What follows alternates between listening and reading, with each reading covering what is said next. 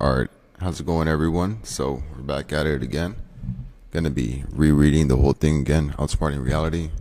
Just a couple of housekeeping things. I genuinely do appreciate all the feedback that I've been getting from sharing this book.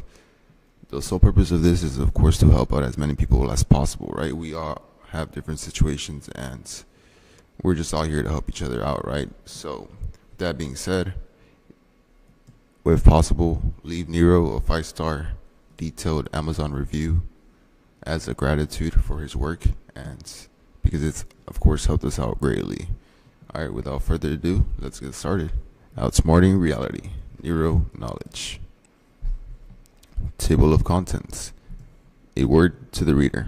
Foreword. Introduction. The old frequency. Reality doesn't care if you're nice. The first step to mastering reality. Sacrifice or pay the universe interest. The mechanics of the universe. The annoying law of the universe. On earth as it is in heaven. You can't outrun your frequency. Redefining manifestation.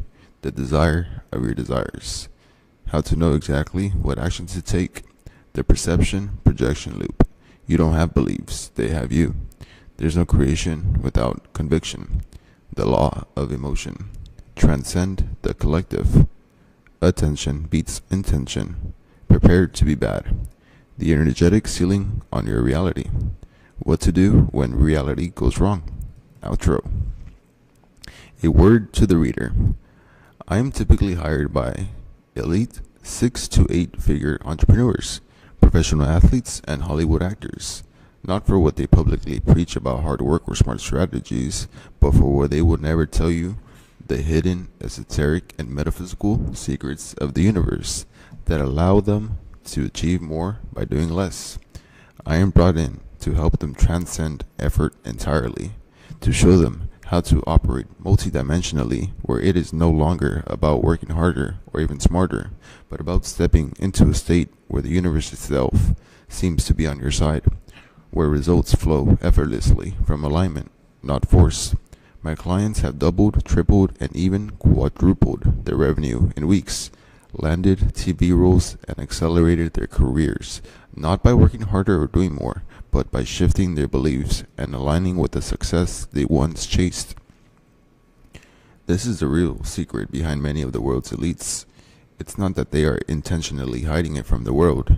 The truth is, even if they did speak of it openly, most people would dismiss it because it defies the logic and beliefs that society is conditioned to accept. In a way, through this book, you have hired me, and for that, I thank you. I have not held back at all. It is an honor and truly a pleasure to share with you the knowledge usually reserved for those at the top. However, it must be made clear that this book will do no more for you than you allow it to. You will find no more in these pages than you allow yourself to find. Decide that this book will position you to alter your reality for the rest of your life, and you will position yourself to do so. Decide that you will experience light bulb moments while reading this book and let your mind light up. Decide that this book will be more than enough for things to change, and change will come. Forward. Written by Mama Nero. Alright, so this is Nero's mom talking. When my mother was a little girl, it was her dream to be an author. I wish I could make that dream come true, so I asked her to write my foreword. Thank you, Mama. This is Nero's mom talking. I stood motionless for a moment, clutching the worn-out broom in my hand. My thoughts were far away. I stared intently at one spot near the ragged fence that separated our yard from the neighbors. I vaguely took in the ailing hedge that had not quite prospered in its duty to provide added security and privacy to us. What occupied my thoughts was an image of me living abroad. I saw myself working hard to support my family. My thoughts spun around to what my father had said a while ago. He told me that the only way our family's lives could improve was if he were dead.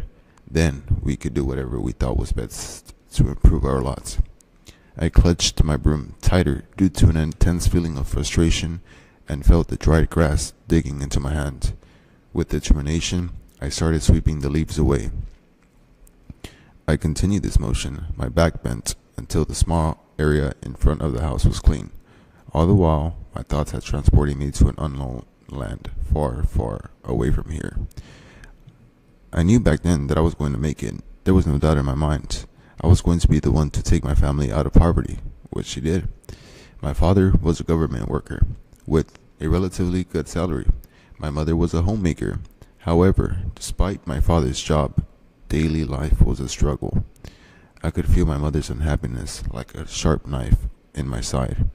I saw her struggling to raise us children, trying to make ends meet. I saw her pain after my youngest brother was born. She suffered from a mysterious illness that left me fearful she was going to die. I was 9 years old at the time, living in fear every day that the one person who struggled daily for our well-being might not make it. I started to pay more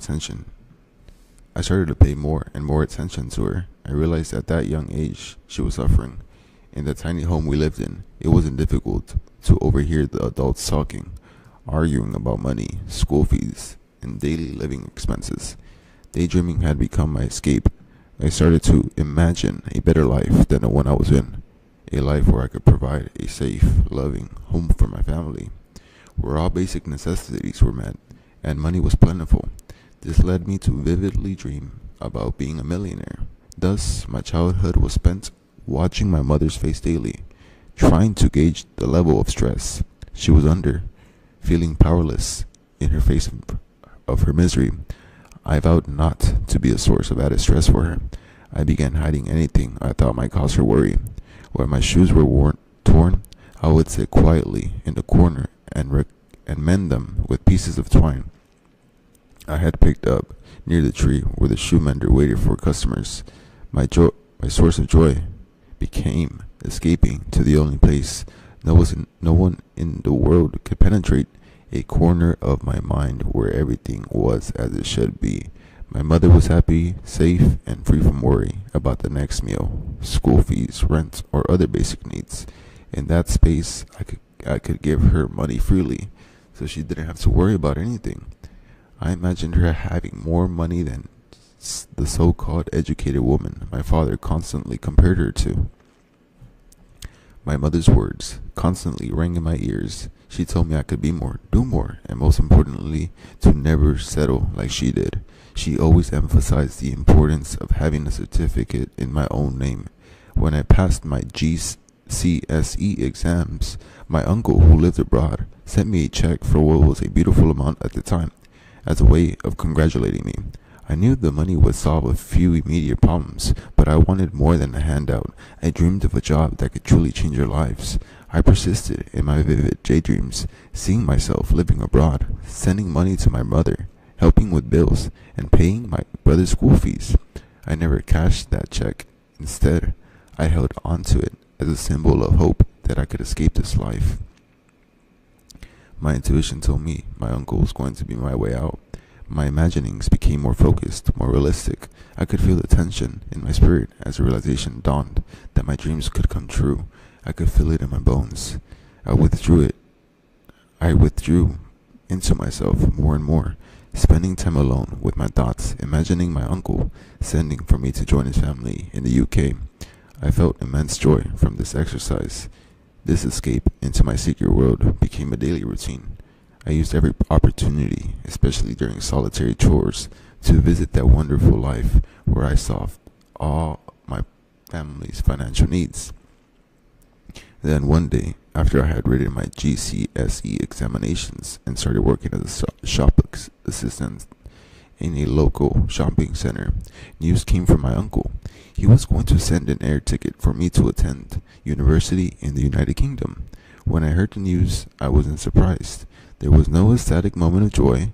What I had been waiting for had finally happened. I hastily sent a message to my school's friends to say I was traveling, then went to the capital city and arranged for a passport, which came through in a few days.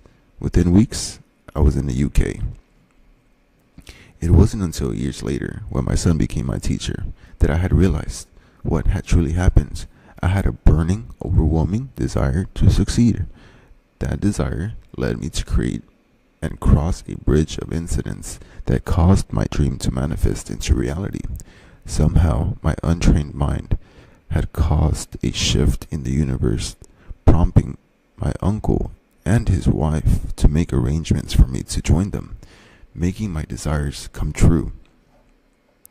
In a new and foreign land, I started working towards my goals, barely an adult, but already on the responsibilities within my family, just as I had promised myself I would. Then, my son was born. Before I had even completed my nursing education, my family was disappointed in me, seeing it as a failure. But I remembered my mother's words for how her own family had seen no value in educating her simply because she was a girl. They believed she would just get married and never benefit the family. I became even more determined. I completed my course while my family cared for my son. Now I had a more pressing reason to work hard to get my child back from the parents I had entrusted him to. Over the next 20 years, I stopped listening to that inner voice of my childhood. I lost the directions to that tiny room in the corner of my mind that I used to escape to. I told myself I had no time for childish fantasies. I became more concerned with surviving, solving other people's problems ahead of my own, and most importantly, being a good mother to my son, Nero. Occasionally, I would think back to that time when I held my own broom in my hand, pressing hard on it, while daydreaming only to have my strongest desire come true. That moment became a reminder of what I could achieve with my thoughts alone and a strong desire. My greatest joy growing up was bending reality. I could escape too far in amazing worlds simply by opening a book and losing myself in it. I wanted my son to experience the wondrous world too. I started encouraging him to read for fun. Imagine my joy when he asked me to buy him books. That joy soon turned to a mild concern when I noticed the titles he was drawn to. My son began an adventure of a lifetime. Before I knew it, he was devouring books daily, asking for one after another, all while completing his education. Even as I tried to guide him, I sensed that his energy was greater than mine. I had lived in survival mode. He did not. I became curious about the books he was reading, wondering how his mind worked, slightly perplexed by this person in front of me. Then, I tried reading the books by myself, and I couldn't understand a thing. Then the haze began to lift, and I started thinking again. I tried to reconnect with that part of my mind that could make the unseen real. I am currently working through the fear of who and what I can become if I once again apply myself and harness the power of my mind, as a young girl once did. I walked through the maze daily with my teacher, Nero, holding my hands, having learned that before I can change anyone else, I must first change myself. I continue on my onward journey of self-discovery. I am forever a student of the universe, learning its laws and its secrets with the belief that I can partake in the banquet that is laid before me. Say ye not, there are yet 4 months, and then cometh harvest. Behold, I say unto you, lift up your eyes and look on the fields, for they are white, already to harvest. John 4:35. Seeing things that are not yet seen as if they were seen has been the biggest lesson so far. Let me say that again. Seeing things that are not yet seen as if they were seen has been the biggest lesson so far. For everything, every circumstance starts off as a thought and becomes visible for all to see. Happy learning, reader. Special shout out to Mama Nero, of course. She birthed a goat. Introduction. Outsmarting reality is like a game of chess in which you are outsmarting your old frequency. At first glance, the title of this book raises a lot of questions. What does it mean to outsmart reality? Can I outsmart reality? How do I outsmart reality? Why do I need to outsmart reality?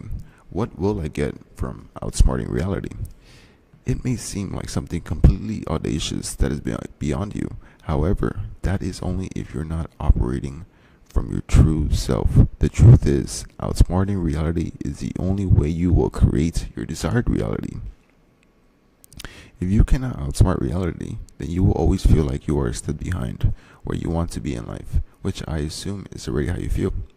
Unfortunately, this is how the masses live, forever wishing they were in another reality, without realizing that they are simply losing a game for which they weren't given the rules. Imagine playing a game of chess without knowing how all the pieces move. Whether you realize this or not, there is another version of you that you spiritually created, that desires nothing more than to remain the same at any cost, even to your own detriment. The word reality may be in the title of this book, but the truth is, it's just you.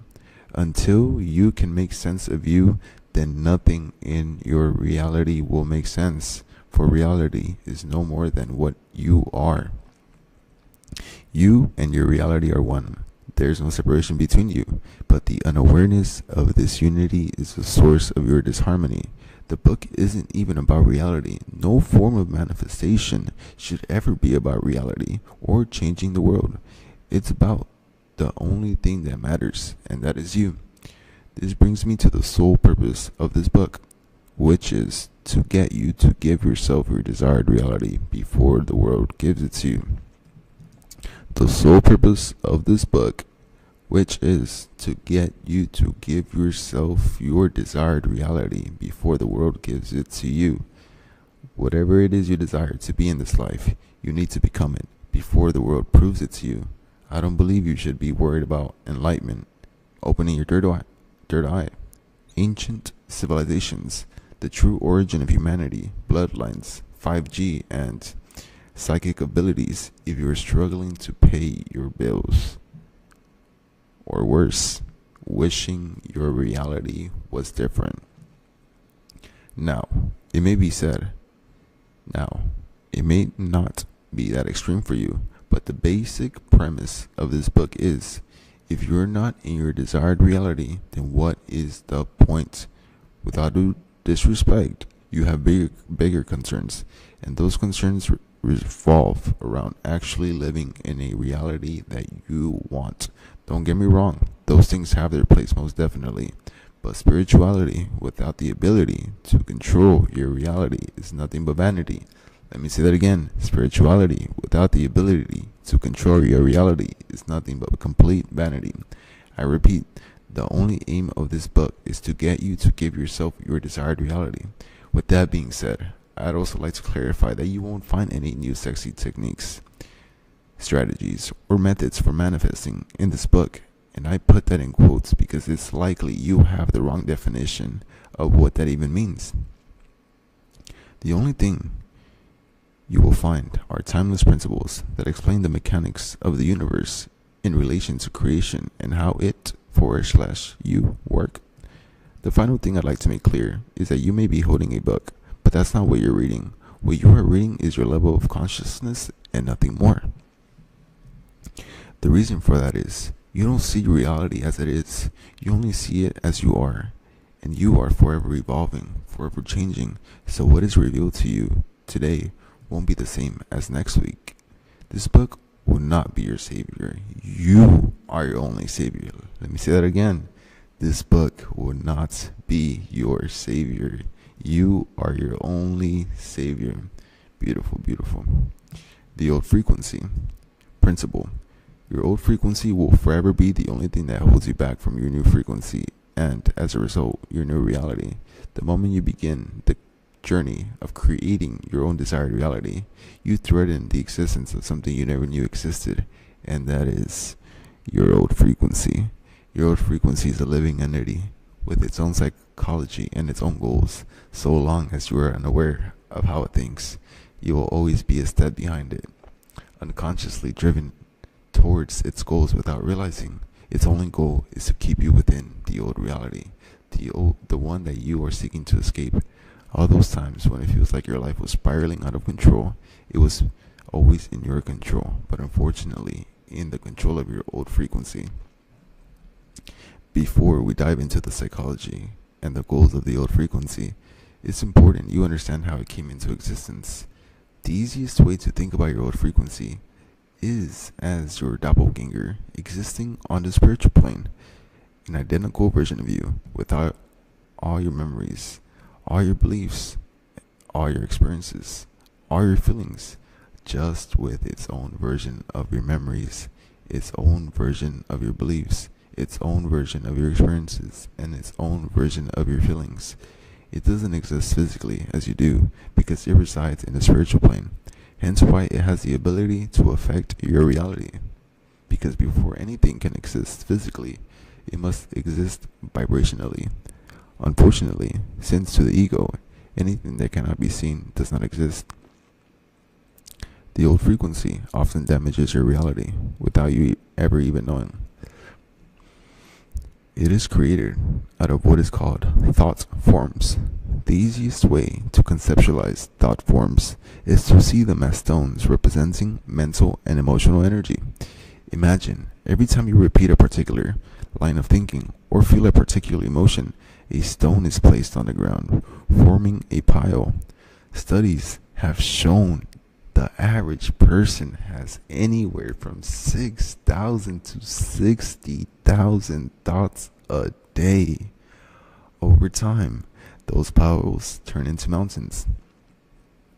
Every repeated thought and emotion are a building block in the creation of an entity that will seek to exist based on what it was made from.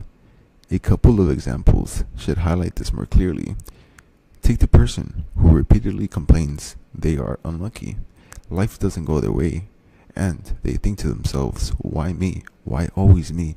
Note that the idea of life not going your own way is an illusion. Life is always going your way, you're just unaware of your path. This repeated mental and emotional energy creates an entity. Guess what their goal is? To make them unlucky. It's natural for us to wonder why the mind would do this. Does it hate me? Why is it trying to ruin my life? The entities we create are like giving birth to a blind intelligence. It is made by us and becomes addicted to the thoughts and emotions it is breastfed. In the instance of the unlucky individual, the emotions that made and breastfed the entity were frustration, irritation, anger, apathy, sadness, and depletion. The entity is like a spiritual parasite. It sustains itself by feeding off the emotions that created it, so it will sway the events of your own reality to generate those emotions within you, even if this leads to your own destruction. It's important not to become annoyed by the entity. After all, it is of your own making and is blindly operating from the intelligence given to it by you. What the mind has done, it can undo, no matter the reality. Let me say that again. What the mind has done, it can undo, no matter the reality. Within this third dimensional realm, we are subject to the law of polarity, the concept that everything exists has its energetic opposite. Here are some of the most common examples: masculine, feminine, negative, positive, rich, poor, unlucky, lucky. If someone can create negative entities that contradict their desired reality, then they can just as easily create positive entities that contribute towards their desired reality. Some people are regarded as lucky. Life always seems to bend to their will, and things always go right for them. These individuals simply exist with an entity that seeks to keep them lucky and feeds off their joy, happiness, and amazement. A close friend of mine who grew up believing she wasn't good looking eventually decided to see herself as the most beautiful woman ever. Now, wherever she goes, men are constantly chasing her, approaching her, and eager to do anything for her. Whether she realizes it or not, she's created an energetic presence, an entity that influences how others perceive her. This entity is sustained by the thoughts and emotions she holds about herself, and in turn, it reflects those beliefs back through the way others respond to her. As you go through life, you're going to have many different phases, and in one An entity is created that will seek to maintain that phase. If you're financially struggling, there's an entity that seeks to maintain that. If you're in a bad relationship, there's an entity that seeks to maintain that. If you're unfit, there's an entity that seeks to maintain that. The old frequency is directly connected with the old version of you, which is directly connected with the old reality, the very one you're trying to escape. Until you know how your old frequency thinks, you will be a step behind it every time without ever knowing why. Understanding its aim is imperative. The goal of the old frequency is simple, and that is to exist. The old version of you will stop at nothing, even if it means your destruction and total misery. To shift from the spiritual to material. Ultimately, like other spirits or entities, it wants to become one with your reality. I can't emphasize this enough. It will do whatever it takes. Now, we have defined its aim. Let's shift our focus to its psychology, which has 4 main characteristics. These qualities are nothing more than a humanistic conceptualization meant to provide a more relatable, simple understanding. 1. Needy. To put it quite simply, the old version of you is an attention seeker. It is desperate for your attention. Where attention goes, energy flows. If the old version of you can capture your attention, even if only temporarily, it has opened the door to get back in. Concentration precedes vibration. Vibration precedes frequency, and frequency precedes reality. Through your attention, it can nourish itself. Focus is a centralization of energy, and the old version of you knows this, so it will sway events, circumstances, conditions, and even people in your reality to reflect the old reality, ought to get you to redirect your energy towards it. Specifically, your emotional energy. Emotion is energy, so it'll always seek to extract it in a manner reflective of what you've got it accustomed to. The old frequency must feed, and it will do so at any cost. It is needy because it's been with you during all the low moments of your life, whether you knew it or not, even though it was feeding off you. It is a best friend that occasionally ruins your life. Number 2, sadistic. The old version of you is a sadist. It loves pain, sadness, frustration, irritation, and annoyance because that's the energy it feeds off. It rejoices in your suffering and all the very emotions you're attempting to leave behind. It's likely that during times of adversity, these are the predominant emotions occupying you, which are like a drug to the old frequency. It sustains itself with them. Remember, too, that emotions act as a glue that sticks you to the old frequency, ultimately binding you to your old reality. The old version of you is you, so it knows exactly which buttons to press to trigger the emotions it craves. The moment you start feeling too calm, too peaceful, or begin shifting towards a new reality, that's when it strikes. It's not random, it's a calculated pullback designed to stir up the most emotional resistance possible and keep you anchored in the familiar, so the idea of change seems like a hopeless dream. Number 3, scared. The old version of you likes exciting. The old version of you likes existing, so the thought of not existing frightens it, and ultimately, this is the beginning of a trap which captures so many of us. Sensing its own potential extinction, the old version of you will project its fear onto you the moment you begin striving for more or moving in a new direction.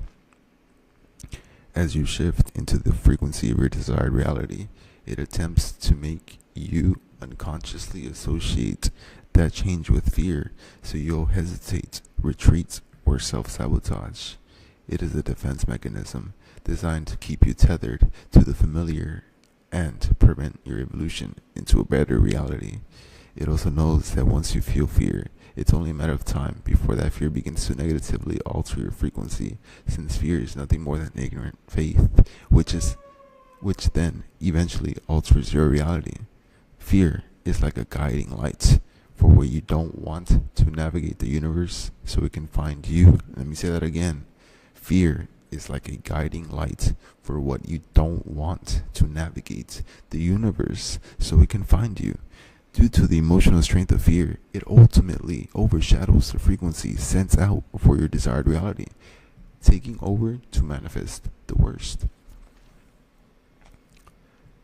That fear of change is not yours. It belongs to the old frequency, which tricks you into thinking it's yours so you don't move forward. Number 4, reactive.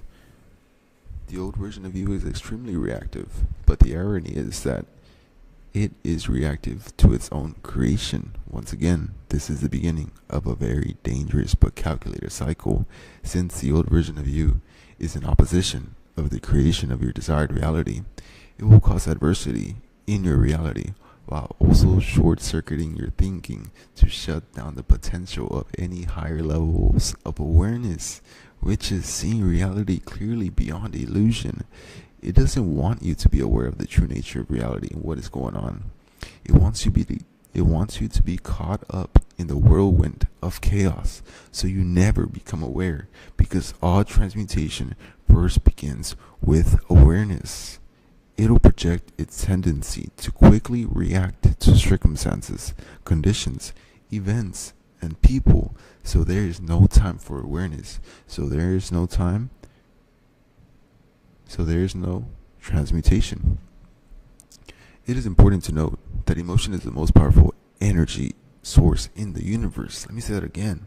It is important to note that emotion is the most powerful energy source in the universe. And so the old frequency will seek an emotional reaction from you. That is all it wants, an emotional reaction. Every time you emotionally react, you are strengthening and reinforcing the old frequency. Emotion is a supercharger of frequency, and so you are supercharging the old reality.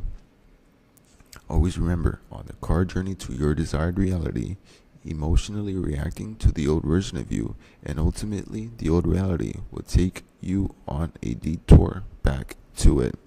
Practical. Awareness is the only way you will escape the clutches of your old frequency.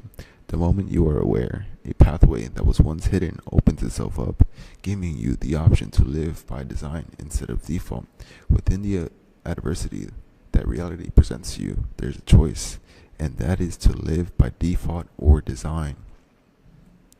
Default pertains to the old frequency that expects you to react. Reacting to reality will always lead to the old frequency. Design pertains to the new frequency that expects you to respond. Responding to reality will always lead to the new frequency. The difference between reacting and responding is life and death.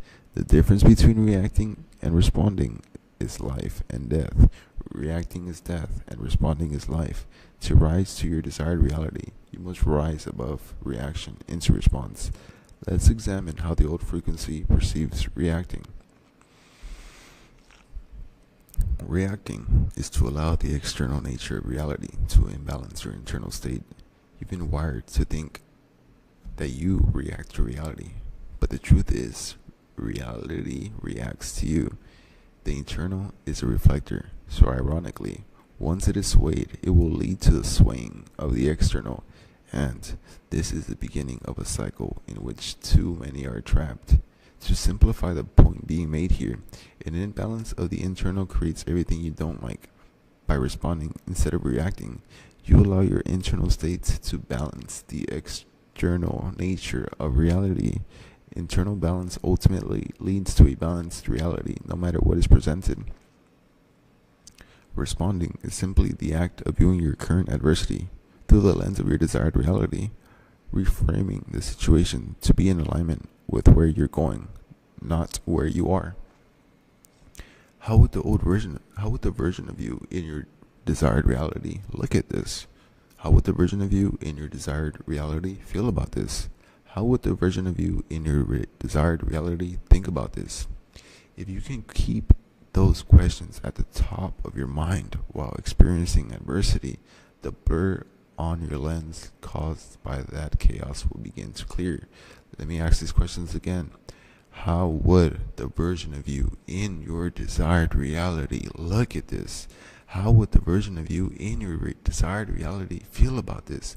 How would the version of you in your desired reality Think about this. If you can keep those questions at the top of your mind while experiencing adversity, the blur on your lenses caused by that chaos will begin to clear. Reality doesn't care if you're nice. Principle. Why do bad things happen to good people? Why do people with the biggest hearts suffer the most? What of justice? We all wish we lived in a world where God rewarded the good and punished the evil, but a quick look around shows the opposite to be true. Denial of this truth is nothing more than cognitive dissonance. To most of us, it just doesn't make sense. And that's because we're making the mistake of thinking like a human instead of thinking like the universe. The universe is nothing more than a system, a collection of laws that operate indiscriminately to humans. To say it more simply, when it comes to the reality that you create, the universe doesn't care if you're good or bad.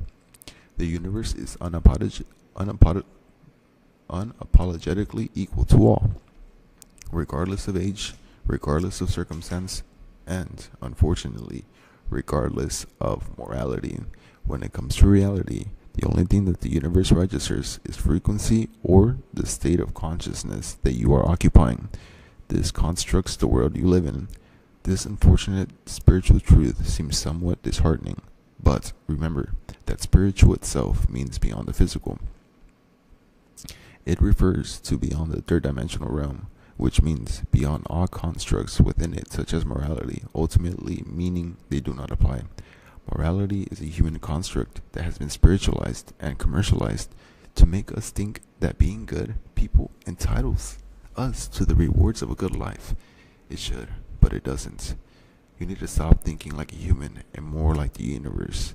You need to stop thinking like a human and more like the universe. To do so, you must observe how the universe actually operates, rather than how you think it should. The laws and energy of the universe highlight, as clear as day, the bittersweet truth that we delude ourselves. Fire will treat the good and evil the same. Rain will treat the good and evil the same. Gravity will treat the good and evil the same. Electricity will treat the good and evil the same. Now, apply this to the law of creation. Whatever frequency you emit will be reflected. Whatever your state of consciousness will be materialized. Whatever is within will eventually be without. The universe has never hidden how it works from us. Through our own cognitive dissonance, we've hidden how it works from ourselves, preferring to cling to the illusion of a cosmic justice without realizing the universe interprets justice as frequency, and it will never lie to you. To be clear, I do not want to live in a world without morals, respect, and integrity. Morality must exist for society to run harmoniously, but it is not enough to be a good person. The universe doesn't reward good people. It rewards those who reward themselves with a frequency which complements their desired reality. No more, no less. The true issue here isn't how the universe operates, but how we've been taught it does. Most of us were raised with the idea that if we do good, we will experience good, but life happens and confusion hits. We do good deeds, we help others, we show love and kindness, but we still suffer. You can have good morals, but with a bad mind, badness will be created every time. You can have bad morals, but with a good mind, goodness will be created every time. There's nothing wrong with being a good person. In fact, it should be encouraged, but don't think for a second that being a good person qualifies you for your desired reality. The only thing that qualifies you for your desired reality is the frequency of your desired reality. It seems as if the nicest people often have the worst frequencies, ultimately creating the worst realities. They are riddled with low confidence, low self-belief, doubt, fear, worries, and stresses, without realizing each one of those components contributes to a frequency that corresponds to a reality of nothing but suffering, struggle, failure, misery, and misfortune. On the other hand, it seems as if the most evil people have often the best frequencies, ultimately creating the best realities. They are brimming with ironclad confidence, self-belief, conviction, certainty, and power, without realizing each one of those components contributes to a frequency that corresponds to a reality of nothing but success, power, prosperity, peace, and and fortune. How often do we admire powerful, successful people in society, overlooking their unpleasant or immoral ways as we wallow in our virtues and suffering? The conclusion, often mistakenly made, is that success is directly intertwined with evil, and those who are successful must be immoral. But that is nothing more than a projection of someone's level of consciousness and their preconceived notions, which are a result of programming or self-validation. The success of their realities is a result of their frequency alone. The result of their realities is the result of their frequency alone. You don't have to like it, but you'd be wise to accept it. Or you can keep deluding yourself with the idea that a man-made construct exists to the universe. The only thing that exists to the universe are universal constructs. You can't escape these as you are walking universe, a microcosm of it, a reflection of it. You are bound by the laws of the universe because they are within you. The nature of the universe is esoterically depicted in the Bible in 2 verses. Matthew 5:45.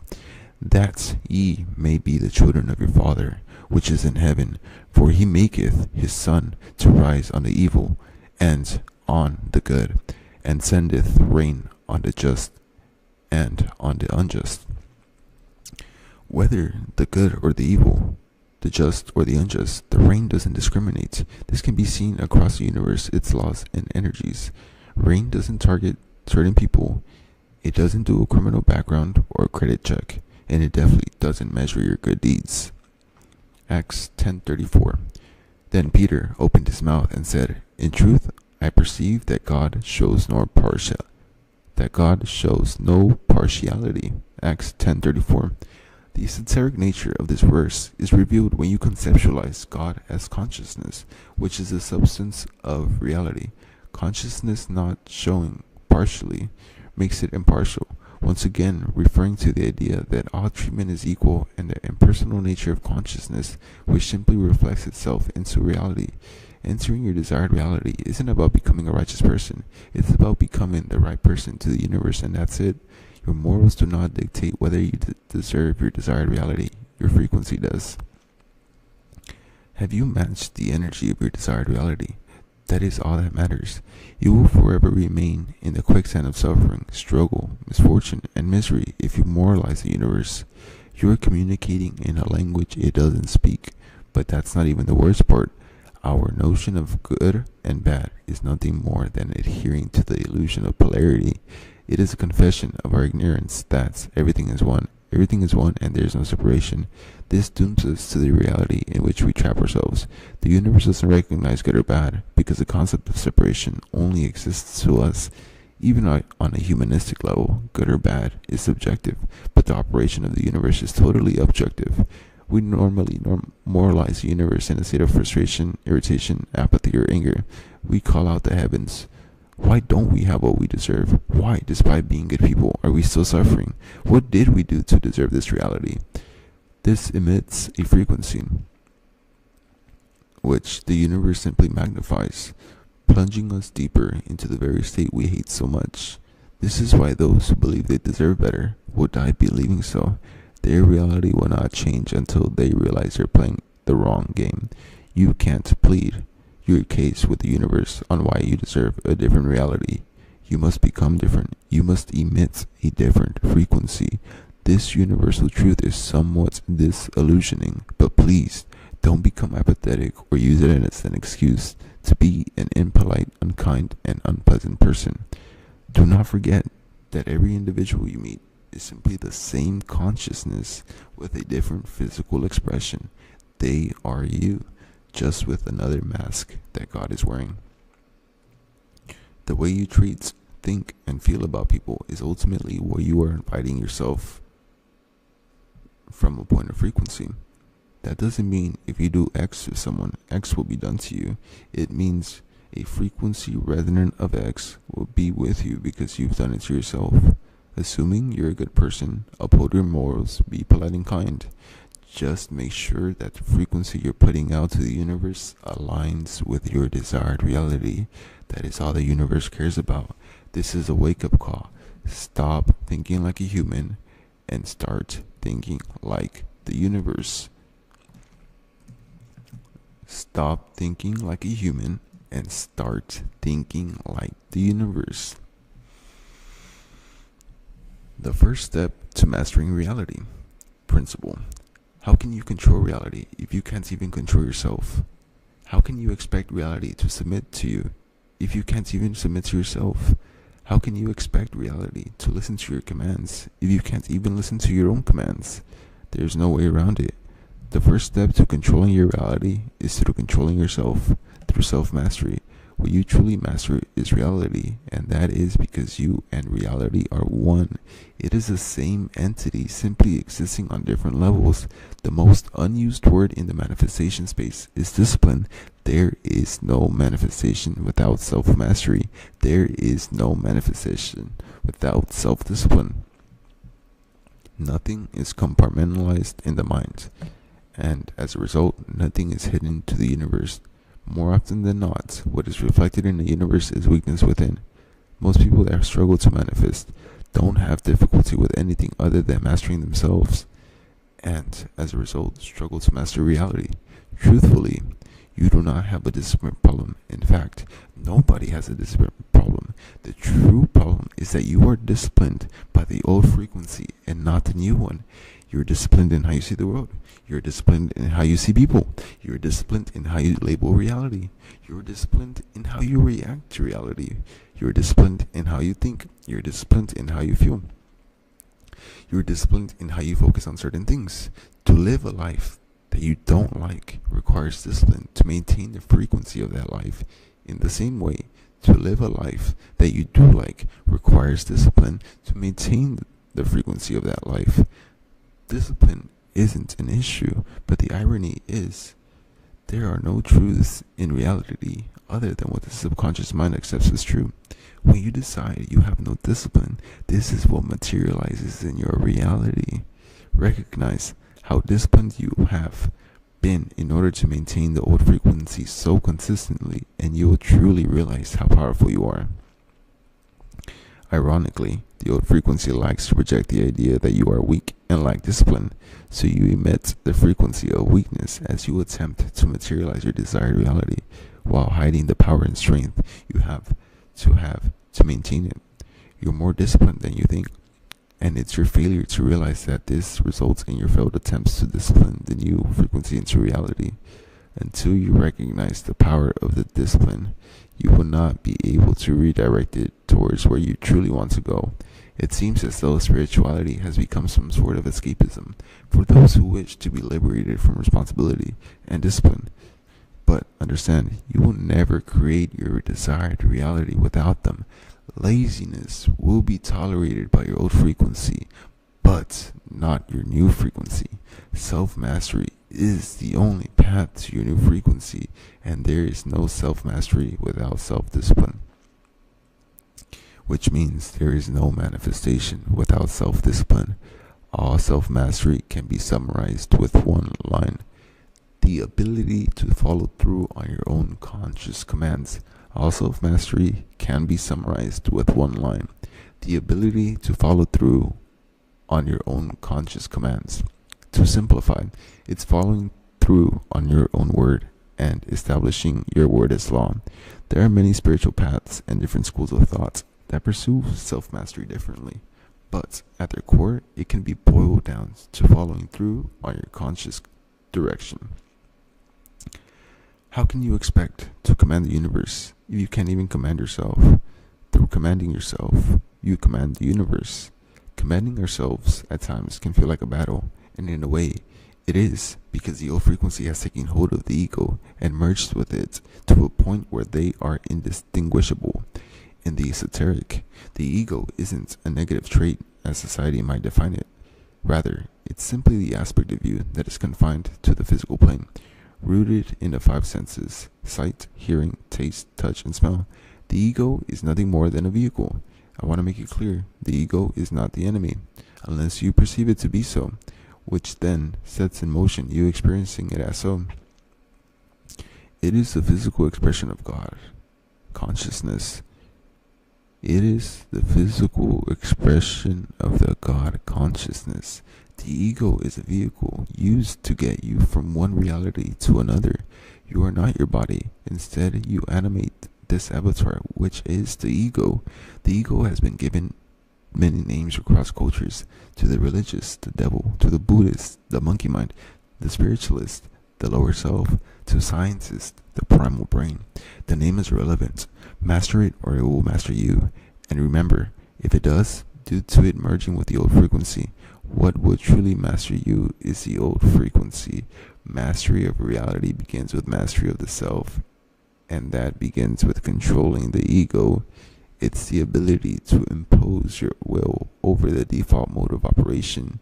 You have a way of seeing the world. You have a way of seeing people. You have a way of labeling reality. You have a way of reacting to reality. You have a way of thinking. You have a way of feeling. And you have a way of focusing on certain things. All of the above is your default mode of operation, which can only result in the default frequency being emitted, which can only result in the default reality. As mentioned earlier, the basis of self-mastery is your ability to follow through on your own conscious directions and commands. Practical. Establish your word as law. There can be no ifs, buts, or maybes. Your command in your life is your final say. The moment something arises that must be done, you have no choice but to get it done, because whether you realize this or not, like this or not, the mind is forever keeping score. The mind keeps track of all the instances where you say you'll do something and then you don't do it. Then it notes down that as ITFT, for inability to follow through. The more ITFTs you get, the less your mind trusts you, which means the less the universe trusts you, which decreases the materialization of your desired reality. Conversely, the mind also keeps track of all the instances where you say you'll do something and then you do it, and then notes that down as ATFT, for ability to follow through. The more ATFTs you get, the more your mind trusts you, which means the more the universe trusts you, which increases the materialization of your desired reality. If your own mind is against you, then it would feel like the world is against you, because your mind and the world are one. So it's best you get your mind on your side. A harmonious mind is the only blueprint to a harmonious reality. If you say, I will wake up at 7 a.m., you must do so. If you decide to complete a task, you must do so. Whatever the task, establish your word as law. Being your own dictator is the only way you will have the ability to dictate your reality. It's never about the task itself. The truth is, it doesn't matter. All that matters is the significance of you consciously directing yourself. The issue is that we often establish the word of others as law instead of our own word, which positions them to indirectly dictate the laws of our life. Here are some examples of when you prioritize the word of others over your own. At work, you do as you're told. In your family, you do as you're told. When someone needs something, you do it. When someone needs you to show up for something, you show up. At what point will you do as you're told, but by you? At what point will you do something where you need it to be done? At what point will you show up for yourself when you need to? When you keep putting off things in your life without realizing it, you are actually putting off self-mastery, which indirectly results in putting off your new frequency. List all the things you've been putting off and begin to change now. There's no more to it than that. It's quite literally that simple. Understand that the complications or complexity that is stopping you from seeing that is coming from the old frequency which wants to stay. Self-mastery is a mandatory, unavoidable, non-negotiable prerequisite to mastery over reality. How could you ever expect to master your reality when you have not mastered yourself? You cannot, and to think so it is to be ignorant of the nature of the universe. Many are undisciplined, yet attempt to discipline the universe. They struggle without realizing their lack of discipline. is reflected into the universe. There is no separation between your mind and the universe. The way you govern yourself is how the universe will govern you. And so long as you are a slave to yourself, you will be a slave to reality. You need to transcend the lower parts of yourself to live in the heights of your dreams. You may have God within you, but that doesn't qualify you. You must cultivate the God within you by cultivating self-mastery. Let me read that again. You must cultivate the God within you by cultivating self-mastery. You will never control your reality until you can control yourself. Below, I have outlined my personal journey towards self-mastery. Meditation. Meditation is the cornerstone of spiritual self-mastery. Meditation is the cornerstone of spiritual self-mastery. It involves withdrawing attention from the outer world and turning it inward. The ego is addicted to constant stimulation, notifications, noises, or movements. The ego will rebel during meditation. You might feel the urge to twitch, scratch, or open your eyes. This resistance is the ego craving stimulation. By practicing stillness with your eyes closed for just 20 minutes daily, you will begin to assert dominance over the ego. It is through stillness that you enter the inner dimension, also known as the Temple of God, and begin to connect with the infinite, which allows you to extract from the infinite. My favorite Bible verse, Psalm 46:10. Be still and know that I am God. Psalm 46:10. When the ego whispers excuses like, something's wrong, just open your eyes, resist. This practice builds a very discipline that you will use to alter your reality.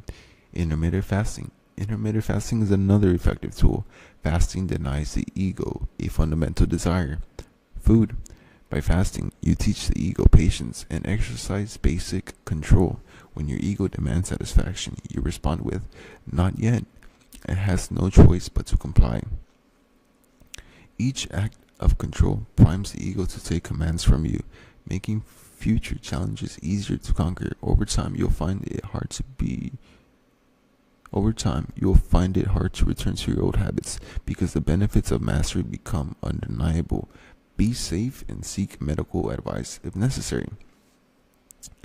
Silence. The practice of silence is transformative.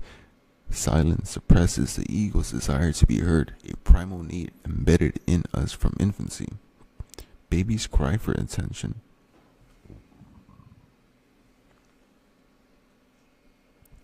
Babies cry for attention, and as adults, we still crave that validation and expression.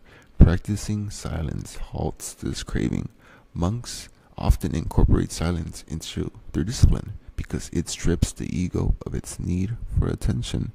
It is a powerful form of ego deprivation. Start small.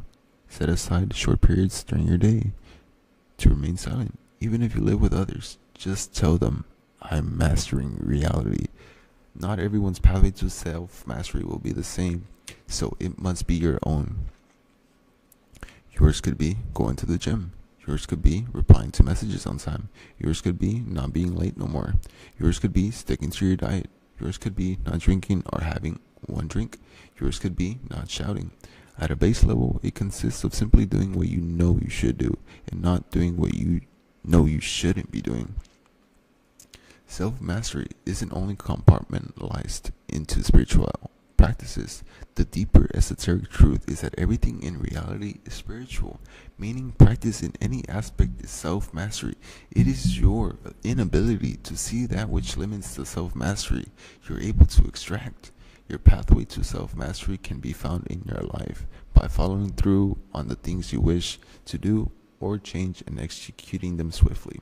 There's one question lurking in the depths of your mind that is stagnating the energy of your new frequency, blocking it from fully arriving, and it will silently eat away at you until you begin.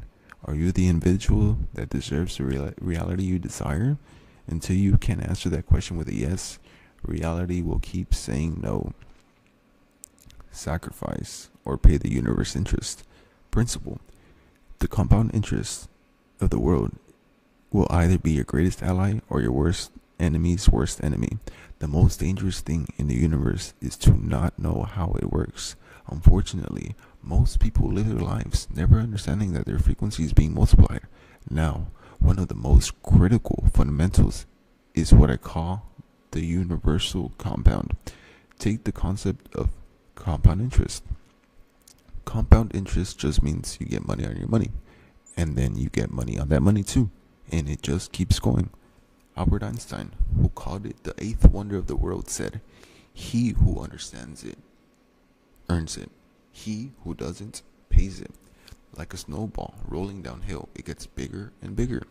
Universal compound is the same thing, just with frequency. The more a frequency multiplies, the more solid it becomes, which solidifies it into reality. With an understanding of that phenomenon on a universal level, you have the opportunity to earn your desired reality or pay the price. The longer one is in a particular frequency, the more opportunity that frequency will have to materialize into reality as a condition, circumstance, or event. After materializing into reality, it is now the opportunity to be an emotionally intense experience.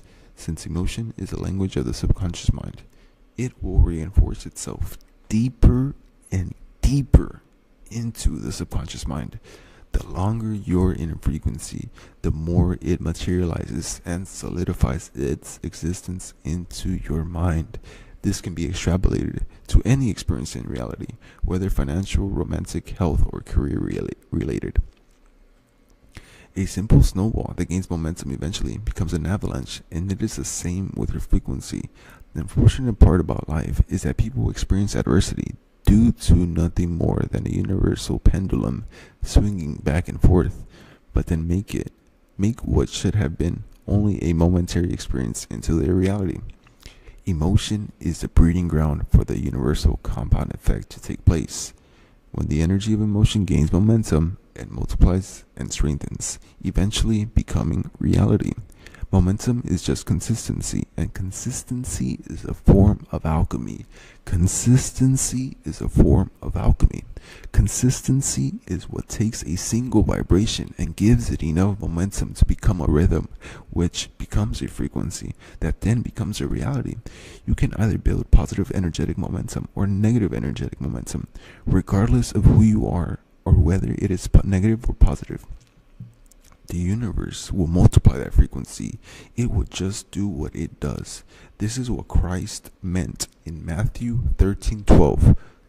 Whoever has, more will be given, and they will have an abundance. Whoever does not have, even what they have, will be taken away from them. The esoteric nature of this verse is all about your energetic momentum. The frequency that you have will be multiplied, whether that works for or against you. The universe is impersonal in its operation. This could offer metaphysical insight into why the rich get richer while the poor get poorer.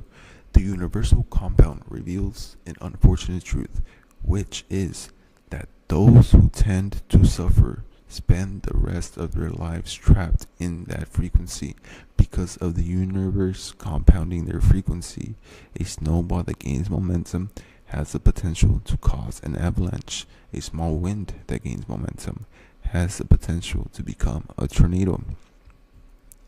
The old frequency that you wish to detach from has compounded and as a result has been expressed through the conditions, circumstances, events, and people in your life. The old frequency has been able to extract plenty of emotion out of you, and so long as it continues to do so, it will multiply itself. Until you sacrifice the old frequency, there will not be enough space for the new one. Throughout all civilizations, from the beginning of time, it has been understood that to receive something from God or the universe, a sacrifice must be made. In ancient Egypt and Mesopotamia, people made offerings of food, animals, or valuables to deities to gain favor, protection, or abundance. Temples were built as grand acts of devotion to secure blessings. In many religious traditions, fasting is a form of sacrifice to purify oneself and receive divine insight or blessings. For example, Christianity Lent involves giving up pleasures as an act of devotion. In Islam, Ramadan is a month of fasting that strengthens spiritual connection. Even if in the 21st century, in a non-religious context, the principle still applies. To achieve success, people often sacrifice comfort, time, and immediate gratification. The point is clear. Sacrifice is an inescapable demand of the universe.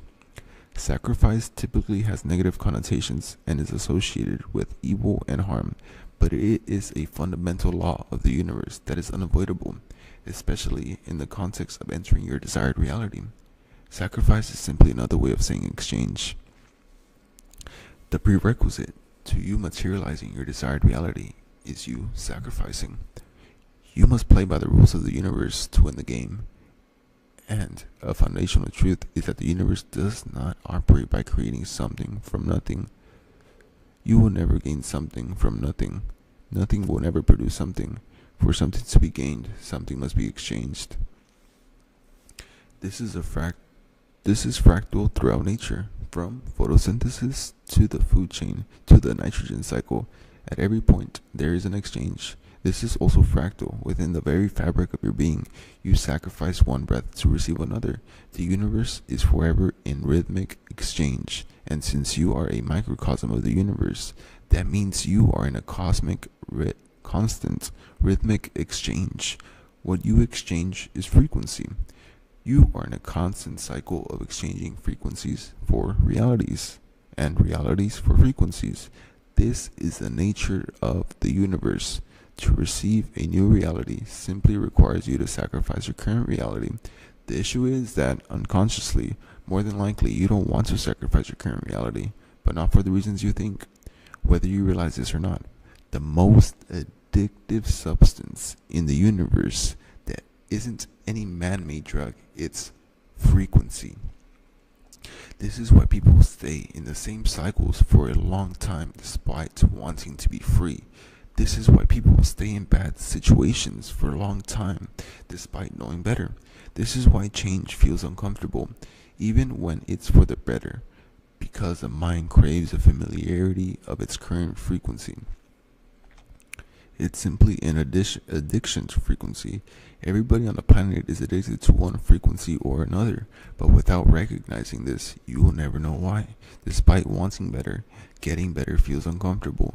The longer you spend in a frequency, the more opportunity you have to experience an emotionally intense reality, which reinforces that condition deeper into your subconscious mind, which solidifies into your new reality. Many are not ready to give up their old frequency for the new, which logically doesn't make sense, but begins to from a metaphysical, energetic perspective.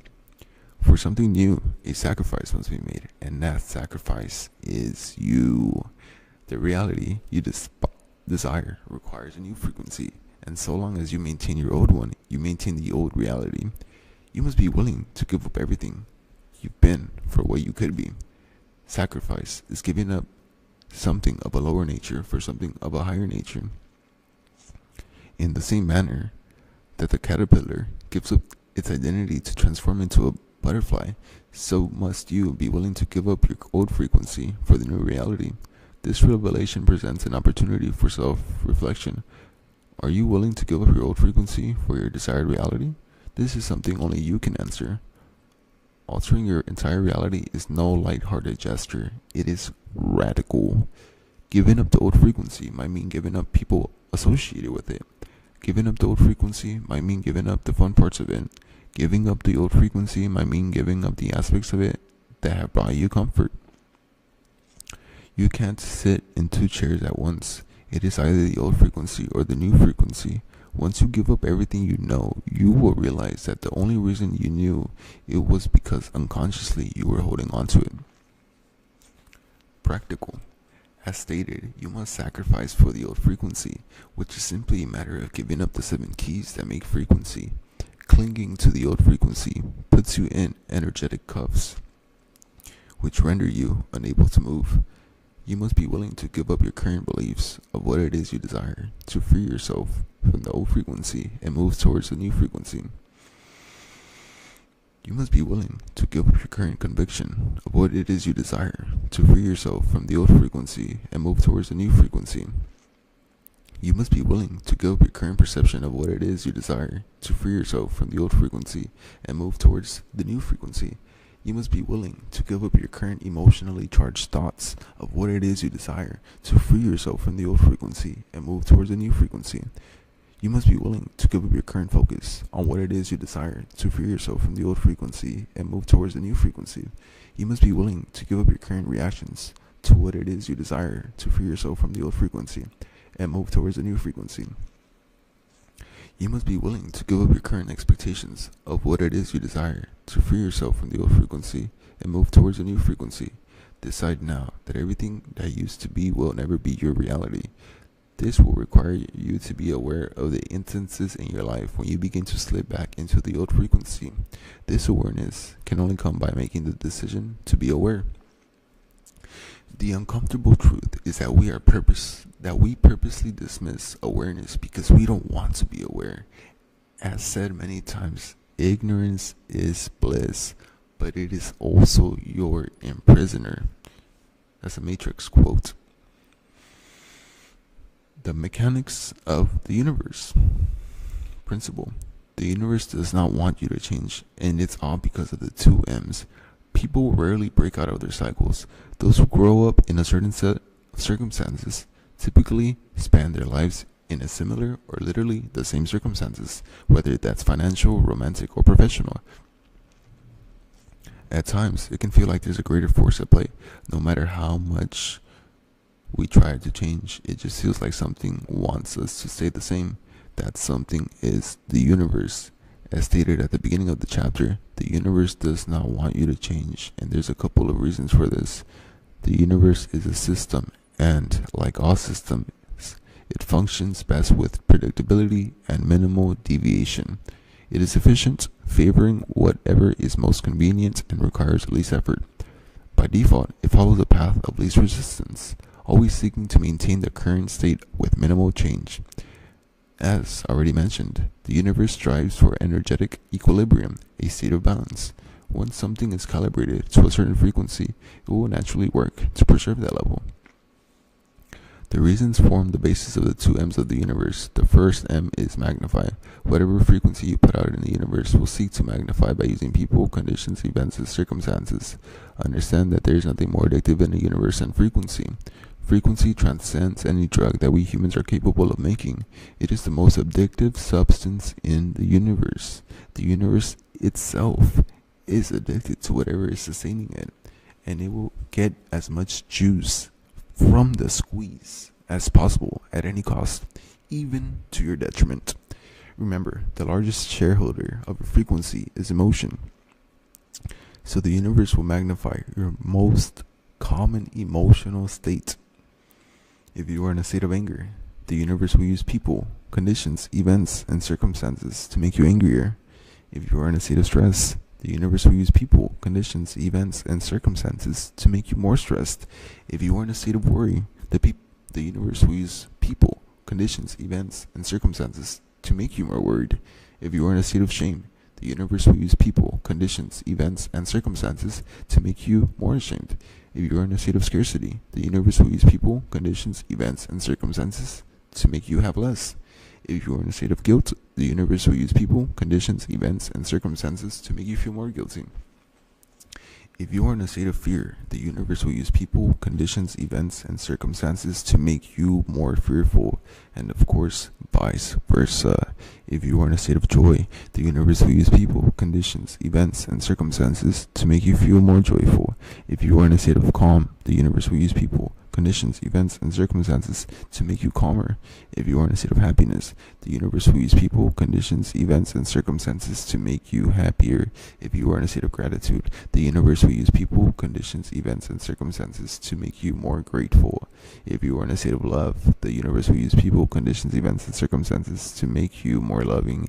If you are in a state of abundance, the universe will use people, conditions, events, and circumstances to make you have more. If you are in a state of security, the universe will use people, conditions, events, and circumstances to make you more secure. It is addicted to your emotion. As a result, it will purposely sway your reality, whether negatively or positively, which is solely dependent on your output. It seeks to get its fix through you. Remind yourself constantly that the universe is reacting to your frequency. You are not a victim of life. Life is a victim of you and the frequency you give it. The universe is a frequency addict. The second M of the universe is maintaining it to revert to energetic equilibrium. The universe likes balance. It also likes efficiency and predictability. To ensure all of that, it will seek to maintain your frequency.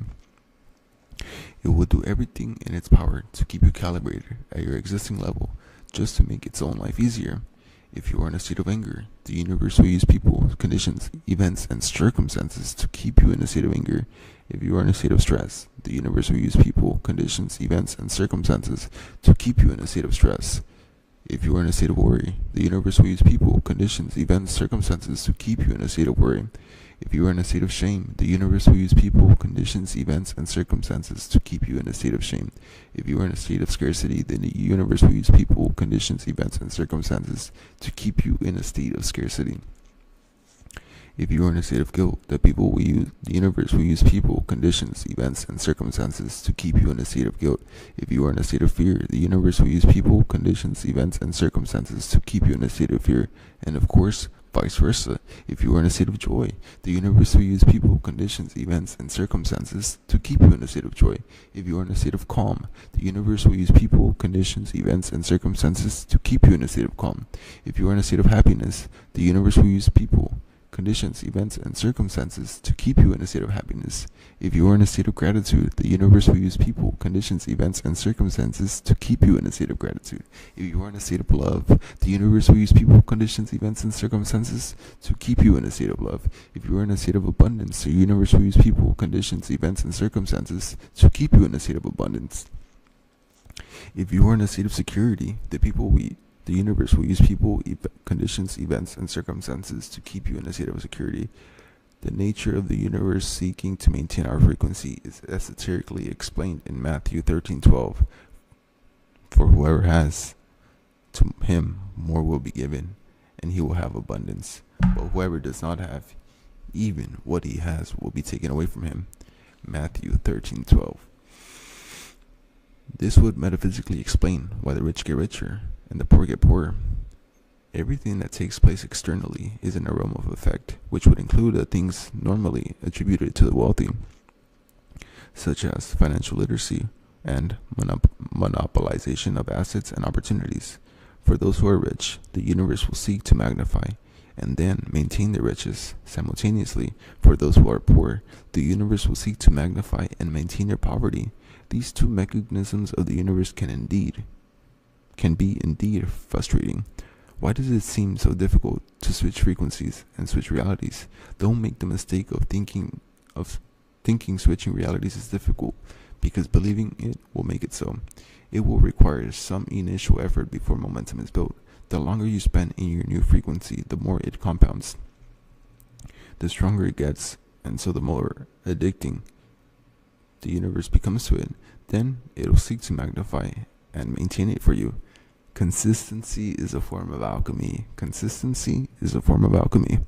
So, decide that switching realities will be easy and require minimal effort, and you will experience it as so. Most people live their lives feeling as if they're trapped in the same cycles, unaware of the two M's. The universe likes cycles. They're predictable and efficient.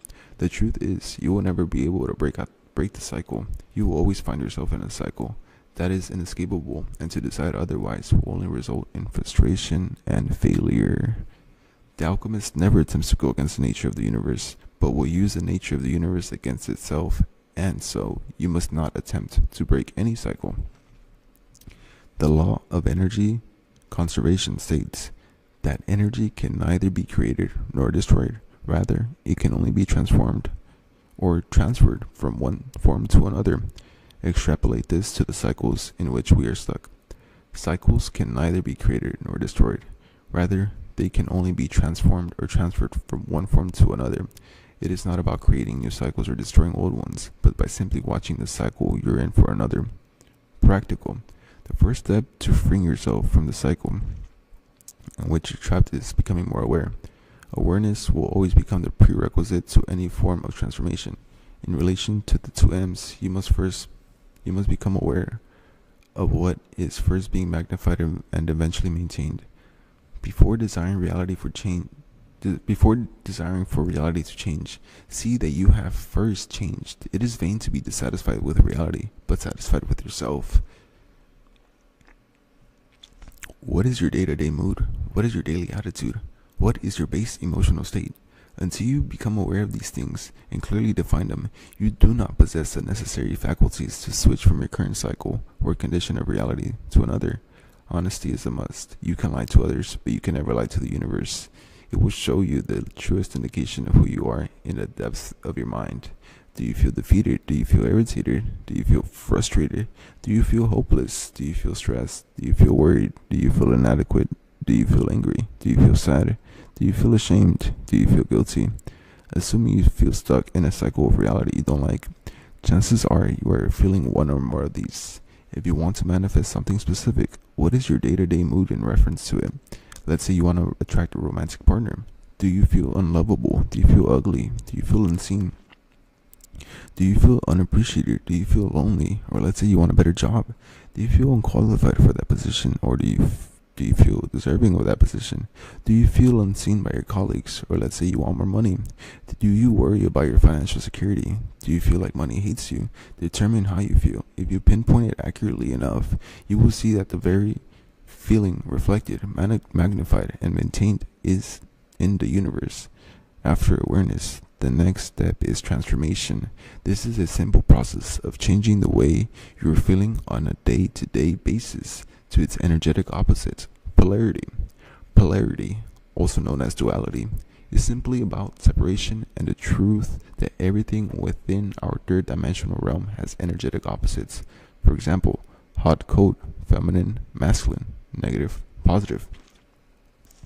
Everything has its complementary energetic opposite. Remember that you're never stuck with only one option or condition of reality, despite what it would like for you to become. The way that you've been consistently feeling has an energetic opposite, which is the same energy, just vibrating at a different rate. As long as you can alter your rate of vibration, you can alter your frequency, ultimately altering your reality. After you've accurately pinpointed your base mood, the next step is altering your vibration. Altering your vibration is simply a matter of altering your concentration. Whether you realize this or not, even concentrating on aspects of your unwanted reality that reflect the very same feelings you feel trapped by. This is how the cycle continues. Think of polarities like living entities. Both polarities fight for as much energy as possible. When one has received some energy, it'll convince you that the other polarity doesn't exist to siphon as much as it can. Those who feel like a burden, for some reason, can't conceptualize that it is possible to feel cherished. To those who feel stressed, for some reason, can't conceptualize that it is possible to feel peaceful. Those who feel rejected, for some reason, can't conceptualize that it is possible to feel accepted. Those who feel unwanted for some reason, can't conceptualize that it is possible to feel wanted. The polarity that is focused upon will eventually present itself as the only thing on the menu, hiding the truth that there is another option that can be chosen just as easily. Awareness of this misdirection is the prerequisite to transmuting and experiencing the energy you wish to see reflected in reality.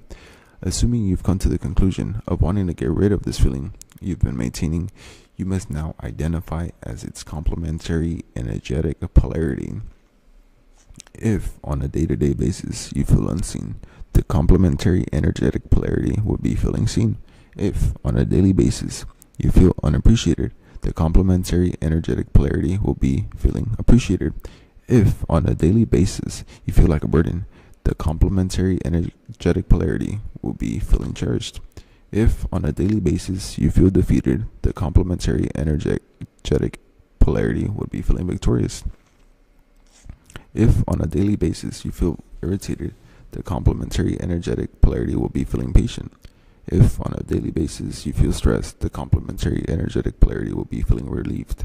You get the idea. If your feeling isn't on the list, I'm sure you'll figure it out.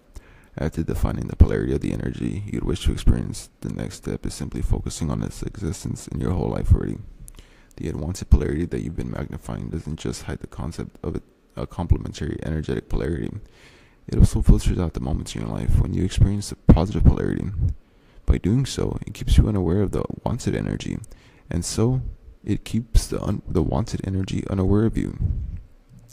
The universe defines concentration as the centralization of energy, either directly, implicitly, resonantly, or reflectively. Unconsciously, you've been focusing on experiences and aspects of your life that imply the feeling that is being magnified, leading to unwanted reality.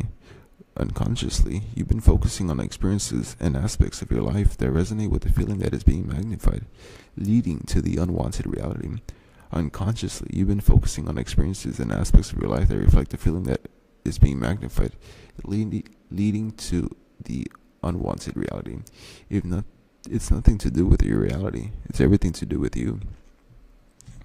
If your frequency that distorts reality to reflect your frequency, and this works positively and negatively. When we experience reality, we aren't really experiencing reality but ourselves, because you cannot see anything in reality that is not of you. Reality just is. It's neutral. But through the emotional state you hold day to day, you only focus on the parts that resonate, reflect, and imply how you feel. To shift from one pole to another simply requires you to concentrate on the pole you'd like to experience, excluding the pole you no longer wish to experience. This means focusing on the experiences and aspects of your life that reflect the energetic polarity you wish to experience. This means focusing on the experiences and aspects of your life that imply the energetic polarity you wish to experience. This means focusing on experiences and aspects of your life that resonate with the energetic polarity you wish to experience. Instead of allowing the world to affirm how you feel, allow how you feel to affirm to the world. To reiterate, pick the polarity that you like to see magnified in your reality, and focus on the experiences and aspects of your life that confirm its existence. Whether these are significant events or not, it does not really matter, as there is no big or small to the infinite. There is only frequency to be compounded. I'll give you a couple of examples to help you better conceptualize the process. In the case of wanting to attract a romantic partner, do you feel unlovable? The complementary energetic polarity is being lovable. Focus on experience and aspects of your life. When people have shown you love, big or small, immerse yourself in a feeling of love and realize that you're lovable. Do you feel unappreciated? The complementary energetic polarity is being appreciated. Focus on the experiences and aspects of your life. When people have shown you appreciation, big or small, immerse yourself in a feeling of that appreciation and realize that you're appreciated.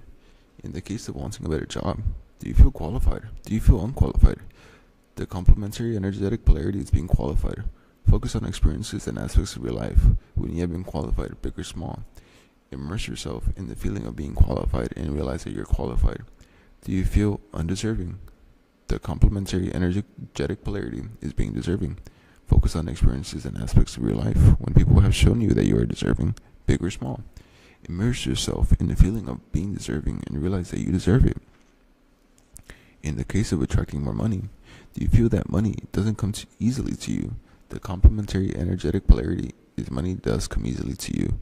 Focus on the experiences and aspects of your life when money did come easily to you, big or small. Immerse yourself in the feeling of money coming easily to you and realize it does. This is a skill. The more you do it, the easier it'll become.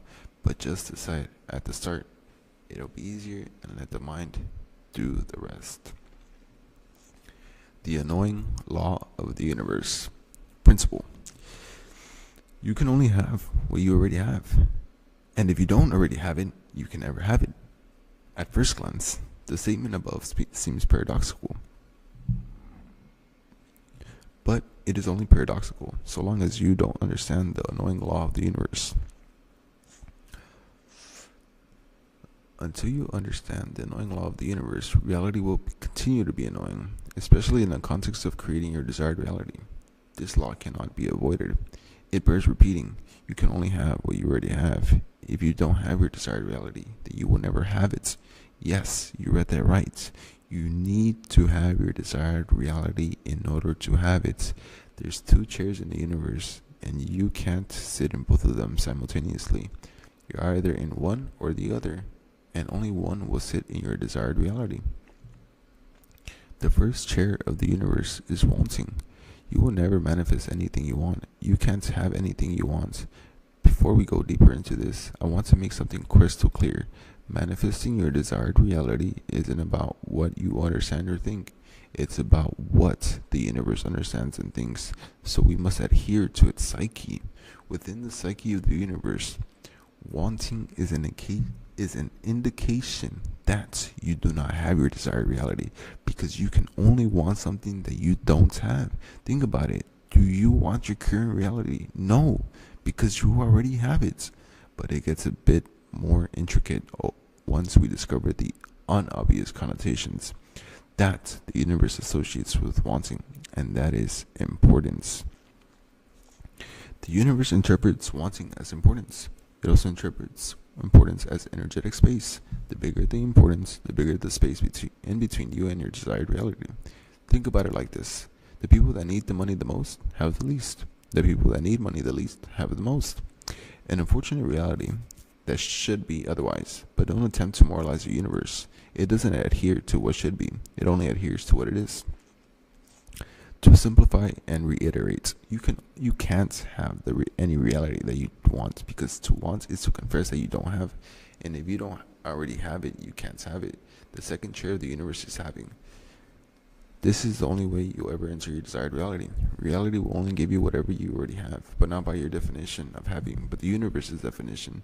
The human definition of having pertains to the physical plane, which is playing the game backwards. Your definition of having is probably being able to see or touch your desired reality. So long as you're adhering to this definition that the universe doesn't recognize, you're speaking a language that the universe doesn't. The universe doesn't take reality to be real, because reality is an illusion. So having anything in a third dimensional realm doesn't mean anything to the universe. You need to have, not by human definition, which is tied to an illusion, but by the universe's definition, which is tied to frequency. The universe's definition of having is your frequency or state of consciousness, the more real than anything in reality. That is more real than anything in reality. It is a mental and emotional declaration of who you are now. Think about it like this. The universe registers you by whatever frequency you put out to it. It sees your frequency as a totality of your beliefs, convictions, perceptions, emotionally charged thoughts, focus, reaction, and expectations. To have your desired reality by the universe's definition, each one of those attributes needs to reflect your desired reality. It is not a game of manifestation. It is a game of vibrationally aligning with your desired reality. The less you want your desired reality, the easier it'll become, because the universe won't register any energetic space between you and it. How effortlessly do unwanted outcomes manifest in your life? The more you want your desired reality, the harder it'll come, because the universe will register energetic space between you and it, keeping you separate from it. How much resistance do you experience when trying to manifest what you desire? It seems as though our desires work against us, and it's because our desires are a confession that we don't have them. To those who desire approval, like to say they believe approval would put them in. Those who desire respect lack the state they believe respect will put them in. Those who desire money lack the state they believe money will put them in. Those who desire love lack the state they believe love will put them in. Have you given yourself your desired reality? Not by your definition, but the universe's. An unfortunate truth of reality is that nothing is lacking from us except that which we fail to give ourselves. God or the universe aren't holding anything back. The only way to have your desired reality is to give it to yourself. Desires are what you seek externally, but to seek outside of yourself is to stare into the abyss of an illusion that does not care. If you stare unknowingly into what does not exist, how could you ever expect your desired realities to exist? What you have is what you seek for internally, and to seek inside yourself is to stare into the truth. When you recognize this, you no longer chase illusions, but embody the reality you wish to experience. By knowing that what you seek is already present, you allow your desired realities to manifest effortlessly. Anything and everything you desire externally is simply to what you are missing internally. Giving yourself the reality you desire is simply a process of internally, intensely, and vividly experiencing what you desire within instead of without. When done with intensity, an internal shift will occur that diminishes the very desire that is repelling what you desire away from you. While this law is annoying, it is also liberating. When you come to one realization, you possess everything you ever need to reach any frequency or state of consciousness, which means any desired reality. Only through first acquiring the frequency or state of consciousness will you enter your desired reality. If you're not already in your desired reality, then you can never be in your desired reality. If it is more money you desire, you must already have it to have it. If it is a new career you desire, you must already have it to have it. If it is a loving and healthy relationship you desire, you must already have it to have it. The moment you have, by the universe's definition, you will have, by the human definition. Before you can be in your dream reality, you must be in your dream reality, in your current reality. Until you can treat your current life like it's your dream life, it can never be. The good thing about this law is that it can give you your true insight into your current state of consciousness, which makes you aware of the reality you're creating. Pinpointing whether you already have what you desire only requires the following questions. Are you good with your desired reality? Are you good without your desired reality? Could you live happily if your desired reality never manifested? How would your desired reality manifesting make you happier than what you are now? Would your desired reality manifesting give you more inner peace than you have now? Would your desired reality manifesting make you feel more whole and complete than you are now? Every once in a while, as you're doing the inner work and rearrangements, come back to the questions to gauge your progress. Don't bother lying. You can lie to yourself, but never to the universe. It has the ultimate lie detector, a frequency detector. The more your frequency aligns with your desired reality, the less you'll need your desired reality, and that's when it'll need you. The knowing law of the universe is truly embodied by its complementary frequency, which is the secret frequency of not needing, and you will have touched it at some point of your life. The secret frequency of not needing is what will make your desired reality chase you. It simply has one rule, and one rule only. You can't have what you need, but you can have anything you don't need. Let me say it again. You can't have what you need, but you can have anything you don't need. There have been instances in your life that you have almost effortlessly been able to materialize things you do not want. The strange thing about reality is that what we don't want or care about often comes to us effortlessly, while the things we deeply want or care for seem to resist us the most. In truth, the truth of the universe are hidden in cliches. You finally stop looking for your keys, and then they appear in plain sight. You spend hours trying to remember a name, give up, and suddenly it pops into your head. You apply to dozens of jobs and hear nothing. Then a company you weren't even chasing reaches out. You desperately want to impress someone, yet they're not interested. But when you're just being yourself with no agenda, people are drawn to you. You chase after clients, opportunities, or sales and hit a wall. Then land a major deal out of the blue when you're relaxed and detached. You try to force creativity and nothing happens. The moment you take a break for a shower, the ideas download effortlessly. You want to sleep so badly that you can't. The moment you stop trying, you drift off. The harder you try, the less the universe complies. The answer is this: when your desired reality feels like it can do more for you than you can do for yourself, you're unknowingly signaling to the universe that you've forgotten who you truly are. Reality only bows to the ones who know themselves. When you're anchored in your true reality, which is the materialization of God, you realize the world has nothing to offer you that you don't already possess within. From that place, you become the source, not the seeker. Too many seekers, and too many are seekers, and too few are sources. Before you desire anything in reality, become a source of it. If you seek money, be a source by tipping, donating, or giving freely. If you seek love, be a source of it by showing affection to those already in your life. If you seek appreciation, be a source of it by letting those around you know you are grateful that they are in your life. If there are things in your life that you can materialize easily and even unwittingly, this is simply you unconsciously using the secret frequency of not needing. Often the things that come to you are precisely those things you never acted, sought, or wanted. The individual who seems to attract multiple partners, more than likely, isn't seeking them or wanting them. The individual who seems to attract a multitude of opportunities, more likely, isn't seeking them or wanting them. The individual who always impresses those around them, more than likely, isn't seeking to impress them. The power might seem mystical or even magical, but it is not.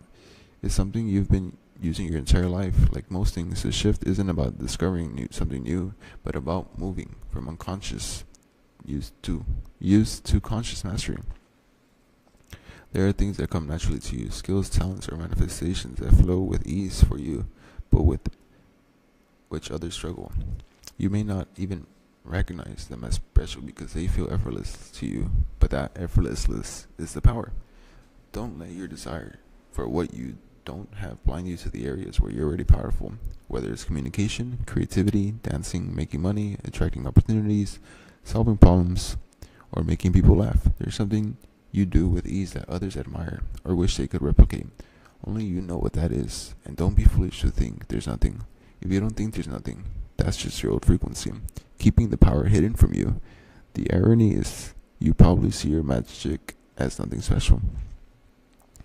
Chances are you dismiss as insignificant or overlook entirely those things you already manifest effortlessly through the secret frequency of not needing.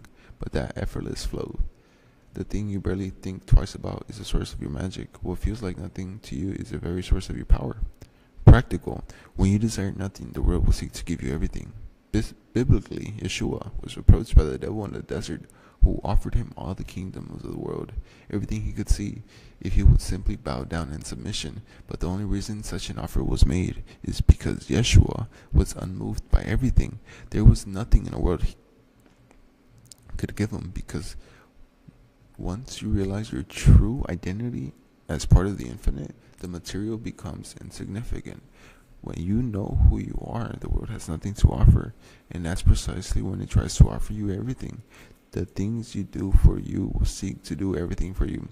However, the things that do everything for you will end up doing nothing for you. To the universe, obsession is repulsion. To the universe, desperation is disrespect. The moment you detach from your desire, it'll do everything to attach itself to you. Activating the secret frequency of non-needing simply requires you to look at your desired reality in the same way you look at things you don't want, that you easily materialize. Look at your desired reality as unimportant.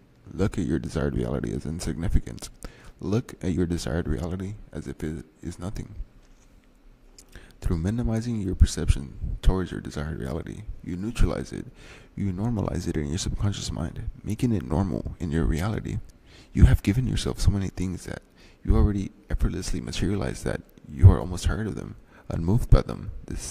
That same energy must be applied to your desired reality. Luckily, the more you use the technique prescribed for manifestation, the more you'll naturally set it into motion, since you are giving yourself what the world hopes to give you.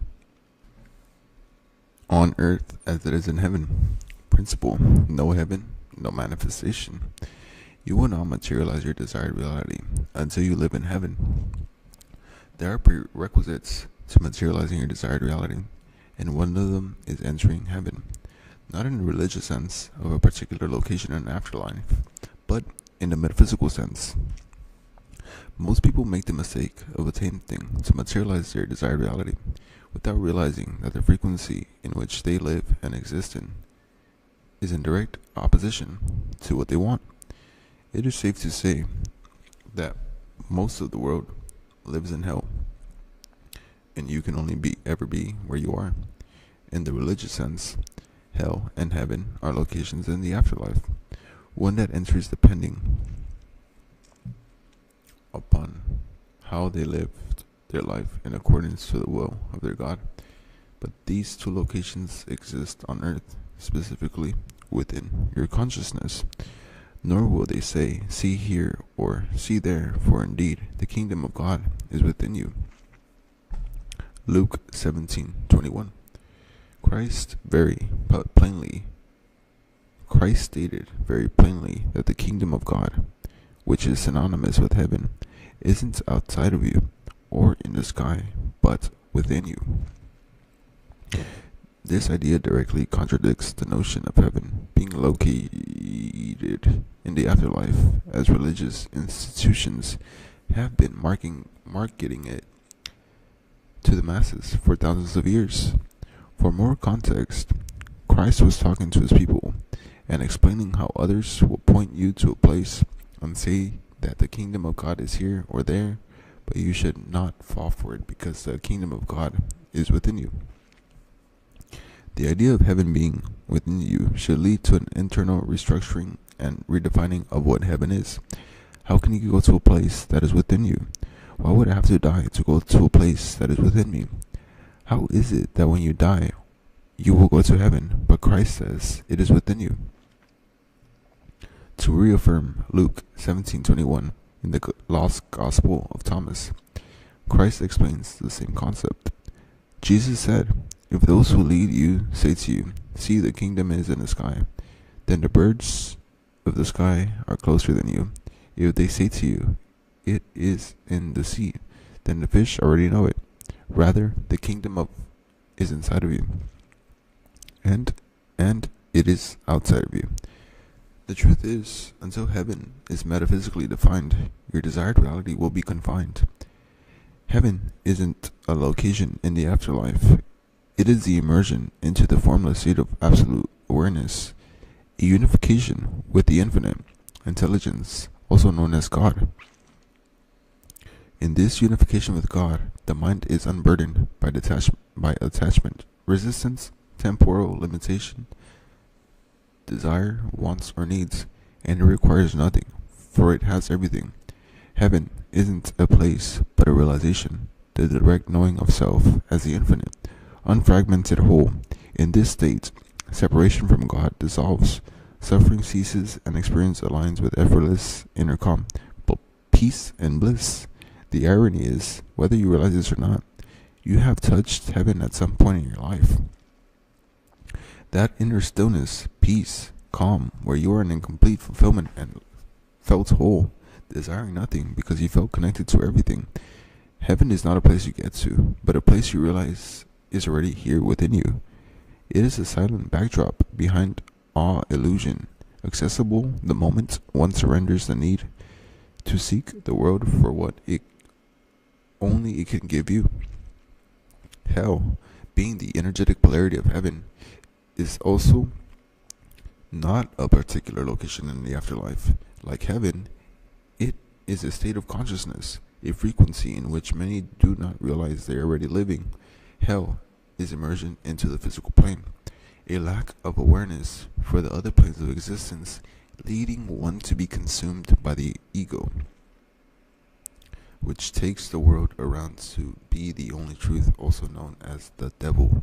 The unification with the devil, the ego, a consciousness burdened by attachment, resistance, temporal limitation, desire, wants, and needs, requires everything due to a distortion in perception where one fails to realize one has everything. Hell isn't a place, but a failure to realize and see oneself as infinite, unfragmented whole. Hell is often described as separation from God, but since God is omnipresent, that doesn't make sense. Hell is misalignment from God. This misalignment leads to suffering, inner chaos, conflict, and restlessness, despite the illusion that material possessions can resolve those things.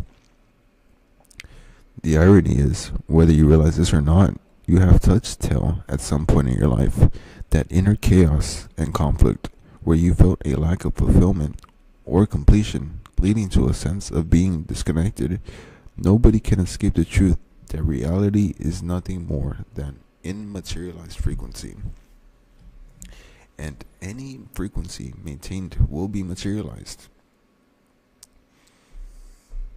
Many desire heaven while maintaining a frequency which resonates with hell. Those who live in a hellish state can only experience hell, and those who live in a heavenly state can only experience heaven. The path to heaven can only be walked by those in heaven. Reality will never precede consciousness. Effect will never precede cause. You can only have what you already have, and if the frequency you're emanating to the universe is hellish, it cannot possibly not bring you to heaven. Apple seeds will never produce mangoes, and mango seeds will never produce apples. This is a simple truth in the world of nature, and reflects how the universe works. In the modern day, hell is equivalent to living in survival mode. From a neuroscientific point of view, When one is living in survival mode, it is typically due to a lack of safety, which triggers the primal part into operation. The primal brain has no purpose in survival, flight, or fight, and nothing else. While survival mode is often associated with poverty, paradoxically, wealthy people also live in survival mode. Since the primal brain is responsible for fight or flight, its only concern is surviving by hyper-focusing on what is immediately in front of it. The zeroing in on reality restricts our level of awareness, which means a limited perspective. This reduction in awareness and perspective shuts down higher levels of thinking, since survival is the priority. A lower level of awareness will always lead to the reality being distorted to reflect the lower aspects of one nature, which will always correlate with negativity. Hell is directly opposed to the materialization of our desired reality metaphysically. In neuroscientific terms, it is specifically opposed to your brainwaves. The alteration of reality requires an alteration of one's frequency, or one's state of consciousness, which requires an alteration of one's subconscious mind. The subconscious mind becomes more accessible in certain brainwave states, allowing for deeper influence and transformation. By leveraging the optimal brainwave frequencies, you can achieve more with less effort, as your mind becomes more receptive to change. To revert to the point initially made at the start of this chapter, until you can enter heaven, you will not be able to enter your desired reality. This is due to the fact that what we metaphysically consider to be heaven, when it comes to brainwaves, is a door to the subconscious mind. There are various brainwaves that the brain cycle continues throughout the day. Brainwaves 12 to 30 Hz, alpha waves 8 to 12 Hz, theta waves 4 to 8 Hz, delta waves 0.5 to 4 Hz. Beta waves are associated with being awake, alert, or active. It is a standard mode of operation in your day-to-day life. Alpha waves are associated with a meditative, relaxed state. It is a state before drowsiness. Theta waves are associated with deep meditation, a trance-like state, which is typically used in hypnosis and is equivalent to a drowsy state. Delta waves are associated with deep sleep. The slower the brain waves, the closer they are to the subconscious mind. Beta waves are produced during conscious operation, and so long as the conscious mind is present, the subconscious mind won't be. Let me say that again. And so long as the conscious mind is present, the subconscious mind won't be. Think about these brainwave states like trains. The slower the brainwave state, the easier it is to catch a ride to the subconscious mind. The slow trains are your only entry into the subconscious mind. Most people make the mistake of attempting to give the subconscious mind their desired reality to materialize while operating in a brainwave state that prioritizes the subconscious mind. To put it another way, they are trying to catch the fast trains, which only lead to the conscious mind and not the subconscious mind. The brainwaves we produce are interconnected with either heaven or hell. Those who live in a survival state of consciousness rarely relax. Their alertness means they mainly produce beta waves, which are the fastest waves that call upon the operation of the conscious mind and not the subconscious mind. Therefore, all attempts to alter the frequency or state of consciousness or subconscious mind are made in vain. They're trying to catch a train that doesn't lead to the subconscious mind. Those who live in a survival state of consciousness live in hell, and those who live in hell produce beta waves, which means they never access their subconscious mind. Could this be the reason so many people of those who live in a survival mode struggle to alter their minds? Alternatively, those who live in a heavenly state of consciousness are always relaxed, mainly producing alpha and theta waves, which are slower and lead to the subconscious rather than the conscious mind. Therefore, all attempts to alter their frequency or state of consciousness or subconscious mind are effortless and successful because they are trying to change. They're trying to catch a train that leads to the subconscious mind. It is much easier for a car to drive on smooth, calm roads than roads filled with bumps and potholes. For the same manner, it is much easier for a boat to sail on calm waters. The more relaxed you are day to day, the more likely your brain will be producing waves that are conductive to what you're trying to put into your subconscious mind, the less relaxed you are, the less likely your brain will be producing waves that are conducive to what you're trying to put in your brain. The truth of brainwaves and their interconnection to the states of consciousness is highlighted esoterically in John 3:27. John answered and said, "A man can receive nothing except it be given to him from heaven." Nothing you desire on this physical plane will ever be attained unless you are already in a frequency of being in heaven. Metaphysically, to live in a heavenly state is to exist with inner calm, peace, bliss, fulfillment, and to desire nothing, which would indicate to the universe that you have everything. It's likely that the attainment of your desired reality would produce the state above, so the state above would produce the attainment of your desired reality. Attaining your desired reality will bring you closer to peace, inner calm, and bliss. So peace, inner calm, and bliss can also bring you your desired reality. Relaxation is a prerequisite for brainwaves that allow for easy access to the subconscious mind, which is the womb of reality. To receive, the prerequisite is to be in a heavenly state. Conversely, those in hell never receive. Another Bible verse encapsulates what I call the heavenly order of manifestation. But seek first the kingdom of God and his righteousness, and all these things shall be added unto you. Matthew 6:33. Here, the heavenly order of manifestation is established. Before seeking the materiality of your desired reality, instead of seeing the money, the wealth, the partner, the career, or whatever it is you desire, you must seek first a heavenly state of consciousness. Calm the waters before you set sail. Here's the issue. Part of you believes that once you get your desired reality, you'll feel complete, fulfilled, satisfied, calm, and relaxed, without realizing that if you aren't already those things, you cannot have them. The bigger part is that if you don't have them currently, then you indicate to the universe that you have their opposites, which are emptiness, unfulfillment, dissatisfaction, and chaos, which are what will be reflected. Anytime you go against the heavenly order of manifestation, and you unconsciously descend into the hellish order of manifestation, which will only lead to hell. If you put your desires above heaven, then your desires will always be out of reach, until you recognize that where you think you'll be after getting your desired reality is where you need to start from. You'll never arrive. Seek first to be internally fulfilled, satisfied, calm, and relaxed. Without your desired reality, and all the things you want will be given to you, because to be in that state indicates to the universe that you already have them. The universe will never bow before the one who bows before illusion. The only way to get those things you desire is to enter heaven by first giving them to yourself, not in a humanistic way, but the universal way. At this point, it should be clear that relaxation is a prerequisite to revealing your desired reality. That's not negotiable.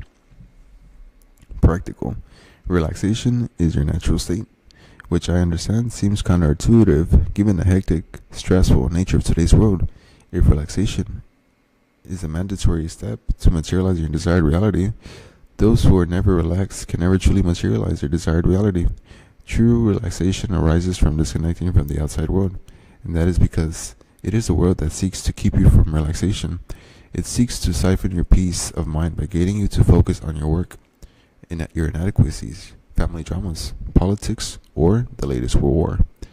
How can you relax when the mind is so preoccupied? I'm not suggesting you neglect the outside world, rather encouraging you to pay attention to your inner world. So when you pay attention to the world, it receives what it deserves from you. Relaxation is when the mind is occupied by nothing. You can only make yourself relaxed. Anything that can make you relax can take that feeling away. And true relaxation is independent to any person, any condition, and any circumstance. Whatever the world gives you, it can take from you. And at some point, it most definitely will. To immerse yourself in nothingness, to reach that inner stillness, is a true pathway to relaxation. To seek refuge in the inner world instead of the outer world is how you are granted protection by the heavenly government. To be still is to do nothing, whether you meditate or not. Make a practice of doing nothing. Naturally, the mind will begin to tell you how difficult it is to relax, but that is just the old frequency speaking. It wants to exist without relaxation, as it knows that the stepping stone to your new frequency. As it knows that that is the stepping stone to your new frequency, relaxation. Difficulty outside, what other choices do you have than to relax? You can't outrun your frequency. Principle. Manifestation cannot occur without a synchronized alignment across all three levels of existence. Various cultures and traditions across the world adhere to the notion of the three levels of existence. The three planes of existence have many different names: mind, body, spirits, God the Father, God the Son, and God the Holy Spirit, mental plane, physical plane, spiritual plane. These are simply different expressions of the same universal truth. The inability to change one's realities often stems from the ignorance of the three levels of existence. Most people go through life operating from only one plane while completely neglecting the other two. By relying on just one aspect of your being is guaranteed to lead to stagnation and a death sentence for your desired reality. True transformation requires full spectrum alignment, mental, physical, and spiritual planes working as one. Manifestation is impossible without a synchronized alignment across all three levels of existence. This is the multidimensional structure of reality. The plane of existence that most solely use is the physical. This is what you call reality. It's everything you've ever known, everything you've ever seen, touched, tasted, smelled, and heard. It is the realm of your physical vessel, which is the materialization or the image of God. Despite the physical plane appearing to be real, it is an illusion. This doesn't mean that it's fake. It just means that there's more to it than meets the eye. Scientifically speaking, humans can only perceive a tiny fraction of the electromagnetic spectrum, the range known as visible light. This visible light makes up approximately 0.0035% of the full electromagnetic spectrum, meaning 99.995% of the spectrum is invisible to the human eye. There is a vast and active part of the universe that we simply can't perceive with our senses. Reality is like putting on a VR headset and forgetting that you are wearing one. When you put on a VR headset, you become fully immersed in a stimulated world. You can look around, interact, and even feel emotions based off what you see. Even though none of it is physically real, the headset filters your experience, creating a reality that feels true, even though it's just a projection. Consciousness works the same way. It acts like an internal headset that filters how you see the world. You're not experiencing reality as it is. You're experiencing reality through the lens of your consciousness. What you perceive outside is a reflection of the system running inside. You're not reacting to the world, but how your consciousness is interpreting it, like wearing a VR headset and forgetting that you have it on. For centuries, ancient mystics have known of this illusion, referring to it as the world of Maya. It is the realm of effect. As all you experience here, every circumstance of failure, success, poverty, or wealth, is merely the shadow cast by the mind, an effect. Reality is an effect, smoke from a fire, ripples from a pond, an echo of sound, a reflection from a mirror. Most of the world operates from this one plane of existence simply because it's all their mind can conceive of existing. Being tied to this physical plane, they tie themselves down. To reiterate, the physical plane is a realm of effect. The mistake that you must not make is attempting to change an effect itself. Reality cannot truly be changed from reality. It must be altered on a higher plane of existence. The only place from where reality can be truly changed is the mental plane. Where do thoughts come from? Is every thought mine? Think of the mental plane as a layer of immaterialized thought, like clouds of potential ideas drifting through the fabric of reality. Imagine the world is made of steam. You can't touch it, but when its vibration is altered, it forms matter, which in this example would be ice. The physical plane is nothing more than a mental plane materialized. The mental plane is interchangeable with the mind, your state of consciousness or your frequency. The mental plane is outside of your third dimensional realm, meaning it is confined by the illusions of space and time. Time isn't linear as we experience it in our reality. This reveals a truth you may not have heard, but you don't create reality. How could you? Everything already exists and it's already here. Think about it like this. You go to a restaurant and for the meals are already prepared. You simply select which one you want.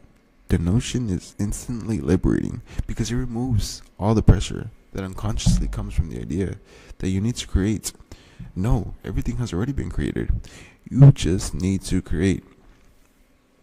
No, everything has already been created. You just need to choose which is something to which your mind is more adjusted. The mental plane exists within the subconscious mind specifically. Being the realm of cause, it is the fire that produces smoke, the stone that creates the ripples, the voice that generates an echo, the light that casts a shadow, and the object that reflects in the mirror. You can only experience physically what has first existed mentally. You cannot escape this cause and effect chain reaction. Remember, everything you see in reality was first a thought, a form of imagination, just not yet tangible. This must be extrapolated to every condition, circumstance, and events that you experience in reality. The spiritual plane is where your spirit body exits. Some call it the astral body, hence terms of astral projection. Delving too deeply in the spiritual plane is beyond the scope of this book, so I would keep it directly relevant to reality creation. Your spirit is the aspect of you that is infinite. This means it is beyond the illusions of the third dimensional realm. It is a droplet from the ocean of God. And the thing about a droplet is that it contains the same qualities and properties as the entire ocean. It is on this plane that your connection to God is determined, not in a religious, please your parents' sense, but in your ability to unify with the infinite intelligence and harmonize with the energy of God. The spiritual plane is like the oven that bakes your mental creation into the spiritual plane. The stronger your connection to God, the quicker you'll be able to materialize conditions into reality, and the greater you'll be able to materialize into reality.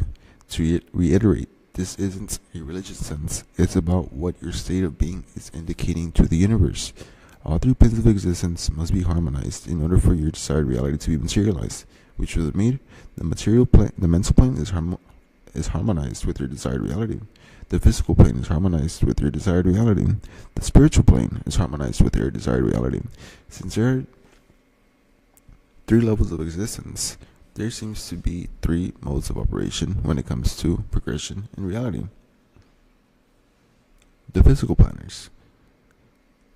These are the people that work as long, as hard as possible, grinding away day and night. The mental planners. These are the people that just think about what they want all day without taking any form of action, hoping everything they want will just magically come to them. The spiritual planners.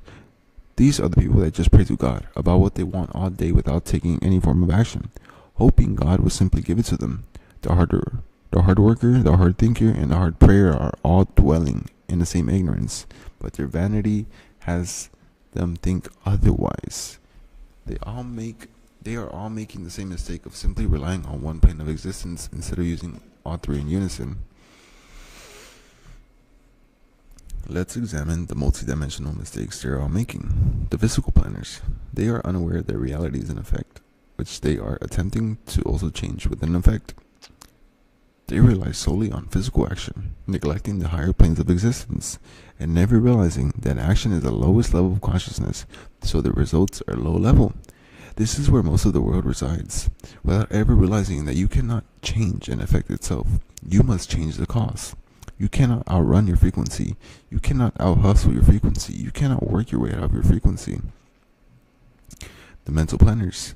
They are unaware that action is an external manifestation of internal energy, reflecting your mental creation, which solidifies it and turns it into matter. They are unaware that action is needed to bring a frequency or consciousness into reality. By seeking to escape hard work, which isn't a necessity unless you deem it so, they escape work altogether. By avoiding the physical, you attempt to go against the structure of reality, which is to go against the structure of yourself, which can only lead to disharmony. The spiritual planners. They are unaware that even though they may be connected with God, what they're baking in the oven of God is everything except their own desired reality. Until they become conscious of what they're putting in the oven, they'll be baking the same reality that they're praying to be rid of. They are all variations of the same mistake. Practical. You must adhere to a specific order to create your desired reality in alignment with the structure of the universe. The order of alignment goes as follows: mental plane, spiritual plane, physical plane. The mental and spiritual plane are interchangeable, but the physical is non-negotiable. It must always come last. It is the lowest level of existence. Lowest not meaning lesser value, just that it is not a casual realm. Number 1, the mental plane. Whatever your desired reality, hold it in your mind as if it already exists. Whatever your desired reality, hold it in your mind as if it already exists. Since the mental plane is a realm of cause, if your desire is to be materialized in reality, then you must be operating as if it is already so, shifting from desiring to already having. The only way to arrive at the end is to begin at the end. The mirror will never smile before you do. Number 2, the spiritual plane. Until you recognize the power within, you will have no power without. By recognizing and internalizing that you are a manifestation of God and that God dwells within you, you activate the power of the infinite within you. There is no greater power in the universe than God, but if you fail to recognize God within, then you'll be powerless before any condition, circumstance, event, or person that possesses an adversity. Once you grasp the infinite nature of your true identity, you realize how arrogant it is to think that God could ever fail. To doubt yourself is to doubt God. Let me read that again. To doubt yourself is to doubt God, which is true blasphemy. The only way to strengthen yourself on a spiritual plane and to connect to God is to spend more time within than you do without. The vehicle of choice doesn't matter because the destination is the same. The more time you spend within, the more power you grow within. The more time you spend within, the more power you grow within. The more you cultivate internal power, the less power the external will have over you. Number 3, the physical plane. Only after arranging yourself correctly on the higher planes of existence, you can begin to dominate the lower plane of existence, reality. Action is unavoidable, but to avoid wasted action, the physical plane must come last. The higher planes of existence metaphysically position you in the correct direction to begin walking towards your desired reality through action. After vibrationally aligning yourself to your desired reality, you will begin to receive the blueprints on how to physically get there. Beautiful. Alright, redefining manifestation. Principle. If you decide to change your reality, then you have lost the race before it's even begun. Manifestation isn't even what you think it is. It's likely that you enter this realm of knowledge seeking to change your reality, but the paradox is that true manifestation has nothing to do with changing reality. The desire to change reality is actually what keeps so many from ever changing their reality. True manifestation is solely focused on you and neglecting reality. Nothing will ever change until you do first, and that is a non-negotiable universal truth. Indeed, Allah, peace be upon him, would not change the condition of a people until they change what is in themselves. Quran 13:11. The moment you change, the frequency or state of consciousness that the universe picks up from you begins to change, and as a result, what is reflected changes. Every supply is only a product of demand, meaning that the reality you are being supplied with is what you are subconsciously demanding through your frequency or state of consciousness, whether you like it or not. If you want to be supplied with something different, then you must demand something different. And the fortunate thing is that we are unaware of what and how we demand. What you want is not what you demand. What you demand is who you are. The only thing that the universe will ever recognize as demand is your current frequency or state of consciousness. You will never change the supply until you change the demand. To reiterate initial idea presented at the start of the chapter, nothing in your reality will ever change until you change your frequency or state of consciousness. Your frequency or state of consciousness totals 7 keys. The typical mistake that many make when attempting to alter their reality is to simply alter one or two keys while negating the others. Eventually, the neglected keys unconsciously contradict or change, ultimately contradicting the reality to change. In the same way that all successful manifestation requires alignment across all three planes of existence, a successful change in frequency requires alignment in all seven keys. The seven keys to frequency are beliefs, convictions, perception, emotionally charged thoughts, focus, reactions, expectations. Your current reality is nothing more than the reflection of what you've been demanding, or in other words, your current beliefs, convictions, attitude, emotionally charged thoughts, focus, reaction, and expectations. You have the beliefs equivalent of your desired reality, and until you change them, you will remain there. You have the conviction equivalent to your desired reality, and until you change it, you will remain there. You have the perception equivalent of your current reality, and until you change it, you will remain there. You have the emotionally charged thoughts equivalent of your current reality, and until you change them, you will remain there. You have the focus equivalent of your current reality, and until you change it, you will remain there. You have the reactions equivalent of your current reality, and until you change them, you will remain there. You have the expectations equivalent of your of your current reality, and until you change them, you will remain there. When the seven keys are altered, your frequency is altered. Only then will reality be altered. This can work for you or against you. When the seven keys are aligned, reality is aligned. When the seven keys are misaligned, reality is misaligned. Whether in alignment or not, the universe always seeks to materialize the frequency emitted into reality. The materialization of reality or consciousness into reality is what we call manifestation. Consciousness and matter are the same energy, only different in rate of vibration. Much like steam and ice are the same energy, only different in rate of vibration. Every frequency maintained must and will become a reality, and every reality maintained is nothing more than a maintained frequency. Before we get to the true essence of manifestation, let's debunk some common myths around it. You don't need work to manifest. A lot of spiritual people don't realize that.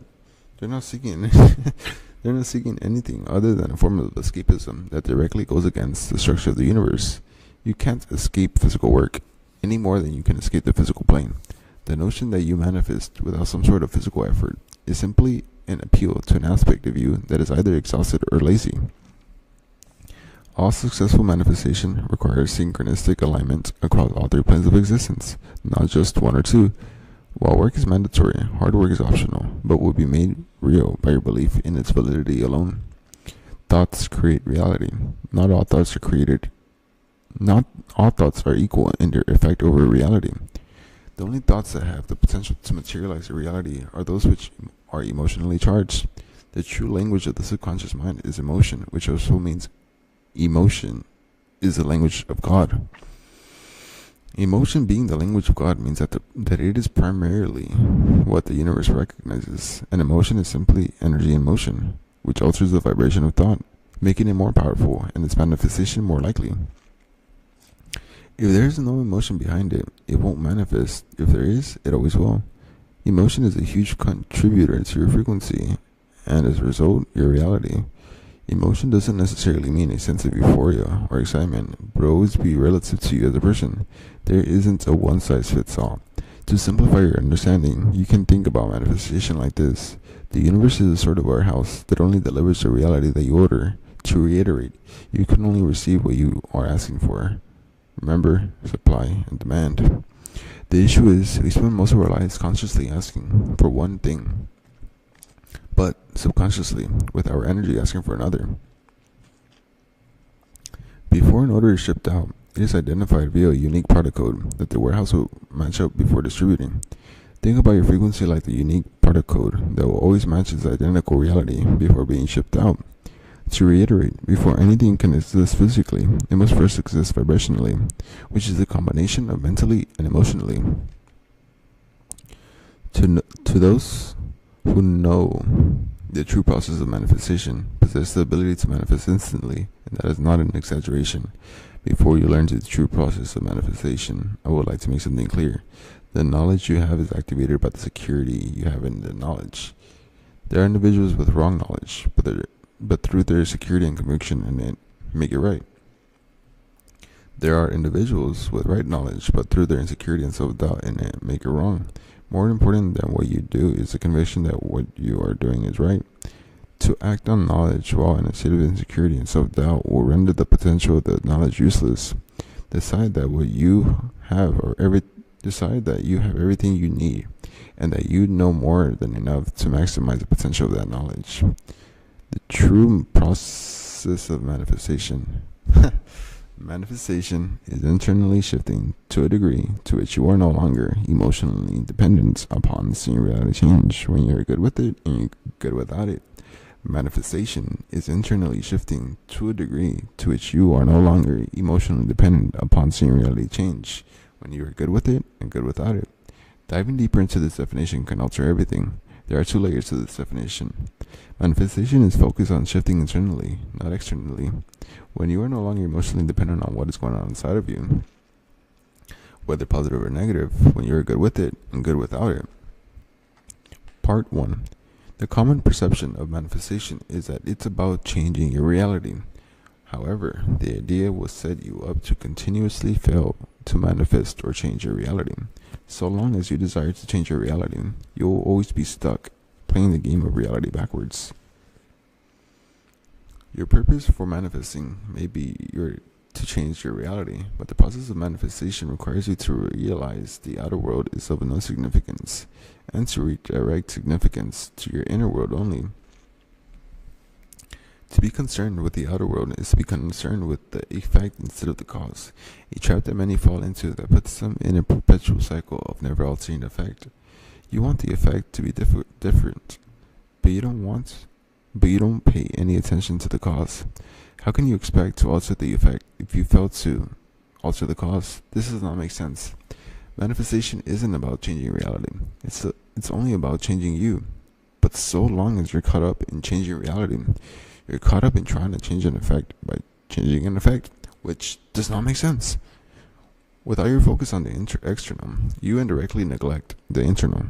As a result, you'll fail to realize that you haven't changed. So how could reality possibly change? Ironically, the more you seek evidence of reality changing, the more you affirm that you haven't changed. Because if you had, there would be no need to look for proof. The change would already be your experience, which is internal. To be satisfied with yourself but unsatisfied with your reality is paradoxical. It's ignorance of the fact that the two are interconnected, which for most is the source of their unwanted reality. To desire change without change is against the nature of the universe. You can only go somewhere you've never been when you become someone you've never been. The process of internally shifting is simply the act of exchanging your current state of consciousness for the state of consciousness that matches with your desired reality. Completely different beliefs, a different level of conviction, a different perception, different emotionally charged thoughts, different focus, different reactions, and different expectations. Part 2. If you manifested your desired reality right now, how would you feel? Happy, excited, amazing, euphoric, free, relaxed, secure, accomplished? If so, that's the exact reason your desired reality will never manifest. Conversely, if you never manifested your desired reality, how would you feel? Disappointed, crushed, sad, annoyed, frustrated, irritated, angry, empty? If so, that's the exact reason your desired reality will never manifest. Whether you realize it or not, to grant the external the power to alter your internal state is a confession of a dependency on reality.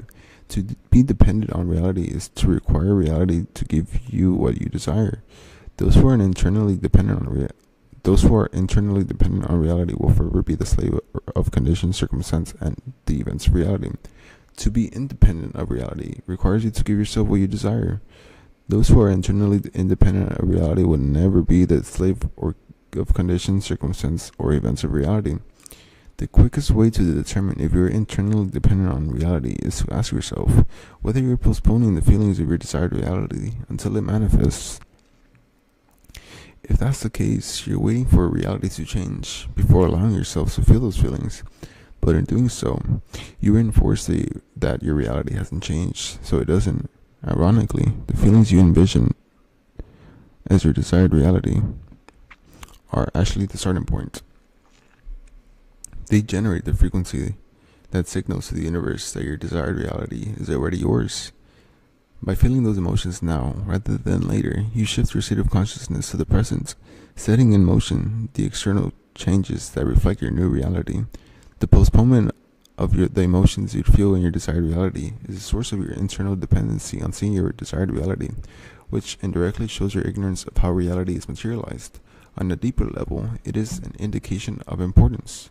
Importance to the universe is interpreted as energetic space. The bigger the importance of your desired reality, the bigger the space between you and it. Conversely, the smaller the importance of your desired reality, the smaller the space between you and it. The more you are internally dependent on seeing reality change, the more importance you indicate to the universe, which means the more space there is between you and your desired reality. If you need your desired reality to manifest before you allow yourself to feel the way you would in that reality, you'll never generate the frequency required to bring it into existence.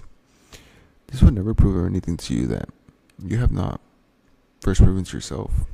Internal independence of reality is the essence of what it means to be good with or without it, which is the prerequisite to altering your reality. Unfortunately, too often you are good with it, but not good without it. At first, this notion can seem frustrating. How can I be good without it when I need it? The truth in this notion is liberating. The moment you are no longer dependent on reality, you are freed from it, which also frees up your desired reality to come to you effortlessly. Your desired reality is merely an aspect of you that already exists within, but it remains imprisoned by your internal dependency on what you believe it will give you. When reality can offer you nothing, it will offer you everything. Manifestation has nothing to do with doing, but everything to do with being. It isn't something you need to do, it's something you already do. Manifestation is like breathing, an effortless, unconscious process. Understanding this is the foundation of all manifestation. Only then will it be experienced as such. Think about the moments you were searching for a particular car online, and suddenly you start seeing them everywhere in your reality. Think about the moments you were searching for some shoes online, and suddenly you start seeing them everywhere in your reality. Think about the moments you were thinking about someone, and then suddenly they started calling you or texting you. Manifestation isn't something you've always done effortlessly. You've never had a problem with it. Truthfully, learning about it is simply discovering what you've already been doing forever. Mistakenly, many desire to manifest while negating that they already manifest. Then, when they fail to manifest, they conclude they have a problem. Ironically, through their belief in a problem, they manifest one. So rid yourself of your old frequency's trickery, attempting to convince you that you have a problem manifesting. Ironically, there are no truths in reality other than what the subconscious mind accepts as true. So if you believe you will have difficulty manifesting, then you shall. Practical. Many argue about the best technique for manifesting. Is it subliminals? Is it affirmations? Is it visualization? Is it vision boards? Is it writing your goals down as if they are accomplished? None of these are the best way to materialize your desired reality. The best manifestation technique is you. Transcend the infancy of technique or loss of purity. The only truth is you. The only law is the law of you. There is no secret method or technique. One method works for some, others work for others. Techniques themselves are useless. It is the conviction that you pour into the technique that activates it to work, and nothing else. The technique does not create reality. It merely positions you to create your reality by being in the internal state equivalent to your desired reality, so it can effortlessly unfold. The only purpose of these techniques is to internally shift you into the state of consciousness of your desired reality to such a degree that you are no longer emotionally dependent on seeing reality change. Your unwavering conviction that it will work is the only thing that makes it work. That is what activates the technique. So, to reiterate a point made earlier, more important than what you would do is a conviction that you have in what you're doing. Scientists discovered the placebo effect during the 18th century, which proves that conviction alone creates change. If you take a sugar pill, truly believing it's medicine, your body responds as if it is, because it's not the pill that builds the power, but your conviction behind it. As humans, we are microcosms of the universe. The ancients stated, as above, so below, as above, conveying that we are miniature walking reflections of the universe. That means that the universe itself, being so below as above, has its own placebo effect. So it's not about affirmations, visualizations, vision boards, or writing your goals down as it's already done. It's about you. That's what it's always been about. Techniques are like vehicles. It doesn't matter what car ride you're in. All that matters is the fuel that's in the vehicle, because that will be what drives you to your destination. In order for technique to work, using it must generate an intense degree of emotion. To do that, the technique must be vivid. Bear this in mind when choosing your preferred technique. The technique I exclusively teach clients. This technique can be used for a number of purposes. To alter an upcoming event such as a job interview, a date, a meeting, or simply an uncomfortable conversation. I've seen all the above unfold as desired, including court hearings that were definite jail time. It can also be used to internally shift you to resonate with the frequency or state of consciousness of your desired reality. It can also be used to rewrite a traumatic, painful, or upsetting past event that still may have a grasp on you to this day. This method capitalizes on the fact that the mind cannot distinguish between fact and imagination or consciousness. When imagination becomes real to the mind, it alters your frequency or state of consciousness to reflect that, causing reality to organize itself in alignment with your internal shift. This technique has the sole purpose of convincing your mind that what you're experiencing within is real, and that we will only experience it as real if what you are experiencing within generates an intense degree of emotion is vivid. An intense degree of emotion may mean euphoria, it may mean tears of joy, it may mean extreme gratitude, it may mean uncontainable excitement, it may mean deep peace, it may mean complete serenity. It is entirely dependent on how you would be upon attaining your desired reality. It is not one size fits all. I am rarely excited, but often extreme calm, so that is the emotion that resonates my truth. Vivid implies clarity, which means knowing exactly what you want with pinpoint precision, so there is no form for confusion. These two components combined with this will be sufficient to convince the mind that the internal experience is something that has actually been experienced. It will then begin to resonate with the frequency aligned to what you desire, setting in motion the materialization, that frequency, into reality. As mentioned earlier, importance is the enemy of materialization of your desired reality. The beauty of internally, intensely, and vividly experiencing your desired reality within through this technique is that the more you do it, the more your mind accepts that this has already happened, which decreases the external desire and importance placed upon it. The only way to reduce importance placed on your desired reality is experiencing it internally, because then, and only then, shall it no longer be desired externally, which aligns you to it.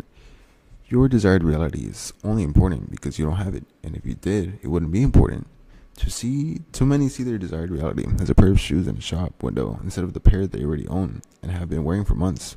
The importance you give to a desired reality is an indication of internally lacking the frequency equivalent of that desired reality.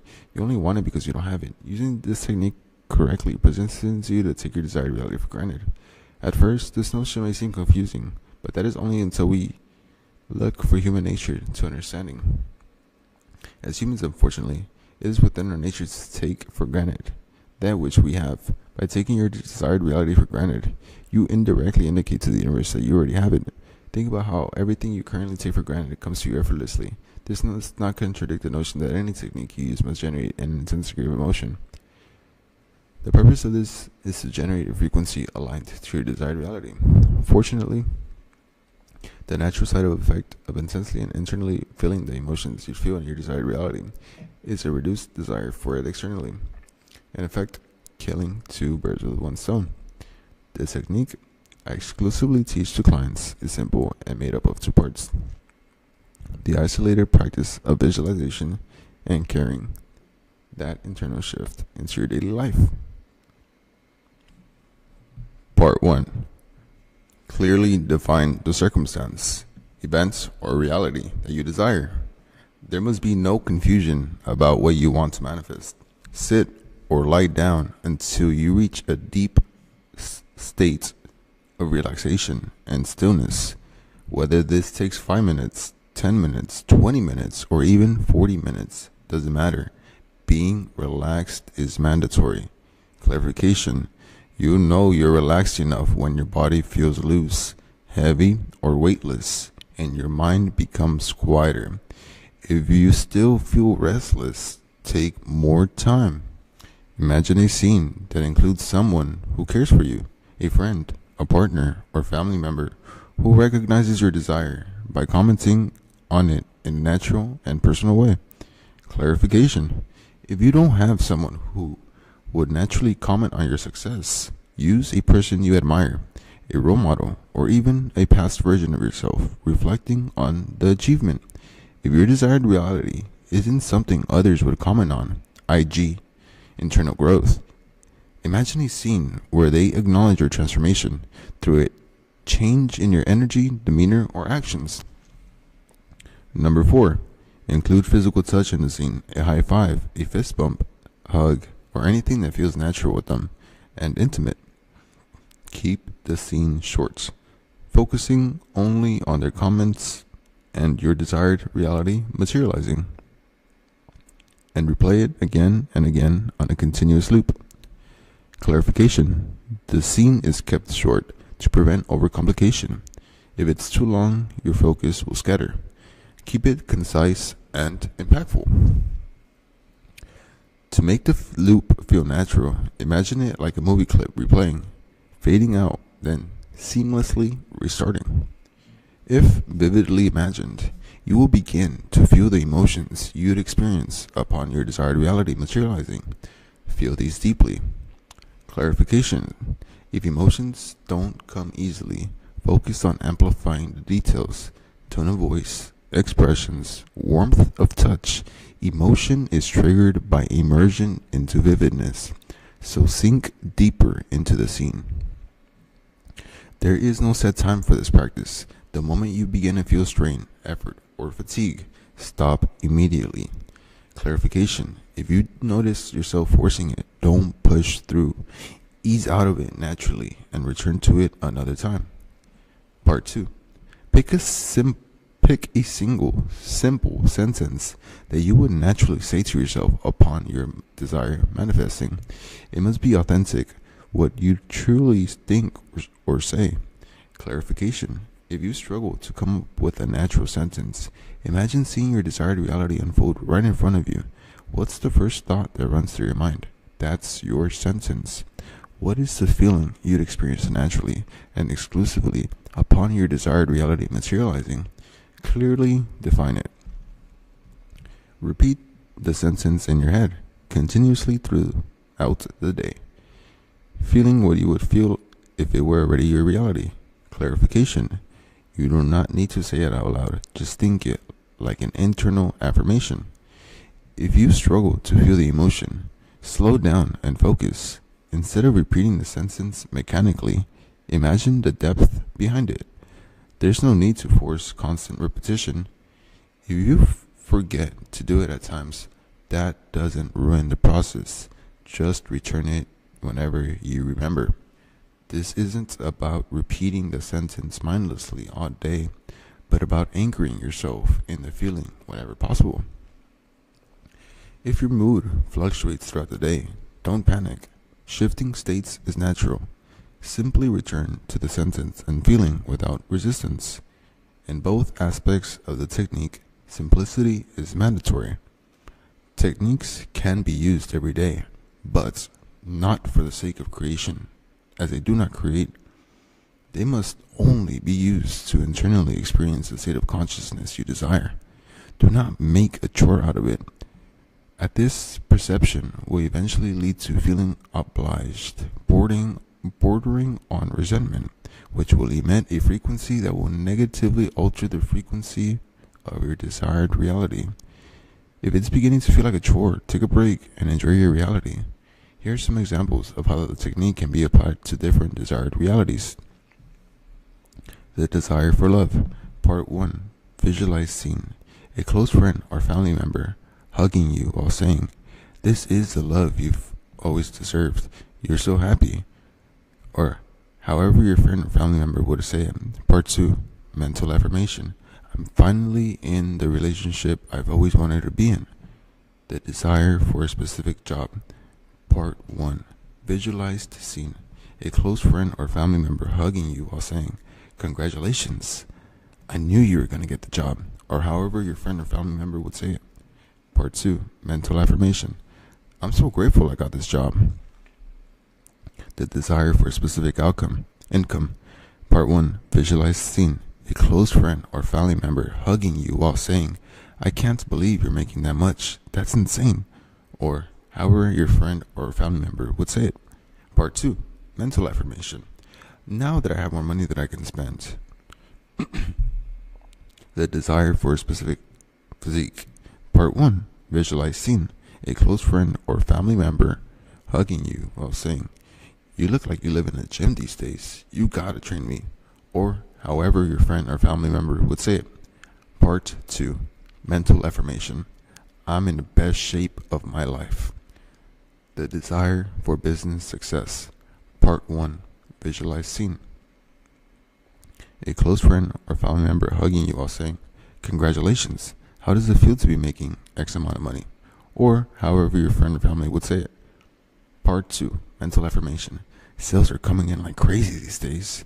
These are just some examples. Adapt them to your specific desire. All manifestation is instant. When aiming to materialize your desired reality, it is natural to ask, how long will it take to manifest what I want? The question is a confession of ignorance to the true essence of manifestation. Remember, manifestation isn't a matter of altering reality. It's about altering oneself. Altering oneself can happen at an instant, which would mean that all manifestation is instant. The act of altering reality requires a transcendence of third-dimensional constraints, one of those constraints being time. You need to transcend time by immersing yourself within the state of consciousness of your desired reality. By doing so, you experience the truest essence of your desired reality. Those who think manifestation is about altering reality will always wait for reality to be altered, which indirectly indicates to the universe they are lacking what they desire. Imagine your desired reality as a jacket. From the moment you step into its frequency or state of consciousness, you put on the jacket and you remain in that state until you unconsciously choose to take it off, which is when you shift out of that frequency or state of consciousness. Once you have truly entered the state of consciousness or frequency of your desired reality, you will not need to see reality change. So, how long or when will it not be relevant? If it is, that is an indication that you must internally, intensely, and vividly experience your reality more. There are no big or small manifestations. Nothing in the universe is bigger than God. But, paradoxically, whatever God deems bigger will be. Big or small concepts that do not exist to the infinite. It is us defining that leads to confining. Your perception of a reality will always lead to the projection of a reality. If you view your desired reality as big, then it will be too big for you to materialize. Not because it is big, but because you have made it so. Often, the difficulty of materializing our desired reality does not lay in the reality, but in our awareness of how we make it difficult. To the infinite, the reality that you so greatly desire is no greater than the one you currently experience, and vice versa. It is all the same, since it is above duality. It seems as though whatever we deem to be big becomes too big for our minds to conceive us materializing. So the wise thing to do would be to deem your desired reality as small. By deeming it small, it isn't too big for your mind to conceive materializing, which allows for a smooth materialization of your desired reality. You need to build manifestation muscle. Manifestation, being something you already do, operates in a similar way to a skill. There are individuals who have the ability to materialize whatever it is they want, and the source of their power lies in their manifestation muscle. Some people have weak manifestation muscle and others have strong manifestation muscle, which makes all the difference. Manifestation works like building muscle in the gym. The more you materialize, the stronger your manifestation muscle becomes. If you're trying to manifest something too big, too soon, without proper training or building up smaller wins, you risk feeling stuck in a cycle of failure. Just like you wouldn't try to lift extremely heavy weights without training, you shouldn't expect to manifest huge desires without gradually working your way up.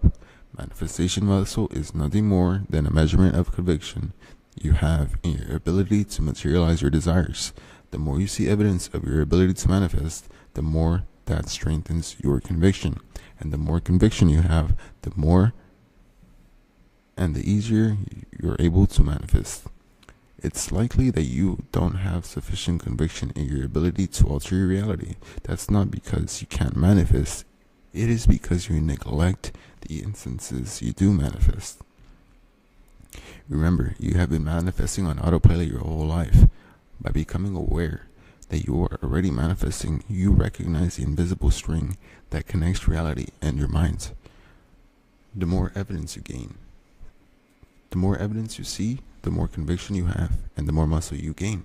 Often, we do not realize that we have the conviction necessary to materialize our desired reality. A recommended way to build conviction is by materializing what you deem to be small things. The mind will naturally note these instances as evidence, which quickly stacks up. Manifest seeing a specific pair of shoes. Manifest seeing a specific car in a specific color. Manifest seeing a specific colored backpack. Manifest an available parking space. Each small success builds confidence, strengthening your conviction, and makes it easier to manifest bigger goals over time. Building manifestation muscle requires patience, consistency, and incremental progress. After a while, your mind will naturally have a shortcut, and the idea of your desired reality will seem easy. That is everything you need to know when it comes to manifestation. There is no secret key or hidden ancient wisdom you are missing.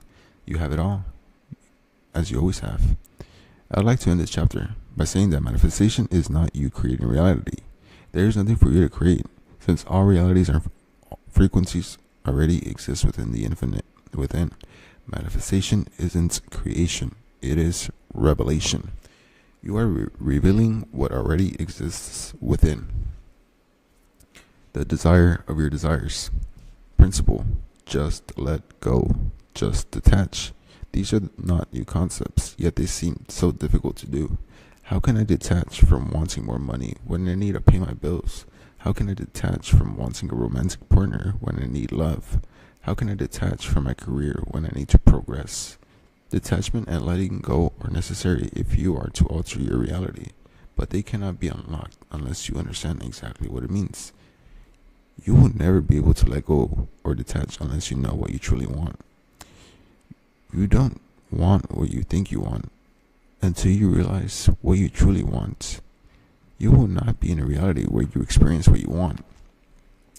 It is likely that you are reading this book because you want to materialize a reality of success, prosperity, health, love, abundance, and good fortune. This is your first mistake.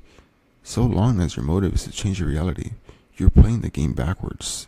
It's not about reality, and it never has been. Paradoxically, again, none of this is truly about changing reality. It's about changing you. When your focus is locked on fixing or controlling reality, you end up neglecting yourself. And in neglecting yourself, you unknowingly continue to create the very reality you're trying to escape. Everybody wants to change their reality, one way or another, whatever they want. Whether they want a romantic partner, better looks, material abundance, a specific career, more money, a specific house, a specific car, a specific holiday, better health, a life of freedom. We want things, and that's the issue. Most people spend their lives wanting things without things wanting them. The people who have the things you desire, whether consciously or unconsciously, know how to make those things want them. Until you know how, you'll want forever, but never be wanted. If you hear the whispers of reality, You don't need to hear the screams. The workings of the universe have never been hidden from you. It's easier to make a cheetah come to you than it is to chase a cheetah. It is easier to make a butterfly come to you than it is to chase a butterfly. It's easier to make a fish come to you than it is to chase a fish. You're focusing on the wrong thing. You don't want what you think you want. You don't want that person. You don't want that amount of money. You don't want that house. You don't want that trip. You don't want that career. Big or small, you don't want anything you think you want. But because you think you do, that's where all your energy is focused, and the result, wasted. For anything you ever want in life, remember this. You don't want what you desire, but the internal state you believe it will put you in. Here are some examples to illustrate the point. You don't want a toothpick for the sake of wanting a toothpick. You want to be in comfort.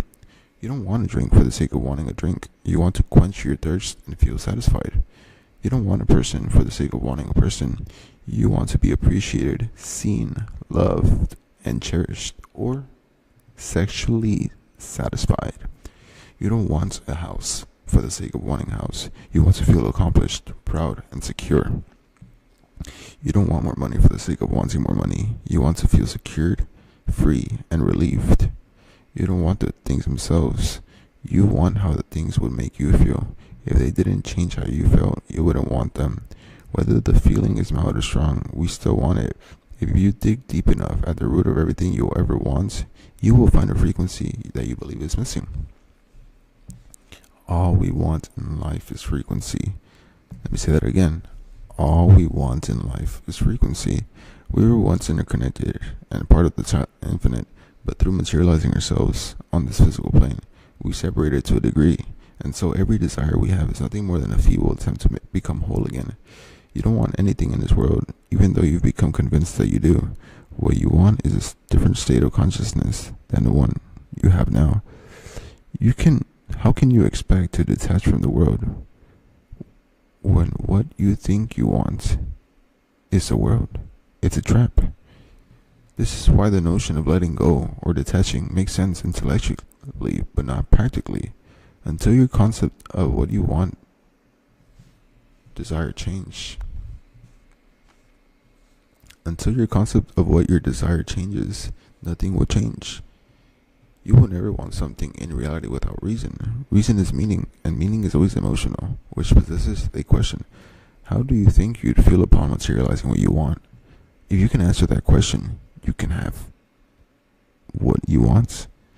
And this leads to the paradox of reality. The universe interprets you wanting something as an indication that you don't have it. How can you want something that you already have? You only want that house because you don't have it. You only want that career because you don't have it. You only want that person because you don't have them. You only want more money because you don't think you have enough. This is how the universe thinks. In this universe, there are two chains, wanting and having. You can't sit in two chairs at once. You're either in one or the other. Anytime you want something, the universe registers that you don't have it. And that is what's reflected, leading to a continual cycle of you wanting but never receiving. To want is to decline what you could have. Wanting something will repel you from ever having it. Having must be understood through the lens of the universe rather than the human definition. Having to humans and to the universe are two completely different things. For humans, having refers to physically possessing. On a universal level, having refers to vibrationally possessing. We humans want our desires because we physically don't have them. And if we did, then we wouldn't want them anymore because we'd already have them. To the universe, the physical plane is an illusion. Its insignificance, as it isn't grounded in universal truth. The universe, knowing that reality is merely an illusion, doesn't revere it as much as we do. What it truly honors and respects to is vibration, because vibration is the cause, the source, and the truth behind illusion. Only what is vibrationally possessed is real to the universe because that vibration will eventually compound into frequency, which must become reality. Vibrational possession refers to the current mental and emotional state, which aligns with a frequency that aligns with the reality. If you want all of your desires to be met on a human level, you must have them on a universal level. To revisit the point made at the beginning of the chapter, it's about shifting away from the reality towards your internal states. It's never been about reality. Remember, think like the universe, not a human. To vibrationally possess what you want, you must have it, and you have it the moment you occupy the mental attitude, frequency, state of consciousness, internal state of it. It's not about changing reality. It's about you giving you what you think you've been missing, that you've had within you and will always have to the end of time. You think getting what you want will make you feel a certain way without realizing that feeling that certain way will get you what you want because you haven't. Use the technique already given. Ironically, the more you immerse yourself in feeling how do you feel upon attaining your desired reality, the less you need it externally, and that's how you detach and let it go. Let me read that again. Ironically, the more you immerse yourself in feeling how do you feel upon attaining your desired reality, the less you need it externally, and that's how you detach or let go. That's the light bulb moment that some will never experience. They will chase a career, the looks, the partner, and the money without realizing they're running in the wrong direction. The more they run, the further and further they stray away from what's truly real, which is within. Detachment can only take place when you detach from what doesn't truly exist. Letting go can only take place when you let go from what doesn't truly exist. How to know exactly what action to take. Principle. You may still be asking, what action do I need to take to manifest my desired reality? How do I act? When do I act? The blueprint of your desired reality exists within you. Imagine if you had instructions from the version of you in your desired reality on exactly what to do to get there in the most efficient and effortless way. From the perspective of infinite parallel universes, the version of you living your desired reality isn't just a wish or a goal. It's a reality that already exists. Another way of conceptualizing it is to understand that the essence of everything is within you, which means all frequencies and all realities are also within you. Whether through the lens of quantum physics or spirituality, everything that you'll ever need and ever want is already within you, simply waiting to be accessed. The guidance and instructions are ready and waiting, but first you need to know the multidimensional sequence.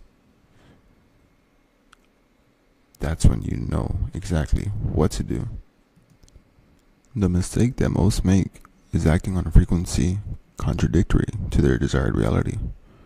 The wrong frequency, even with the right action, will always lead to the wrong reality. The wrong state of consciousness, even with the right action, will always lead to the wrong reality. In a battle between action and frequency, frequency wins every time. You cannot and will not out-hustle your frequency.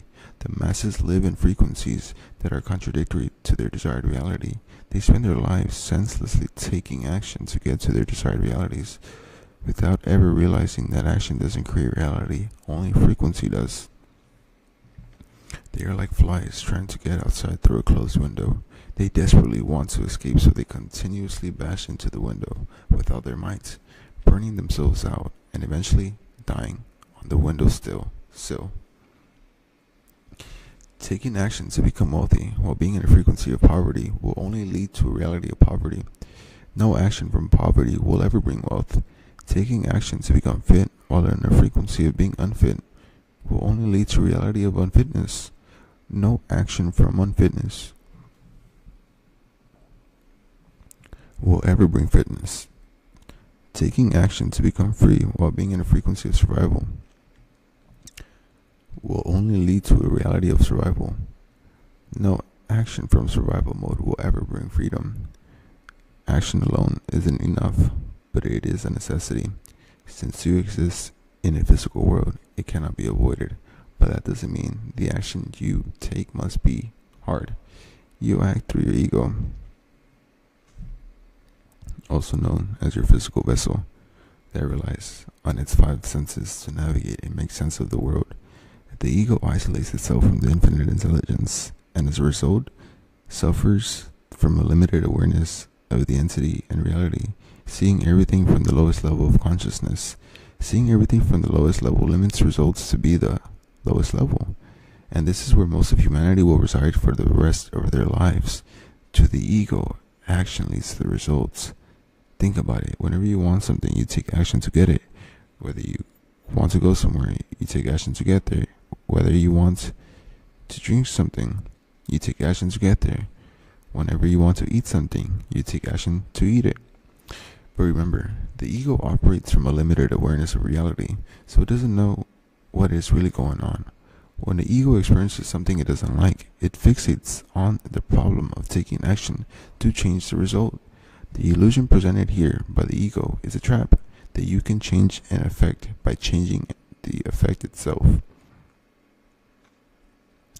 Actions and the subsequent results or changing exist within the physical plane, which is the realm of effect.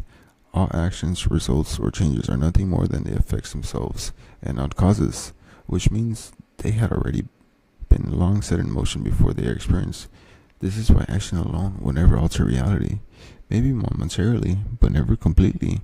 The only way to change an effect is to change the cause.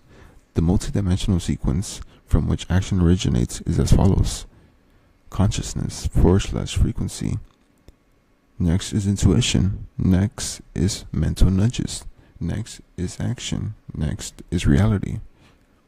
Until you understand this, like the masses, you will continue to act senselessly, and it will never be enough. Let's begin with the end product, which is reality. To get there, we take action. Think of action as a midwife of energy, solidifying the immaterial to the material. We take action based upon small mental nudges that compel us to do something. Whether taking a different route, reaching out to someone, sorting out documents, changing this or buying that, we all experience these mental nudges. They are subtle, but they direct us on what to do. The mental nudges that we experience are a direct result of our intuition. Intuition is an amalgamation of two words, inner and tuition, meaning guidance or teaching that comes from within. The mental nudges that you receive that compel you to take specific action is directly reflective on your intuition. If intuition is what we download, then every download has a source, and that source is frequency. Your frequency will determine the download you extract. Let me read that again because that was powerful. If intuition is what we download, then every download has a source, and that source is frequency. Your frequency will determine the download you extract. Frequency has a domino effect across the multidimensional sequence of events that lead to actions. Since it is the highest level, it has the most power. Now, let us revisit one of the examples listed earlier with an understanding of the sequence. Taking action to become wealthy while being in a frequency of poverty will only lead to a reality of poverty. No action from poverty will ever bring wealth. Frequency, poverty. Next is intuition, which is poverty. The mental nudges will be mental nudges of poverty. The actions will be actions of poverty, and the reality will be poverty. If someone is tuned into a frequency of poverty, that will determine their intuition, meaning they can only download information from a source of poverty. This leads to mental nudges that reflect poverty, causing action towards poverty, ultimately creating a reality reflective of poverty. Taking the action to reach a reality of being fit, or being in the frequency of being unfit, will only lead to a reality of unfit. No action from unfitness will ever bring fitness. Frequency, unfitness. Intuition, unfitness. Mental nudges, unfitness. Action, unfitness. Reality, unfitness.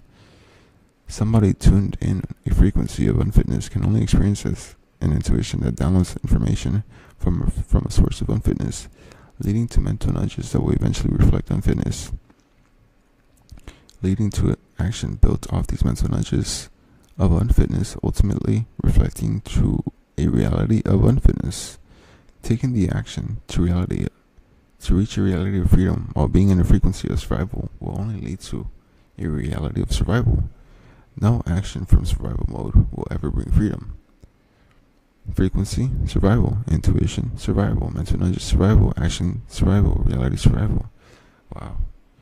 Somebody tuned in a frequency of survival can only experience an intuition that downloads information from a source of survival, leading to mental nudges that will eventually reflect survival, leading to action built off these mental nudges of survival, ultimately reflecting a reality of survival.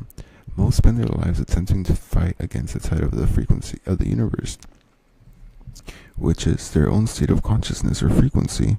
The multidimensional sequence from which action originates cannot be violated. Every and any attempt to do so will only result in frustration and failure. You must comply with how the universe works in order for things to work for you. When you work so hard and it is not enough, it's easy to experience frustration, irritation, and apathy. The unfortunate irony is that these are all emotions that lead to the output of a frequency that the universe will then magnify, making you feel more frustrated, irritated, and apathetic while you're working so hard. But to the same degree that the multidimensional sequence from which action originates can work against you, it can work for you. Now that you understand the sequence from the top down, instead of spending your time at the bottom like so many, you can alter it from the top. The knock-on effect is that you know exactly how to change your reality. As mentioned, frequency ultimately determines the intuition you download, the mental nudges that you receive, and the mental nudges that you were physically executed. So we must shift from operating on the lowest level of consciousness to the highest level of consciousness. The moment you alter your frequency, it has a ripple effect through the sequence that alters the action you take. So long as your frequency is calibrated to your desired reality, this will lead to you being internally guided by the version of you in your desired reality, via the intuition into which you can tune, leading to mental nudges that come from the versions of you in your desired reality, leading to action that comes from the version of you in your desired reality that finally leads to your desired reality manifesting. This is the same in theory and actuality. By shifting into the frequency or state of consciousness of your desired reality and operating from it, you can be guided on exactly how to get there. What you consider your destination is actually your starting location. You can only be wherever you already are. Consciousness / frequency, desired reality. Intuition, desired reality. Mental nudges, desired reality. Action, desired reality. Reality, desired reality. Something important to know: being in a frequency of your desired reality is only as valuable as your ability to tune into your intuition and then execute upon your mental nudges. The world programs us to second guess ourselves. In school, teachers check our work can lead to the idea that what we do is inadequate and requires external validation, leading to an unconscious degree of self-distrust. Wow. A pattern of external verification and validation is set in motion, so we hesitate to trust ourselves, spending our whole lives wanting to be guided or validated. If you don't trust yourself, then how can you guide yourself? Do you trust yourself? Only you can answer this. Remember, you can lie to everyone except the universe. The degree to which you trust yourself determines your ability to capitalize on the frequency you're seeking to bring from the immaterial to the material. If you don't trust yourself, you won't trust your intuition, which means you won't trust the mental nudges that you download, making everything pointless. Many claim to trust God, but do not even trust themselves. How well can anyone trust God if they do not trust themselves? You can be in the right frequency, that which reflects your desired reality, but without self-trust, you won't be able to materialize it. If you don't trust yourself, then how can the universe trust you? Self-trust is crucial. The more self-trust you have, the more and the quicker you'll be able to transform frequency into reality. Practical. These downloads are like schools of fish, abundant, yes, but they can all easily slip away, and you don't know when the next one will come along. If you allow a mental nudge from your desired reality to slip away, you risk falling out of the frequency of your desired reality through life's ups and downs. If that happens, the wrong fish will start swimming by. You risk potentially executing upon mental nudges not aligned to the frequency of your desired reality. The speed that you execute these mental nudges with will reflect the amount of self-trust and conviction that you have, ultimately setting in motion for it to be compounded. After tuning into the frequency of your desired reality, it's likely that you will be guided to do things you haven't done before, or that you've been meaning to do, but which you have been procrastinating. Procrastination is simply the stagnation of energy by trying to take action contradictory to your frequency. Once your frequency is aligned with the action you're trying to take, you'll naturally be compelled to act. The frequency of your desired reality will bring you to your desired reality. so long as you can bring yourself to what you're being nudged to. It will be subtle at first, as it's likely you haven't been listening, but the more you listen, and the more you do as it directs you, the louder and clearer it will become. At first, the mental nudges of your desired reality will feel uncomfortable and somewhat foreign, but that's simply because you're leaving your old frequency. Otherwise, known as your comfort zone, it will feel difficult, but that indicates an energetic shift. Here are a couple of examples of differences that may arise. Once you shift into the frequency of your desired reality, apply for that job, change your website or social media profile, reach out to someone you've been meaning to contact, start that diet, buy that book, go on a different route than normal, tell someone how you truly feel, work on something you've been meaning to do, pivot, strategy, quit your job or business, break up with someone, sort out your email inbox. The moment you're tuned into the frequency of your desired reality, rest assured that you will know what to do. You can even convince yourself now that you know what to do and follow the guidance from within.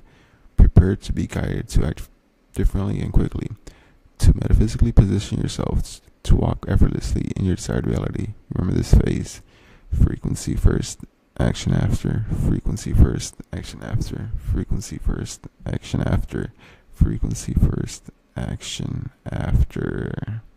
Wow.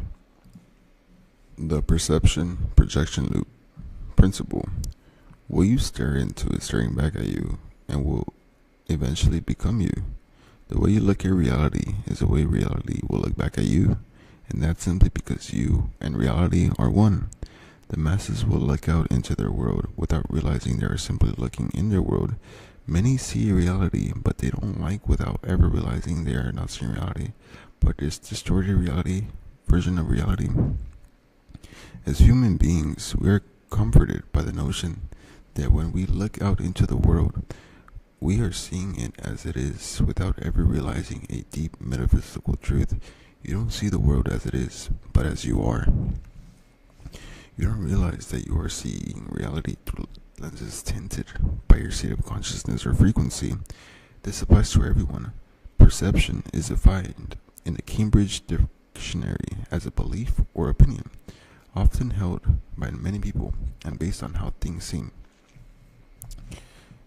There's two important parts to that definition. Until you unpack them, you will continue in a cycle of unwanted reality. Number one, a belief or opinion. Number two, based on how things seem. A belief or opinion aren't truths. They're just ideas that mask themselves as true.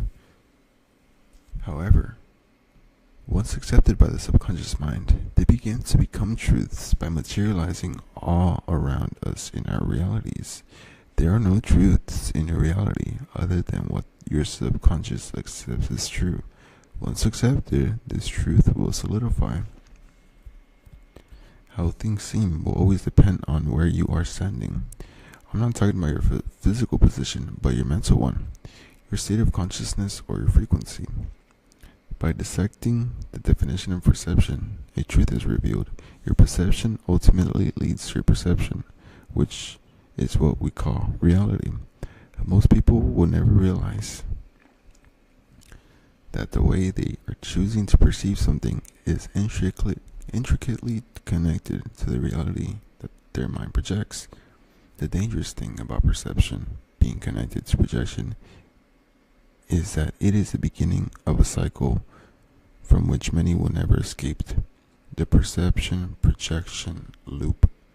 Unaware that the way they see reality is the way it sees them, most people take a dim view of reality, which can only lead to them projecting the worst.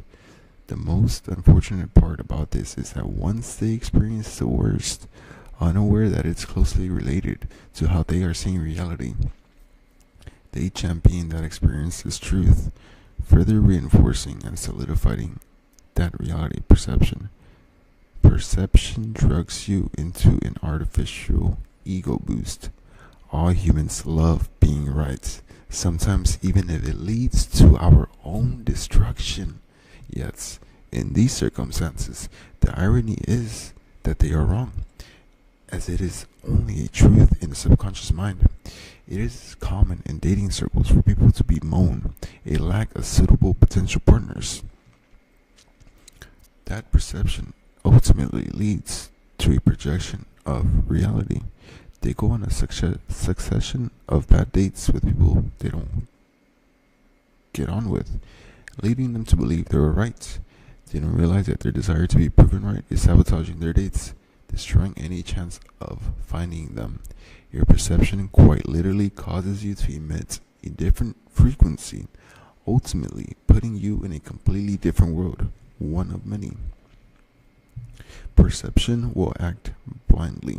It can either help or harm you. It is a tool of construction or destruction. If your perception doesn't serve you, then it will control you. There are two things that cause this. Number one, the old frequency. The main aim of your old frequency is to exist, and perception is one way it continues projecting its frequency into your current reality. When you experience certain conditions, events, circumstances, or people, it'll immediately encourage you to look at a situation through the worst lens possible. As a result, you create the worst outcome possible. After creating the worst outcome, it's natural to feel and think the worst thing possible. The mental and emotional energy is getting its fix. Number two, the world. The universe seeks balance. It prefers everything to operate on a similar level for its own equilibrium, but that balance only exists if everyone remains at the same level of consciousness. To maintain this, society feeds us the same set of beliefs, the widely accepted truths about how life works, what's possible, and what isn't. And the irony, the world sends you these beliefs once, and then you spend the rest of your life reselling them to yourself.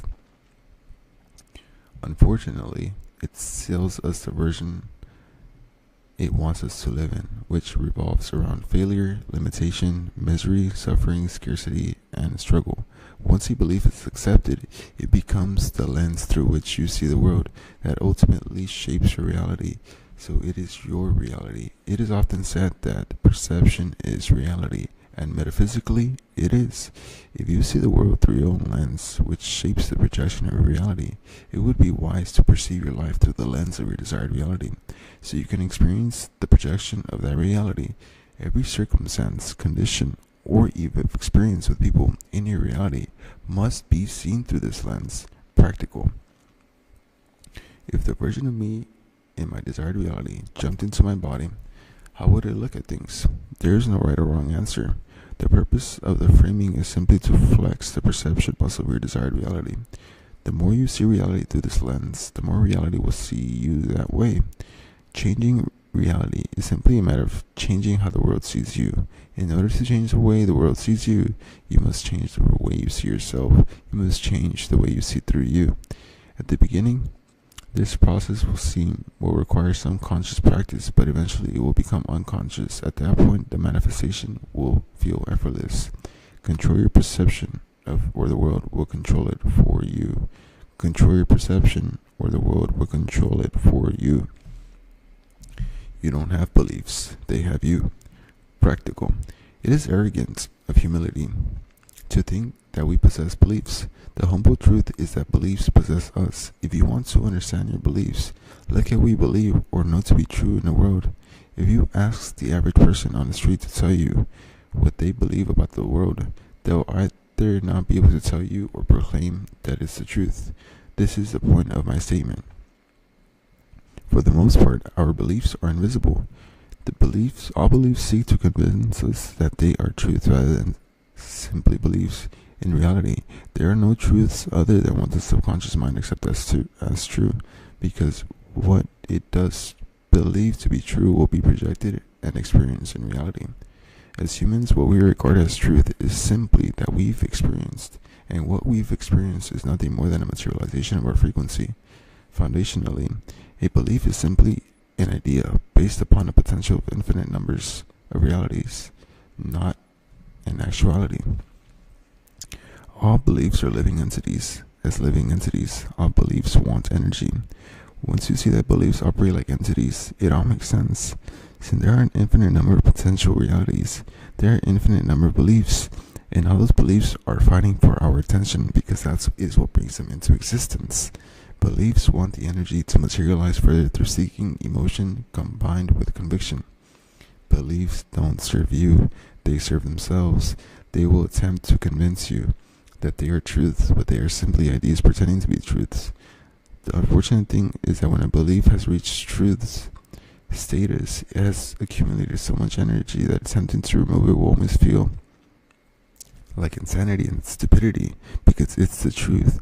This is its inbuilt defense mechanism. Typically, beliefs are defined as thoughts that you keep thinking, but that's insufficient because you can keep thinking something all day and it won't materialize. Anything that materializes in reality first existed in the subconscious mind. And the entry requirement to the subconscious mind is emotion. However, for simplicity, I define a belief as a singular thought or a multitude of thoughts that have emotion and conviction behind them. You will always find emotion lurking around a belief. If emotion begins to surface when you attack a belief, you've hit the jackpot. Let me say that again. You will always find an emotion lurking around a belief. If emotion begins to surface when you attack a belief, you've hit the jackpot. Since emotion solidifies belief, it is also what holds the belief in the subconscious mind as a protective mechanism. The belief will release emotion when it feels threatened, so we feel discomfort, then decides to leave it alone. Observe when someone's view on the world is questioned and they begin to feel very upset, angry, or disrespected. That's the belief, not them. In the realm of psychology, this phenomenon is called cognitive dissonance, and that is when one's belief has merged into one's identity to such a degree that when a belief is attacked, the same areas of the brain responsible for identity light up as if it is being attacked.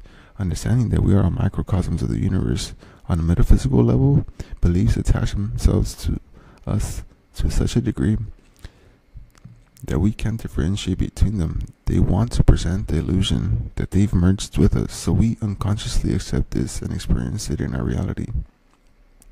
Beliefs are masters of illusion and continuously will attempt to trick you into feeling as if you have no control over them and that they're something above you. Most people feel imprisoned by their self-limiting beliefs, when the truth is that all beliefs are self-limiting. A belief is simply an emotionally fixed perspective, a mental construct that defines reality in a particular way. All beliefs create boundaries around what you can experience in reality. The individual who thinks they must work hard for money has now created a boundary outside of which they are unable to experience. I have more than enough. I have more money than I can spend. But how often does it feel like we simply can't change our beliefs? They feel like mental boulders, something we have no power over. This is part of the trick. Remember that beliefs want to stay. That's all they want to do. Stay in your mind to get as much energy as possible, so they have the chance of materializing. So beliefs will present the illusion that they are unchangeable.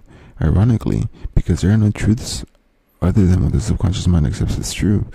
When you believe a certain belief is unchangeable, it becomes unchangeable. Ironically, because there are no truths other than what the subconscious mind accepts as true. When you believe it's hard to change belief, it becomes hard. Ironically, because there are no truths other than what the subconscious mind accepts as true. When you believe a certain belief is the absolute truth, it becomes the absolute truth. Beliefs sell you this illusion that they are unmovable, and the moment you buy into that belief, sold to you by the con artist itself, then reality will be unmovable, not because it is, but because you have decided it's so.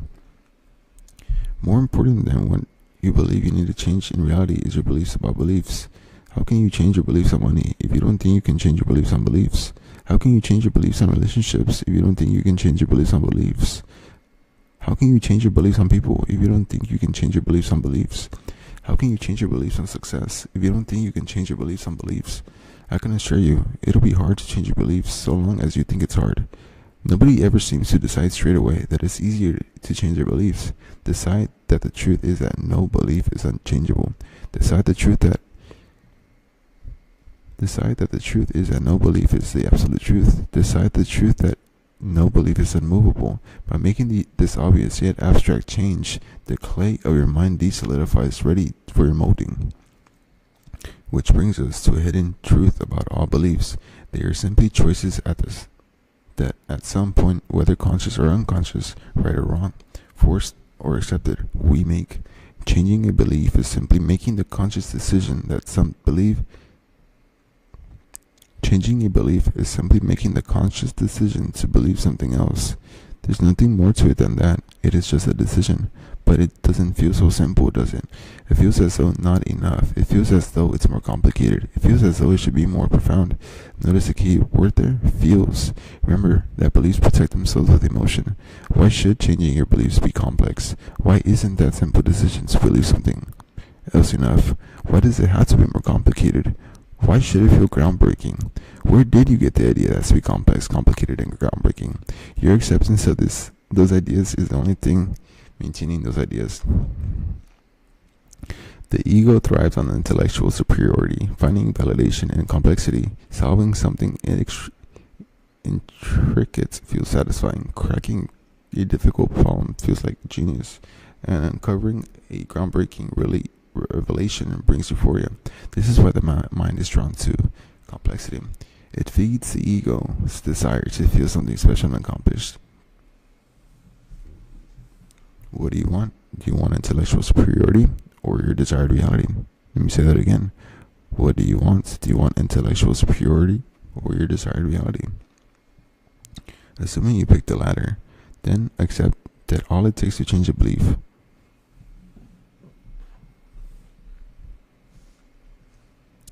is simply making the conscious decision to believe something else. That something else you believe in has to reflect your desired reality. The beliefs that you currently have are producing your current reality. So to experience it to a new reality, you must begin to adopt beliefs you've never had. All beliefs have two origin points: experience and adoption. Number one, experience. The moment we experience something in reality, our minds internalize that experience as truth, and it is. But we fail to realize that it is only because it was first a truth in the mind. The physical plane, or what we call reality, is nothing more than a delayed creation of our consciousness, or a reflection of the mental plane, which is our mind. We think we gain our beliefs from reality, but reality is gained from our beliefs. We experience the effect, never taking into consideration the cause of the effect. And the cause will always be intertwined within deciding to accept our belief. I'll give an example to illustrate how this typically goes. Somebody goes through an unpleasant encounter with someone else and then decides that the entire gender or race that someone else is one way and only one way. That decision is made. A belief is formed, and that belief wants to stay. So it'll isolate that somebody into only experiencing realities where the gender or race is that only way, while keeping everybody else out of their reality. Then the person proudly proclaims to have found the truth without realizing they missed a couple of things. The unpleasant encounter that took place is nothing more than an effect, meaning they could have had some unconscious fears, worries, beliefs, experiences of others, or preconceived notions of that gender or race that were simply projected into their reality, or there was simply a reshuffle of reality in which they experienced one of many infinite realities that could have been an anomaly, but through their acceptance of it, they indicated it to be true, which made it actual, so it is now their reality. This type of belief thrives from reminding you of your experience, since truth and experience are one to the ego, merging and deepening its place in your mind. Number two, adoption. The moment others experience something in reality, they experience it as truth, and it is, but only to them, until they come and give us the truth that we unfortunately accepted, so also becomes our truth. As social creatures, naturally, we interact with those without the awareness that consciousness is not contagious. Beliefs are like a virus. They seek to spread themselves around, infiltrating everyone, making them metaphysically contagious. Why? They want to materialize into reality. If not in this person, then maybe the next person. We may live on one planet, but we don't live in the same world. That's the same thing about beliefs. They wish to bring everybody under their umbrella. hence why they want to spread, whether it's religiously, politically, socioeconomically, or even which sport teams to follow. So each person seeks to spread their beliefs and get more people under their umbrella. That's their macro view. On a micro level, whether consciously or unconsciously, we adopt the beliefs of those around us, friends and family, and those beliefs become invisible to the degree that they are undetectable. To revert to the example of the unpleasant encounter, what if the person involved is a friend or family member who then shares their stories with you? You may react with shock, dismay, sadness, or anger as you emphasize with and share their pain. The more you think about it, the more upset you become, and without even realizing if it's you adopt their experiences as yours. Then you have your unpleasant experience with the person who is the same archetype, and you tell your friend or family member, solidifying what you both now hold to be true about that gender or race. Without realizing, you unfortunately missed the truth, which is that truth wasn't yours until you accepted it through the emotion and conviction you invested into it. Why would we believe something to be true in reality if we haven't experienced it? Simple, we adopted it from those around us. We don't make the mistake of believing you have to become, because you have been above adopting the beliefs of others. That type of arrogance is coming from the belief itself, which wants us to make sure it sticks around, so stays invisible through that type of thinking. This type of belief thrives from reminding you of others' experience. Since truth and experience are one to the ego, merging and deepening its place in your mind. Also remember, your beliefs are either adopted or experienced, or both. Before you begin adopting new beliefs, you must make the conscious decision that you will no longer believe the things that you currently believe. Practical. To enter a new reality, you must have a new set of beliefs. Any old beliefs will negatively corrupt the frequency of your desired reality and will maintain the old reality. For example, you can't believe all rich people are evil deed worshippers and expect to be rich. You can't believe that you must work hard for money and expect to get money without working hard for it. You can't believe there are no good men anymore and expect to be in a relationship with a good man. You can't believe there are no opportunities for people like you and expect opportunities. Your beliefs must align, contribute to, and support your desired reality. The beliefs must reflect your specific desired reality. What do you need to believe to easily materialize your desired reality? You must have the beliefs you'd have in your desired reality now. Ask yourself this question. If I was in my desired reality, what would I believe to be true about reality in the world? Gently meditate upon the question. If I was living in my desired reality, what would I believe to be true about reality and the world? Gently meditate upon this question and know that answers will come because they will. And the moment they do, adopt them into your current reality. I'll help you with some examples. If you desire a loving relationship, then the belief that is mandatory is that there is an abundance of good men and women everywhere. If you desire abundance, then the belief that is mandatory is that you will always have more than enough. If you desire abundance, then the belief that is mandatory is that you always have more than enough. If you desire a successful business, then the belief that is mandatory is that clients always come to you easily. If you desire a promotion in your career, then the belief is that it is mandatory is that you are always seen and appreciated for the work you do. If you desire to pass an exam, then the belief that is mandatory is that exams are always easier for you. If you desire money to flow easily to you, then the belief is that a belief that is mandatory is that you don't have to work hard for money because it always comes to you. It's simply a game of making your beliefs align, reflect, or contribute to your desired reality, as opposed to contradict it, which unfortunately is more than often the case. There is no creation without conviction. Principle. When creating a new reality, there is no word more important than conviction.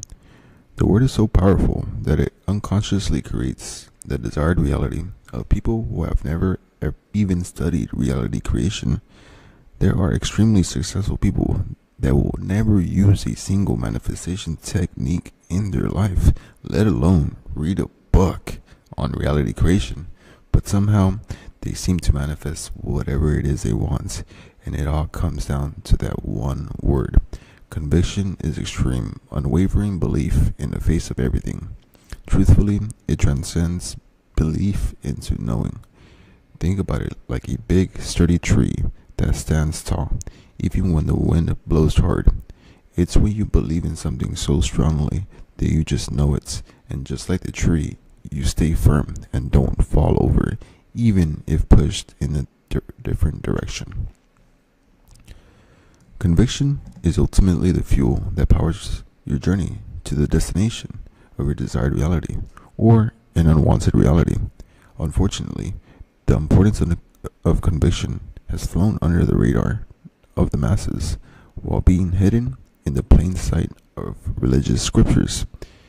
And Jesus said unto them, Because of your unbelief, for verily I say unto you, if ye have faith as a grain of mustard seed, ye shall say unto this mountain, Remove hence to yonder place, and it shall move, and nothing shall be impossible unto you. Matthew 17:20. It is indeed true that faith can and does move mountains, just not the version of faith by which most of the world are taught to live. In the modern world, when people speak of faith, they are truly referring to trust. And trust will never be enough to alter reality because it indirectly implies the potential for being wrong, which is the breeding ground for doubt. You trust that people won't betray you, but you only trust because you don't know. Yet knowing is true faith.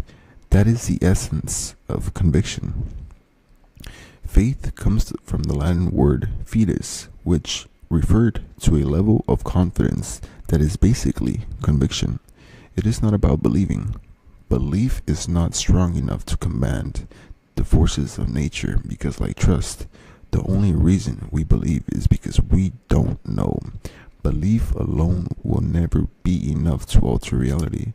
You know your name. You know that when a light switch is flicked, it'll turn on. You know that when you turn the kettle on, it'll start to boil. You know these things to such a degree that any attempts to convince yourself otherwise would be dismissed. You don't believe, you know. True faith is knowing, and realizing this awakens the esoteric nature of a multitude of scriptures. Conviction is the basis of all creation. It empowers a frequency that you put out to the universe, which can either lead to your construction or destruction.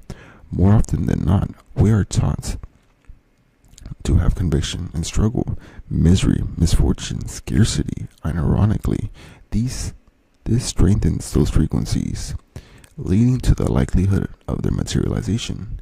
We strengthen the frequencies of negativity to such a degree that their existence merges itself into what we simply deem as reality, which locks those frequencies into place. And that's the thing about faith. It doesn't just move mountains. When negatively misdirected, it also creates them as obstacles. The mountains that we often seek to move are the ones we have made. If you could simply cultivate conviction in your desired reality already existing or being inevitable, then your desired reality would simply materialize. It is that simple. With a powerful degree of conviction, techniques wouldn't be necessary. How many people would depend on a manifestation technique? There are millions and millions of videos of people claiming to have the secret technique, when the only secret technique is you, specifically your conviction. Without conviction, no technique works. Conviction is what activates a technique to shift you internally, which sets in motion the eventual reflection of that into reality. What you're able to materialize will always be proportional to the degree of conviction you have surrounding what it is you wish to materialize. The more conviction, the more likely what you want will manifest. Don't fall into the trap of glorifying conviction as something mystical or unattainable. There's no need to be in awe of it or wonder how to cultivate it. You've already experienced conviction at some point in your life. There have been moments in your life when you just knew something would happen, whether minor or major. An internal knowing so profound that nothing could convince you otherwise. Some everyday examples of our convictions. I knew I was going to see this person. I knew this was happen. I knew they were going to do that. I knew they were going to say that. I knew it was going to get like this. I knew I was going to get that role. I knew that person was going to be mine. I knew I was going, that person was going to leave me. I knew that person was going to cheat on me. I knew I wasn't going to get that job. I knew they wouldn't like me. I knew I was going to win. I knew I was going to lose. That unshakable frequency, which has come to you before, may have felt random, but like you didn't know where it came from. But here's the thing, if you did, then you'd be able to flick on conviction like a light switch. Anyone with complete conviction stands above their reality. Conviction is like some magical insight that randomly drops from the sky. We have no idea where, when, or why it came. But when it's there, we know it, we feel it, and nothing or no one can convince us otherwise. The deeper truth is that all the conviction you've ever felt or experienced was created and then channeled by and through you. Think about conviction like a reserve that you have within you that you are unaware of. Every once in a while, the reserve becomes too full and it needs to release some of its energy to create space. When that energy is released and conviction touches your system, you tap into a frequency so strong that you're able to materialize any idea held in the mind by injecting it with conviction. The idea can be for or against you. As stated in the examples earlier, there are a multitude of ideas that exist in your mind, all waiting and seeking to be materialized. When conviction touches the system, those ideas fight for the superpower, which makes them more likely to materialize. If the conviction you experience is a result of the reserve being too full, it's natural to wonder how to withdraw from that reserve at will. Imagine being able to draw from your conviction reserves at any given moment. That's essentially the ability to create your desired reality at any given moment. So how can we do it? It's simple. First, you need to understand that the energy of conviction is the second stage of a two-part process. Once you know the energy of the first stage, you will unlock conviction. Before conviction is conviction, it is first self-trust. Self-trust is the first stage of conviction. Self-trust can be defined as the ability for you to know what you should know you need to do and to avoid doing what you know you shouldn't be doing.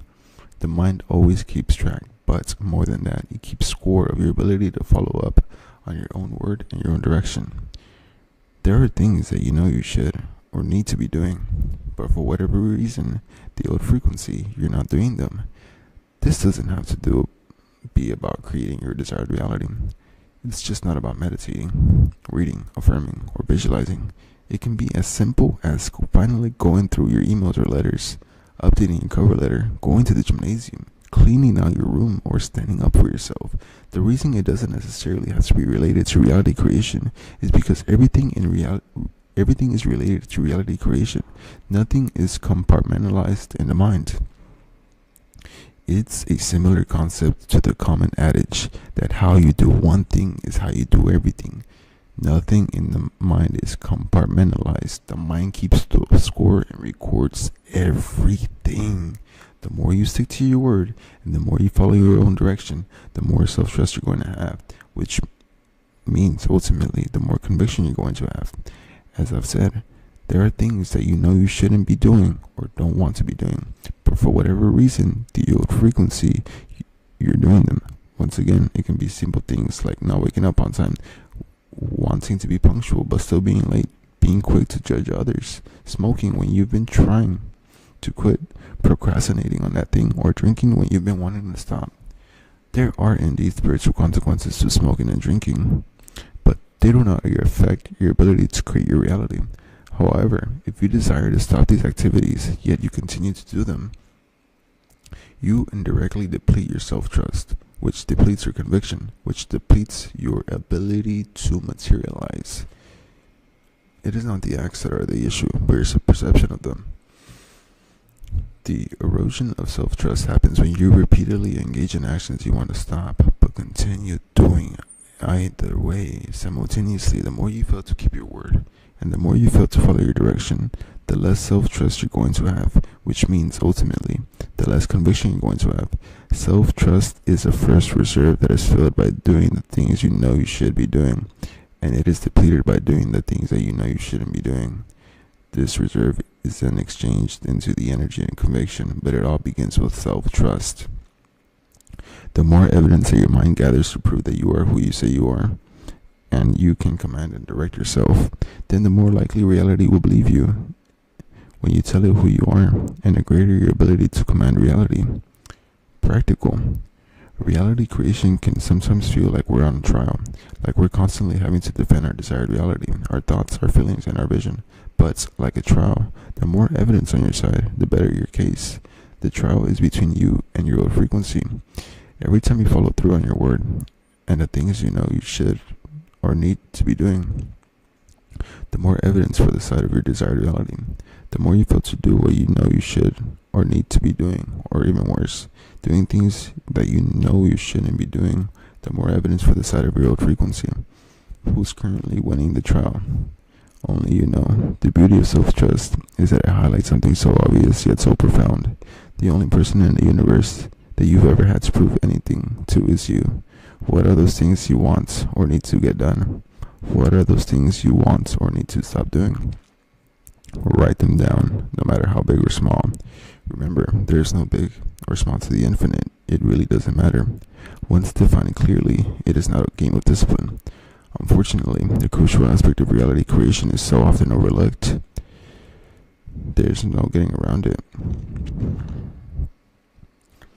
How could you ever expect to discipline reality if you can't even discipline yourself? Let me say that again.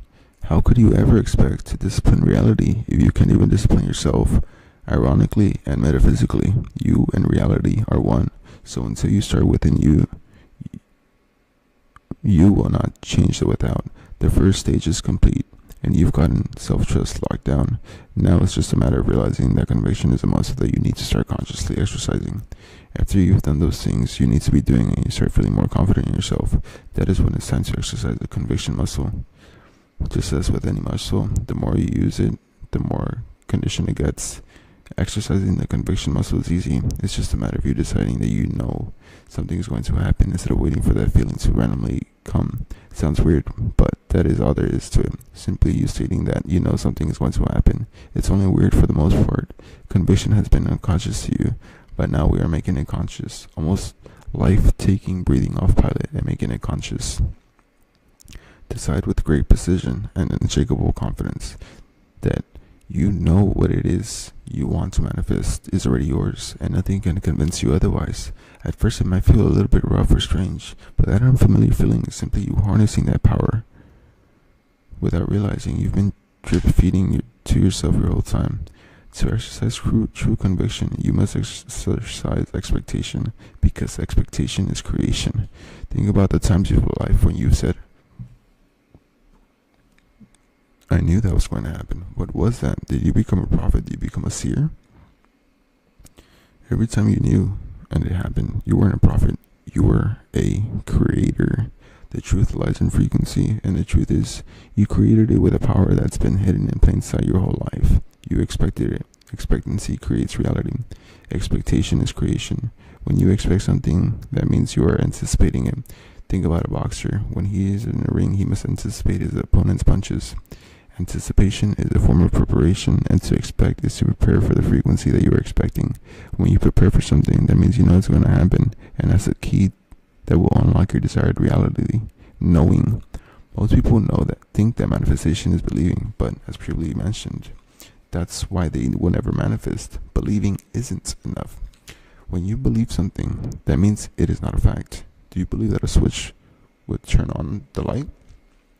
Or do you know it will? That's exactly what expectancy taps into. Knowing, confidence, and conviction. Those are the infinity stones of manifestation.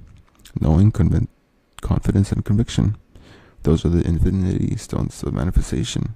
Most live their lives using expectation to create the worst realities for themselves, never realizing that through their expectation, they're indirectly preparing, opening their arms for the old frequency. How many times do you expect the worst in life? Isn't it weird that you expect the worst more than you expect the best? Why? It's almost easier and normal to expect the worst, but why? It all comes down to programming, conditioning, and training. The world has trained you to expect the worst, so you create the worst. Most people expect the worst for two reasons. They've been told the idea of it, they've experienced it. Let's look at the first reason. If you want to create your desired reality, then you can't live in the world. If you live in the world, you will never manifest what you want. You must live in your world. You need to quite literally create your own bubble and live in it. Be consumed by it. Anything that does not align with your desired reality must be filtered out. People are criticizing for being tone deaf, but that is nothing more than an isolated mind. I'm not suggesting you act as if the issues of the world do not exist. Just recognize your own issues and prioritize them ahead of the world. The world says limitation, scarcity, misery, misfortune, and suffering, which when spot sets one up to expect them. It is through the expectancy reality is structured. Take the concept of recession, for example. The world will sell you the idea that there will be financial difficulty, unemployment, and layoffs, and it will repeat them until you expect it. Through training, you expect it. They energetically prepare you to create it. You get what you expect. Now let's look at the second reason. Whenever we go through the worst to protect our heart, we normalize it to avoid the pain of being disappointed or frustrated again. We normalize the worst without realizing it is as a defense mechanism. When you normalize the worst, you expect the worst, so you create the worst. The universe will not seek to alter your perspective. It will simply reflect what you expect, regardless of whether you deserve it or not. Unfortunately, to the universe, what you expect is what you are asking for. It's hard to conceptualize that you may expect the worst, but it's likely you do.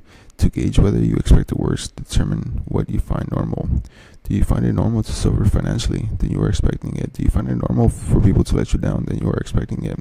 Do you find it normal to be overlooked at work? Then you are expecting it. Do you find it normal to be unemployed? Then you are expecting it. Do you find it normal for your business to stagnate? Then you are expecting it.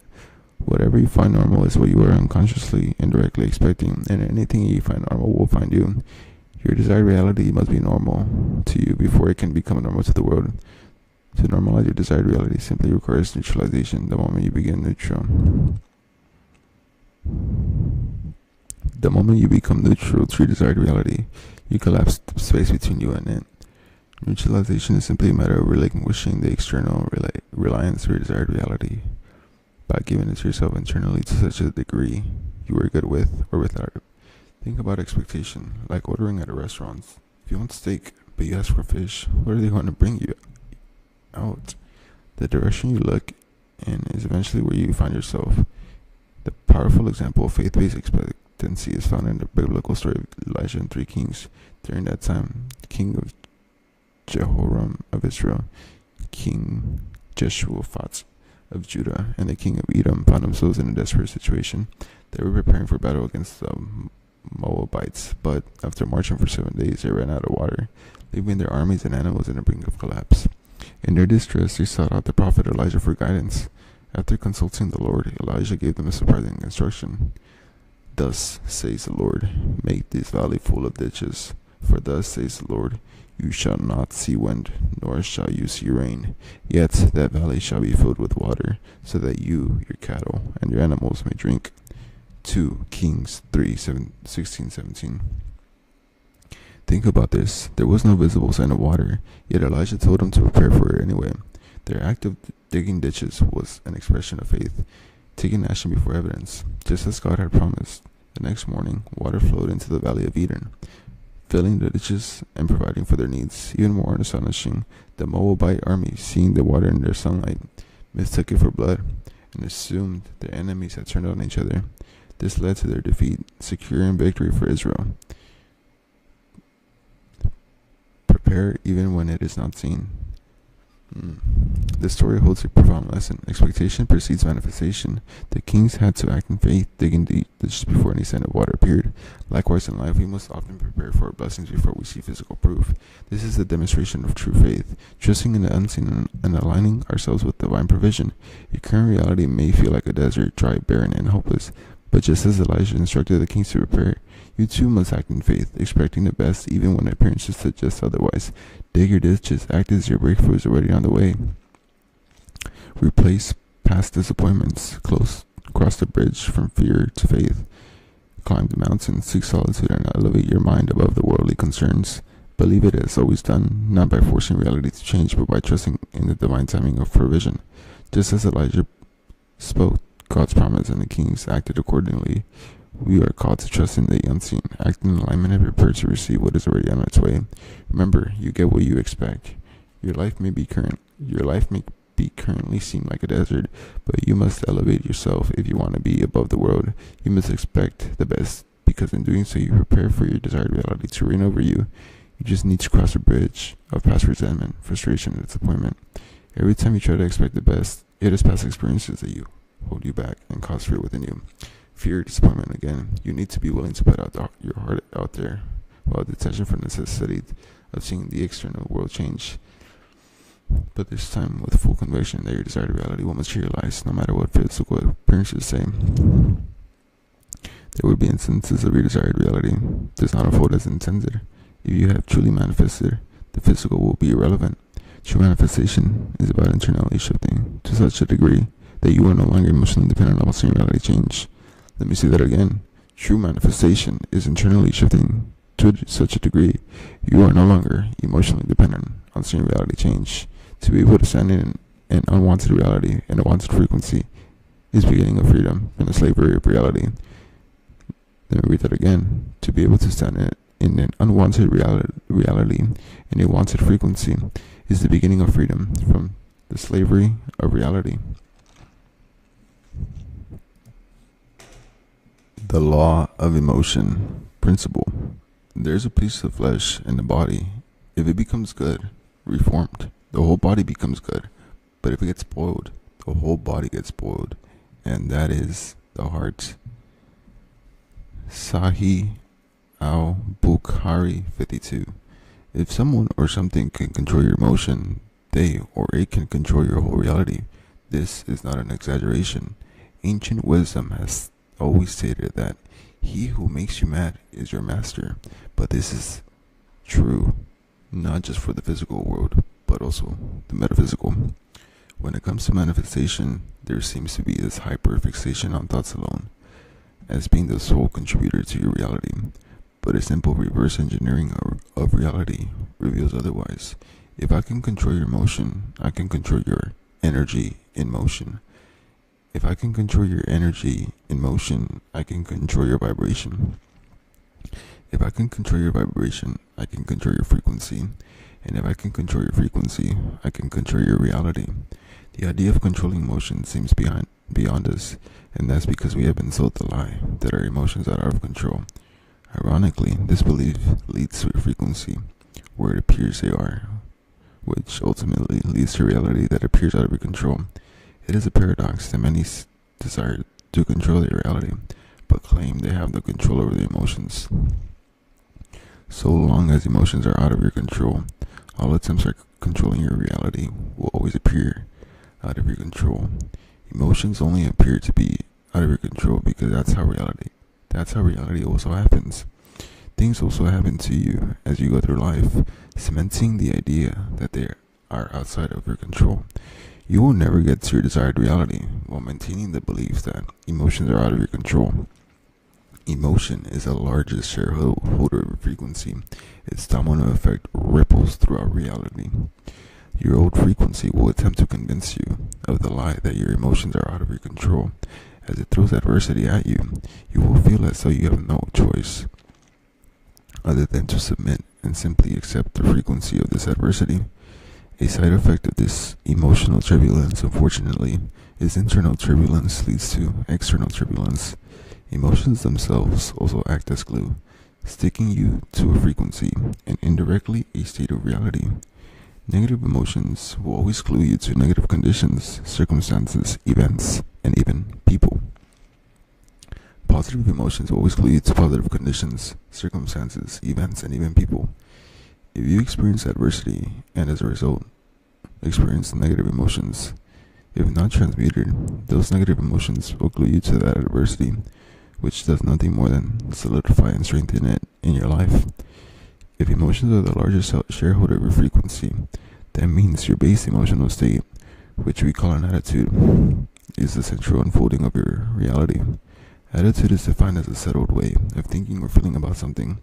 Your attitude is the emotional baseline that, through repetition, has become ingrained in your identity.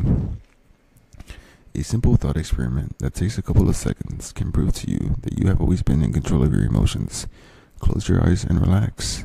When you feel calm, imagine the person that matters to you the most. See them and allow the love to appear. Then imagine the idea of being at that person's grave. Damn. Those negative or uncomfortable feelings you just felt were conjured by you. That was you doing it unconsciously. Most of the time you do it unconsciously. So you don't realize that whether consciously or unconsciously, it is still in your control. The more you awaken to the truth that you control your emotions, you have the entirety of reality at the palm of your hands. Detach from the idea that they are above you and out of your control, because indirectly, this is a confession that reality is out of your control. Without emotion, nothing works. It is the true language of the subconscious mind, and the moment you speak it, it will be understood by the universe. Imagine you only speak Spanish, and you encounter someone who only speaks Mandarin. You can spend as much time and effort speaking as you want, but there will be little progression. That's not to say that it will be all in vain. There must be instances of understanding, but it is not ideal nor is it optimal. All miscommunication leads to confusion. How many miscommunicate with the universe? When the universe understands you, the materialization of your desired reality is inevitable. But when it doesn't, the materialization of your desired reality is a struggle. Sometimes it can feel like you've done everything you possibly can on your journey to manifesting your desired reality, but still nothing. You have tried multiple manifestation techniques, such as affirmations, vision boards, scripting, visualizations, or subliminals, but still nothing. Even though you've done the most, you're still getting the least. If you fall into this category, it's because you're not speaking the language of the universe. The secret to the most powerful and efficient language of the universe lays in the first organ that God gives you when you incarnate on this physical plane, the heart. Emotion is a true language of the subconscious mind. It is a gateway you're trying to manifest. The subconscious mind operates without logic, reason, or rationale. It is inherently illogical, much like emotion itself. Emotions don't follow a structured, rational framework. They simply arise and flow. This shared irrational nature creates a direct parallel between the two, as both function beyond the realms of the subconscious reasoning and instead shapes reality through feeling and impression rather than analysis. To control emotion is to control the subconscious. Think of emotion like the vibrational language through which manifestation occurs, as what is deeply felt becomes frequency, which then materializes into reality. Those who run the world don't require physical force. They simply need to control the emotions of the masses, to control their subconscious mind, so they can create their own reality and justify it as truth. Now remember, the reality that you are currently experiencing is a result of the frequency you are tuned into. Think about it like a radio station. If each frequency emits a different sound, and reality is no different. Always remember, realities are nothing more than the reflections of their frequencies. Emotion is equal to frequency, and frequency is equal to your reality. Emotions play the largest role in what you experience in reality. The heart and emotions are key. Most people make the mistake of not injecting emotion into their thoughts, intending to materialize their desired reality. Affirmations without emotion are dead. Visualization without emotion are dead.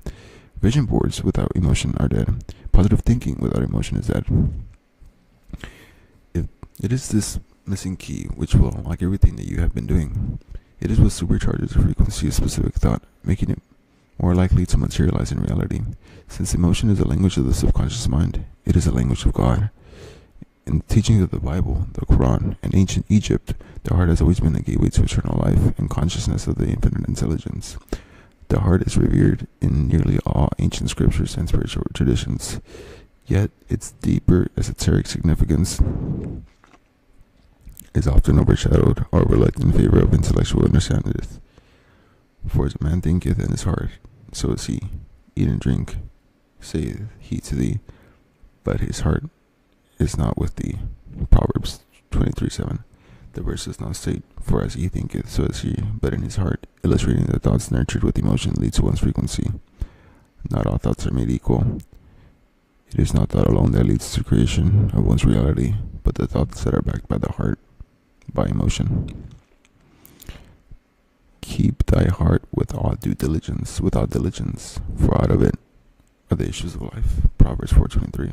Keep thy heart with all diligence, for out of it are the issues of life. This verse illustrates that the heart must be protected, for the issues that we experience in reality stem from it, and with a metaphysical understanding, it all makes sense.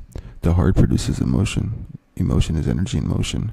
When energy that is in motion gains momentum, it becomes vibration. When vibration continues to gain momentum, it becomes frequency. Frequency is nothing more than immaterialized reality. The suffering that we often experience can be traced to our hearts, and so ultimately our frequency. Many suffer adversity and let reality hurt. Sorry about that. Frequency is nothing more than immaterialized reality. The suffering that we often experience can be traced to our hearts, and so ultimately our frequency. Many suffer adversity and let reality hurt or distort their hearts naturally, but unfortunately this leads to a distorted reality. Everything is a reference to everything you can experience in reality. The origin of reality is your frequency, and a large percentage of reality is derived from the heart.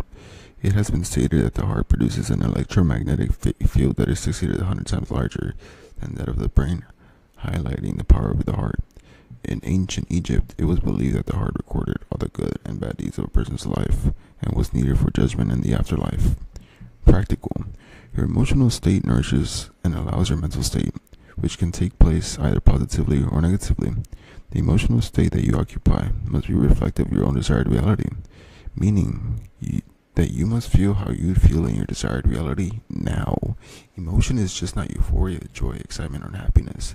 It can refer to serenity, calm, bliss, accomplishment, or satisfaction. It isn't necessarily overwhelmingly intense, although it can be. It must simply be as close as possible to how you would feel in your desired reality. One way to access the emotional state that you would have in your desired reality is to exist in the mental state that you would have in your desired reality. The other technique prescribed earlier is when you internally, intensely, and vividly experience your desired reality to generate the emotion you would feel. The more you do this, the more emotion you'll generate internally. It should be noted that the more you experience your desired reality internally, the less you'll desire it externally, since the emotions eventually burn out like fuel. This is perfect. People often conclude, after learning the power of emotions, that they must ignore negative ones, as it will ruin everything. The truth of reality is that adversity is inescapable. There will be instances in which reality presents an emotionally stimulating emotion that is negative. There is nothing wrong with feeling negative emotions. The real issue isn't the emotions themselves, it's a lack of awareness around what they are, what they signify, and how to transmute them. Without the understanding, emotion becomes confusion. With it, emotion becomes power. Emotions are signposts showing whether you are heading in a direction that is either aligned or misaligned with your desires. They are indicators. It is common for vehicles to display a flashing symbol of the dashboard when something is wrong. Emotions are like those flashing symbols showing that whether you are creating a reality that is either aligned or misaligned. Negative emotions are an indication that you are centralizing your consciousness on an aspect of reality that is unwanted. That centralization of consciousness is typically expressed through thoughts or focus. The aim of adversity deployed by the old frequency is singular, to immerse you in a whirlwind of emotion, no turbulence, to such a degree that your frequency alters to be resonant with the adversity. Once internally resonant with the adversity, that sets it in motion to be eventually be expressed externally. It simply wants to energetically consume you like a tornado, so that you cannot see anything beyond it. Think back to a moment of adversity. When your internal state becomes emotionally turbulent, it is as if your perception narrows, clarity fades, and feels like nothing else matters. The emotional intensity of your awareness, making it difficult to see beyond the immediate experience. How often in anger or fury do you claim to see red? A human expression that is deep with esoteric meaning. It illustrates how emotions lead to the alteration of frequency, and frequency is expressed in humans as our awareness, like a lens. When emotional turbulence is introduced within, the lens is smudged. Anytime you find yourself in a negative emotional state, it is a clear sign that the mind is focused consciously or unconsciously on something undesired, whether it's a past event, a current circumstance, or a future outcome. The only way to move past through negative emotions is by engaging in a conscious process that shifts the mental filter, distorting the emotional energy, a process known as emotional alchemy. Every unwanted reality or adversity holds within it a hidden energetic polarity that, if uncovered, can begin fueling the materialization of your desired reality. It's rarely obvious, but often subtle, concealed beneath emotional noise and mental resistance, but it's always there. No adversity exists without its counterpart. an embedded seed that reflects the very reality you're trying to create. Emotional alchemy is a key to uncovering it.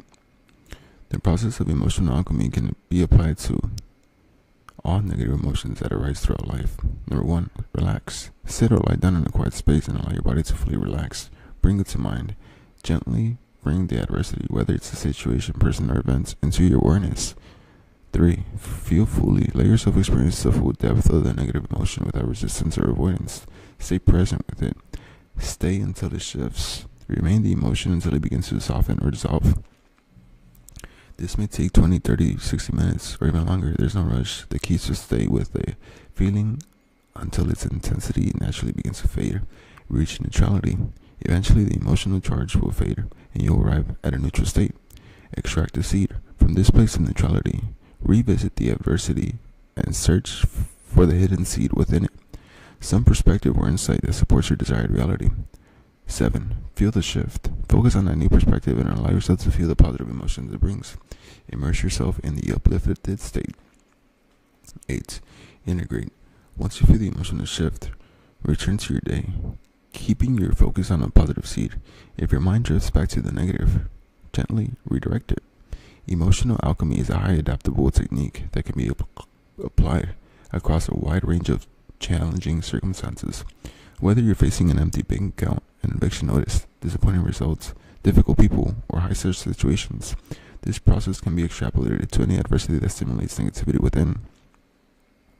Emotional alchemy allows you to alter vibration and therefore frequency through a switch in concentration. It's about changing the emotional charge rather than being consumed by it. True danger arises when you are so terrified of your negative emotions that you seek to resist them. Frustration, irritation, anger, sadness, apathy, or disappointment aren't to be repressed. They should be fully felt. What you resist persists. It is also a mistake to repress or ignore emotions.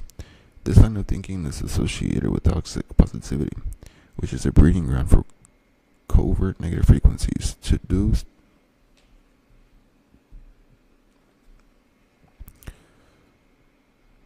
still do damage behind the scenes. There are many positive people in negative realities simply because they fail to hear the song of negativity frequency quietly playing in the backgrounds of their reality. The suppression of emotions doesn't eliminate them. It only drives them underground, where they continue to influence frequency. Negative emotions aren't the issue. The issue is the mental distortion that is coloring the energy of emotion to reflect a particular frequency of negativity.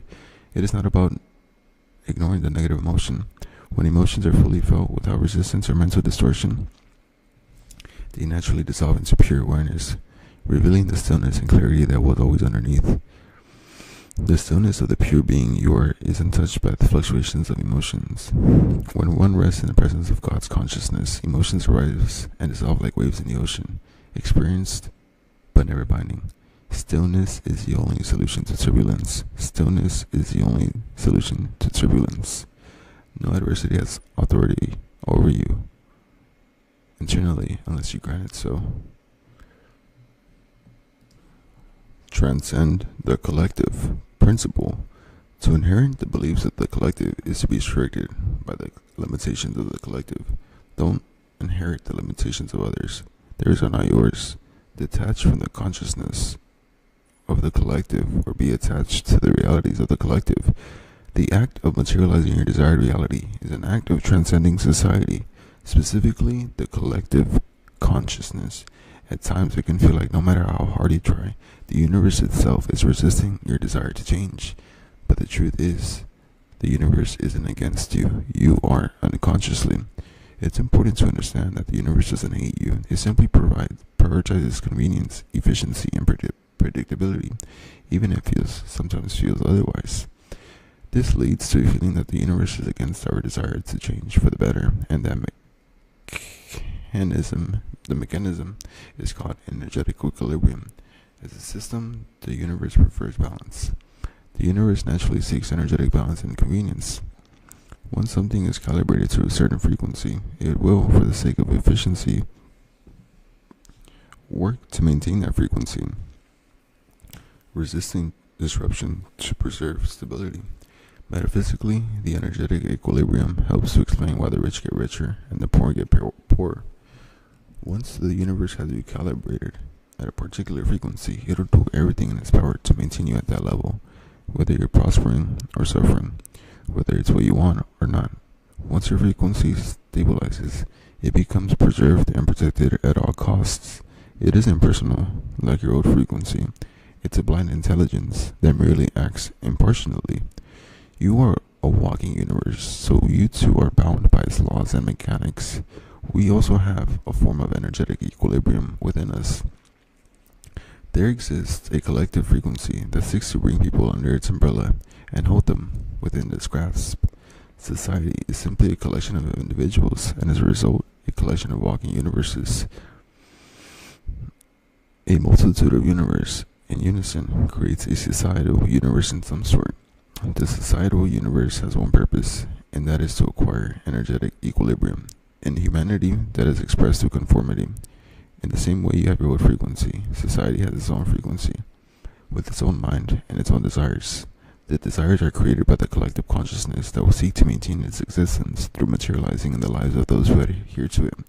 Think of it like a hive mind created from a series of synchronized collective thought forms, which once materialized and experienced by an individual will be regarded as truth.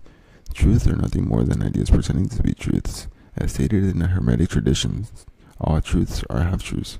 Regardless, once accepted, they will be experienced. There are collective ideas that the masses accept as truth without ever realizing it is simply something they have subconsciously accepted. Once accepted by the subconscious mind, materialization follows. Collective truths are Trojan horses. They appear to be logical, rational, and maybe even sensible. But when electron metaphysical view do not serve you to any degree, what is the point of maintaining a truth that does not serve you? What is the point of maintaining a belief that does not serve you? What if what you deem to be true or believe materializes in your reality? Does that serve you? How does that idea that all rich people are evil serve you? How does the idea that the dating industry is terrible serve you? How does the idea that because you're a certain race or gender that the world will be against you serve you? How does the idea that there are no opportunities in the world serve you? All completely reasonable, logical, and somewhat sensible truths accepted by society, but if they materialize in your reality, how do they benefit you to any degree? You can't have that same state of consciousness or frequency as those around you and expect your reality to be different. You can't have the same frequency as the average individual and think that your reality will be an exception. To be an exception in reality, you must be exception mentally. Being an exception mentally means not accepting the truths of which the world will attempt to convince you. Because when it eventually materializes, you will convince yourself that it is the truth. Until you are willing to give up everything you regarded as true, you will continue to experience the same reality, which poses the question, is staying in a comfort zone of past experience and truths worth more than creating a new truth, a new experience? Are you ready to give up the collective beliefs? That is the only way you'll detach from this reality of the collective. Practical. Pondering whether to detach from collective thoughts triggers a societal hive mind into the state of comfort, which it then projects onto you. Do you feel audacious? Do you feel tone deaf? Do you feel ignorant? Do you feel crazy? Deep down, you know that if you were to disconnect from all collective truths and create your own, you'd be looked at as all the above, and that is what you need to accept. You cannot become an anomaly while thinking like those around you. You must make the irrational rational. You must make the unrealistic realistic. You must make things that don't make sense make sense. Frequency will forever defy rationality. We live in a world where boundaries are imposed by society on what is possible for people to achieve. Yet, it seems there are no truths who don't fit in the parameters and achieve the unachievable. There seem to be talentless musicians who are extremely successful. There seem to be poor actors who are highly regarded. Those who are qualified for a position somehow seem to obtain that very position. For some people, the rules do not seem to apply, and the truth is they don't. But the deeper truth is that there are no rules other than ones you accept. The biggest barrier to materializing your desired reality will be what you regard as common sense. In your words, your logic. As humans, what we define as logic or common sense is limited to what we see around the world around us. We see through a process that involves reflection and refraction of light, but primarily reflection when it comes to perceiving objects. Visible light reflects off the surface of an object and enters our eyes. The eyes themselves don't see. They receive the light and convert it into electrical signals via the retina. These signals are then sent to the brain, which interprets them and constructs the images we perceive. The key point is this: we only see a tiny fraction of what actually exists. Visible light makes up a small portion of the electromagnetic spectrum, which includes many other frequencies like infrared, ultraviolet, X-rays, and radio waves, all of which are invisible to the human eye. Many live a limited existence by regarding a fraction of reality to be its entire truth. By doing so, they set themselves up to live by this fraction, which then limits their possibilities. These people will probably regard themselves as realistic, as if it is a badge of honor. The truth is, it's a badge of dishonor to their infinite nature within. To be realistic simply means to define your world by what you can see, which indirectly is a confession of you being limited. What you and those who accept the same as you deem impossible will be the ceiling you impose on yourself. There are no truths in this reality other than what the subconscious mind accepts as true. There are no truths in reality other than what the subconscious mind accepts as true. Your desired reality has collected beliefs around it. Identify them, clearly defining, and decide to detach from them. Everything is simply a decision, and the inability to see that comes from the hive mind that seeks to keep you under its umbrella, to extract more energy from you. To make the impossible possible, it must first be made possible in the mind. Attention beats intention. Principle: when sunlight is concentrated, it is powerful enough to start a fire. Do not underestimate the power of concentrated energy. In this instance, concentrated attention. Concentration is a centralization of energy, which is a form of creation. Think about concentration like the water that makes a plant grow. What you feed with focus either flourishes into your desired reality or withers into an unwanted reality. Reality is nothing more than a materialized frequency. Frequency is nothing more than a vibration that has gained momentum, and vibration is formed by concentration. Whatever condition, circumstance, or event on which you concentrate will begin to vibrationally resonate with you, eventually compounding into a frequency and then solidifying itself as a reality.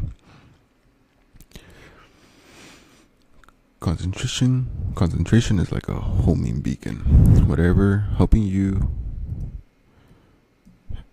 Concentration is like a homing beacon, helping whatever you are concentrating on to come and find you.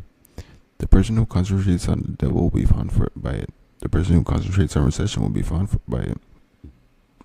The person who concentrates on difficulty will be found by it. The person who concentrates on scarcity will be found by it. The person who concentrates on poverty will be found by it. What finds you is what you are looking for. Unfortunately, most people tend to concentrate on struggle, misfortunes, scarcity, poverty, and failure, and are so found by them. To concentrate upon what is not wanted is to be found by what is not wanted. Most people do not realize that they are drawing these things towards them by focusing on them.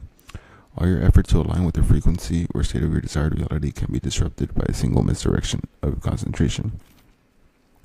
It's like pulling out some weeds, then sleepwalking into a garden and watering those that remain, only to wake up confused by their growth. What you focus on, you feed.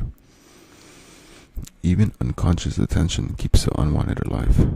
Misdirected concentration is misdirected vibration, which leads to misdirected frequency that inevitably leads to misdirected reality. When it comes to concentration, the universe abides by the following: attention is alignment. Attention is alignment. Attention is alignment. Your attention determines the frequency with which you align, and your reality will always reflect that frequency, regardless of what you say you want. It does not matter how much you desire success. If your attention is on failure, that is where your vibration is detected, and that's the reality you manifest. It doesn't matter how much you want to be rich. If you focus on what you lack, you're aligning with the frequency of poverty. It doesn't matter how much you crave abundance. If your attention is on scarcity, that's what you will feed into your field. It doesn't matter how much you seek peace. If you focus on the chaos, that's the energy you're forcing. Reality doesn't respond to your desires. It responds to your dominant concentration. Concentration is more powerful than intention. In the universe, you can't sit in two chairs at once. Those chairs represent frequencies, and you're either in one or the other. You're either in one or the other. The one which is the focus of your concentration will ultimately be where you sit. As a result, where the universe sits with you. To the universe, concentration is not measured by what you desire, but with what your attention resonates, implies, or reflects. Meaning, matching the emotional or energetic tone. If your attention resonates with a particular frequency, the universe aligns you with that reality. If your focus implies that something is true, even subtly, the universe interprets that implication as instruction and begins moving you towards it. If your intention reflects on a certain belief or expectation, the universe mirrors it back to you through resistance. In short, it doesn't matter what you want. What matters is what your attention is affirming. The universe doesn't respond to desire. It responds to energetic consistency. Concentration will forever resolve around two polarities in your life: the desired reality and the unwanted reality. Quite simply, if you can concentrate on your desired reality, whether directly or through things that resonate, reflect, or imply it, you will set in motion its creation at a foundational level. The issue is that adversity is natural, and it temporarily siphons your attention, giving you to concentrate on an unwanted reality. The same goes for an unwanted reality. If you concentrate on it, whether directly or through things that resonate, reflect, or imply it, you will set in motion its creation at a foundational level. It is a game of awareness. If you become aware of which polarity you are feeding, you will know when to switch your concentration away from an unwanted reality to a desired reality. Prepare to be bad. Your desire to be a good person is the very thing keeping you in a bad reality. At first, the idea of being a good person may not seem like it has anything to do with materializing your desired reality, but unconsciously they're directly interconnected more than many will ever realize. The issue with the characteristics of a good person is that they are directly opposed to what is required for you to materialize your desired reality. The opposition exists on three levels. Through what is called a social contract. Unless you are willing to break the social contract, you will continue to be signed up for a reality of misfortune, failure, scarcity, suffering, and disharmony. People often feel like they're being held back by those around them, and while the perception isn't entirely wrong, it's not the full truth. The reality is, no one can truly hold you back except you. It's lacking awareness of how you're limiting yourself that creates the illusion that others are the cause. What appears to be external resistance is often just a reflection of your own internal resistance. External factors are never the cause. A social contract is an unconscious agreement you've made to gain love, acceptance, and approval by conforming to the expectations and the desires of those around you. They exist on three levels: evolutionary, social, and energetic. These are interconnected, with the same phenomena taking place on different levels. Evolutionary. Your ancestors evolved and survived by sticking together in groups, sharing resources and responsibilities when it came to protection. Humans will forever gravitate towards groups one way or another, whether cults, cliques, teams, or religions. It's simply the way the brain evolved. To your primal brain, a group ensures life, which indirectly and unconsciously means not being part of the group causes death, and it still thinks that to the brain, belonging equals survival. When we feel we don't belong, it can deeply disturb the psyche, creating emotional instability, as modern science shows can cause mental health issues over time. The thing about belonging is that it requires conforming to the collective, whether physically, mentally, or spiritually, so we are accepted. The default human mind instinctively desires to belong, even to its own detriment. It is unconsciously looking for comfort. Think about school grades. When most of your friends failed the test or got similar results, it felt oddly comforting. Yep, I remember that. But if you failed while most of them did, well, you felt embarrassed or ashamed. And if you did exceptionally well while they struggled, you might have felt guilty. Wow. This reflects the social contract. A subconscious pull to match the collective, even at the cost of your own potential. Whenever we don't belong, we feel discomfort. Whenever we don't conform, we mentally and emotionally punish ourselves or are punished by others. Social. Before we become autonomous as babies, we spend most of our time simply observing the adults around us. We begin to learn which behaviors attract love and which are disapproved or rejected. You learn quickly that certain behaviors are accepted while others are not. Whenever you display behaviors that were desired, those who raised you gave you love, acceptance, and approval. Without realizing it, you became addicted to those feelings, to belonging and to the conforming. It's likely that anytime you did not conform, you were met with hate, rejection, disapproval, in one way or another, which in the depths of your primal brain felt like death. The irony is that those who raise you have more control over your reality than God or any secret society. Let me read that again. The irony is that those who raised you have more control over your reality than God or any secret society. Through the family structure, you were taught that conforming brings love, acceptance, and approval, while not conforming brings punishment of hate, rejection, and disapproval. Energetic ideas and beliefs are entities that seek to dominate a person's mind and materialize their frequency. When ideas and beliefs multiple individuals are unified, it creates a collective or hive of like mind. That group entity or hive mind is more powerful than any individual because it is sustained by the energy of many, which strengthens and fortifies its position. It seeks to recruit more people under a psychological and energetic roof. It will then use its host to prevent others from leaving.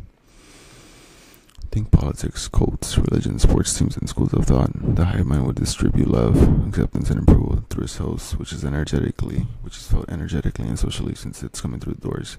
It wants to do nothing more than spread itself to the many minds as possible and has an inbuilt defense mechanism. When members wish to leave, it distributes disappointment, rejection, disapproval, and hate through its host, which is also felt energetically and socially since it's coming through others. With a clear understanding of the three levels of social contracts, it's not so time to re-examine what it truly means to be a good person within this new context. To most, a good person is someone who we can relate to, doesn't make other people feel bad, puts others before themselves, even to their own detriment, knows their place, is humble. So it stands to reason that, to most people, having characteristics opposing the above makes you a bad person. While most people think it makes you a bad person, they're not thinking of someone evil or immoral. They're simply thinking of someone that is difficult, somebody that isn't like them. Whether you realize this or not, materializing your desired reality requires you to transcend everything it means to be a good person in our society, because otherwise you'll be a good person in a bad reality. You will be different, and you won't be like them. Of course, I'm not condoning evil or immoral behavior. This is simply a call to unapologetically accept the differences between you and those around you. The process of materializing your desired reality will require you to unapologetically break the social contract that you sign on all three levels. Let's examine the characteristics of a good person. Prevent you from materializing your desired reality. Someone we can relate to. It is likely that people will struggle to relate to you if you materialize your desired reality. If you want to be like everyone else, you will vibrationally self-sabotage the frequency of your desired reality and avoid the discomfort that comes with being no longer relatable. Someone who doesn't make other people feel bad, materializing your desired reality may lead to those around you feeling diminished, insecure, and uncomfortable.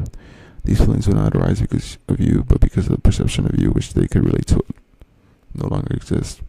Others feeling discomfort at your success will lead them to you purposely dimming your light to avoid making them feel bad. You'll vibrationally self-sabotage your frequency of your desired reality by diminishing yourself, becoming insecure and uncomfortable in order to make others feel comfortable. Someone who puts others before themselves, even on their own detriment. Materializing your desired reality requires a degree of selfishness by prioritizing yourself. If you put others first, you prioritize their frequency instead of yours, meaning it would never accumulate the momentum required to materialize. Someone who knows your place. Materializing your desired realities requires changing your status quo and leaving others behind. If you accept the limitations of your place in the world, you accept the same energetic ceiling as them. Someone who is humble. It's likely that materializing your desired reality will require you to be the opposite of humble. You have to lift yourself, your self-worth, self-confidence, and self-concept, which will be interpreted by others as arrogance or egotistical. So you avoid lifting yourself, and without realizing it, your lower self. It's clear now that a good person is simply someone that conforms. Those who conform are loved, accepted, and approved. Conversely, a bad person is simply someone that refuses to conform. Those who don't conform are hated, rejected, and disapproved. The materialization of your desired reality will require you to be hated, rejected, and disapproved to some degree. If you want your desired reality, you must accept all that comes with it. Often, on a subconscious level, we know all that comes with our desired reality, and we avoid it because we aren't ready. As mentioned earlier, social contracts have an inbuilt defense mechanism to maintain conformity, self-sabotage. We will go to any lengths necessary to be a good person, which even destroys the frequency of your desired reality. Wow. Practical. There are 2 ways to break the social contract once and for all. Number 1, unapologetic acceptance. Until you can apologetically accept that attaining your desired reality will be will lead to those around you considering you to be a bad person. You'll feel guilty about your success. As a result, to avoid that feeling of guilt, you will avoid success because unconsciously in your mind they are merged. Out of respect to those around you, you will disrespect yourself. You want the love and approval of those around you if it means you never materialize your desired reality. If the love and approval of those around you is conditional on never materializing your desired reality is a true love and approval. If those around you do not wish for you to be in your desired reality, then what do they wish for you? Do they love you? Or do they only love you if you're the same as them? Have you worked as hard to stay the same? You can't feel guilty or unconsciously clip your own wings just to stay on the ground. You must pursue your desired reality without guilt and realize that reaching it will make you an inspiration to others. To make peace with it until you can make peace with being different. Every time you conceptualize change, your desired reality, your mind will produce nothing but chaos. Those people don't realize that they are weighing themselves down with the chaos they associate with the transformation they desire. It's like trying to swim, holding an anchor. How will they see me? What will they think of me? Will they still love me? The truth is, you won't know until you enter your desired reality. But it's your fear of finding out that is corrupting your frequency. Make peace with being different, and you will find peace in difference. Create chaos from being different, and you will find a chaos in difference. The energetic ceiling on your reality principle. Self-worth is your energetic ceiling, determining the limits of what you materialize in reality. You can have high aspirations, but with low self-worth, those aspirations will feel out of reach despite all you do. How can you materialize something of which you do not feel worthy? Many do not realize that unconsciously they do not feel deserving of what they desire, and so it never finds them. If you see yourself as unworthy, how else can the universe see you? You do not rise to the heights of your desires. You fall to the level of your self-worth. Unconsciously, an individual with low self-worth will not see themselves as worthy of their desired reality. Despite having the right intentions and striving for their desired reality, they have a ceiling above which they cannot go. It does not matter how much an individual deserves a particular reality. They cannot reach that level above their self-worth. The more self-worth you have, the higher the ceiling on what you can materialize, and the less you're confined. The less self-worth you have, the lower the ceiling on which you can materialize, and the more you're confined. Individuals with high self-worth are limitless, while individuals with low self-worth are limited. The mistake that most people make is allowing their self-worth, which is internal, to be determined by the external. As humans, we typically derive self-worth from others' opinions of our success, worthy, and failures, unworthy. The universe will never give you more than what you know you deserve. Self-worth ultimately determines what you know you deserve, not what you believe you deserve, for two are often mistaken. You may believe you deserve better, yet it doesn't arrive, not because you don't believe it, but because you don't know it. Self-worth isn't about believing, it's about knowing. Belief lives in the subconscious mind, but reality responds to the subconscious, and the subconscious speaks in emotion. Knowing transcends belief because it's emotional and embodied. The universe reflects not what you unconsciously believe you deserve, but what you emotionally experienced. The most emotionally intense moment, whether positive or negative, imprint the subconscious and define your baseline of worth. This is what sets your frequency or state of consciousness. An individual can believe they deserve prosperity, but due to their emotionally intense experiences with suffering, their subconscious mind only knows suffering, unfortunately leading to the materializing of suffering. An individual can believe they deserve wealth, but due to their emotionally intense experience with poverty, their subconscious mind only knows poverty, unfortunately leading to the materialization of poverty. An individual can believe they deserve a healthy, loving relationship, but due to their emotionally intense experiences with toxic relationships, their subconscious mind only knows toxic relationships, unfortunately leading to the materialization of toxic relationships. An individual believes they deserve abundance, but due to their emotionally intense experiences with scarcity, their subconscious mind only knows scarcity, unfortunately leading to the materialization of scarcity. Until your self-worth matches your desired reality, you will vibrationally self-sabotage this materialization without even knowing it. To the universe, what you deserve is what you have emotionally experienced. An individual who desires love but feels undeserving of love will vibrationally self-sabotage whether directly or indirectly, consciously or unconsciously. An individual who desires respect but feels undeserving of respect will vibrationally self-sabotage, whether directly or indirectly, consciously or unconsciously. An individual who desires appreciation but feels undeserving of appreciation will vibrationally self-sabotage, whether directly or indirectly, consciously or unconsciously. Your frequency speaks before you do. Knowing is determined by what you have experienced internally, emotionally, and intensely. The epicenter of self-worth is the knowing law of the universe we touched upon earlier. You can only have what you already have. To deserve better, you must intensely and emotionally know better. To deserve love, you must intentionally and emotionally know love. To deserve wealth, you must intensely and emotionally know wealth. Anything you do, know will never grow. Anything you believe is what you ultimately fail to achieve. It seems frustrating to that what we deserve is what we have experienced intensely and emotionally, especially when we have gone through adversity, pain, and suffering. However, this presents an opportunity. Since the mind cannot distinguish between reality and imagination, this allows you to alter what you subconsciously know, altering what you think you deserve, which lifts your self-worth, which eventually leads to your energetic ceiling being lifted. All you need to do is internally cultivate an experience that is so emotionally intense that it becomes real to the mind. By doing so, you can overwrite what you know, which overrides what you deserve, which overrides your self-worth, which overrides the ceiling. Until self-worth is detached from the external, it will be attached to an illusion. And so long as it is attached to an illusion, it will be not be grounded in truth. Self-worth is attached to the external in two ways.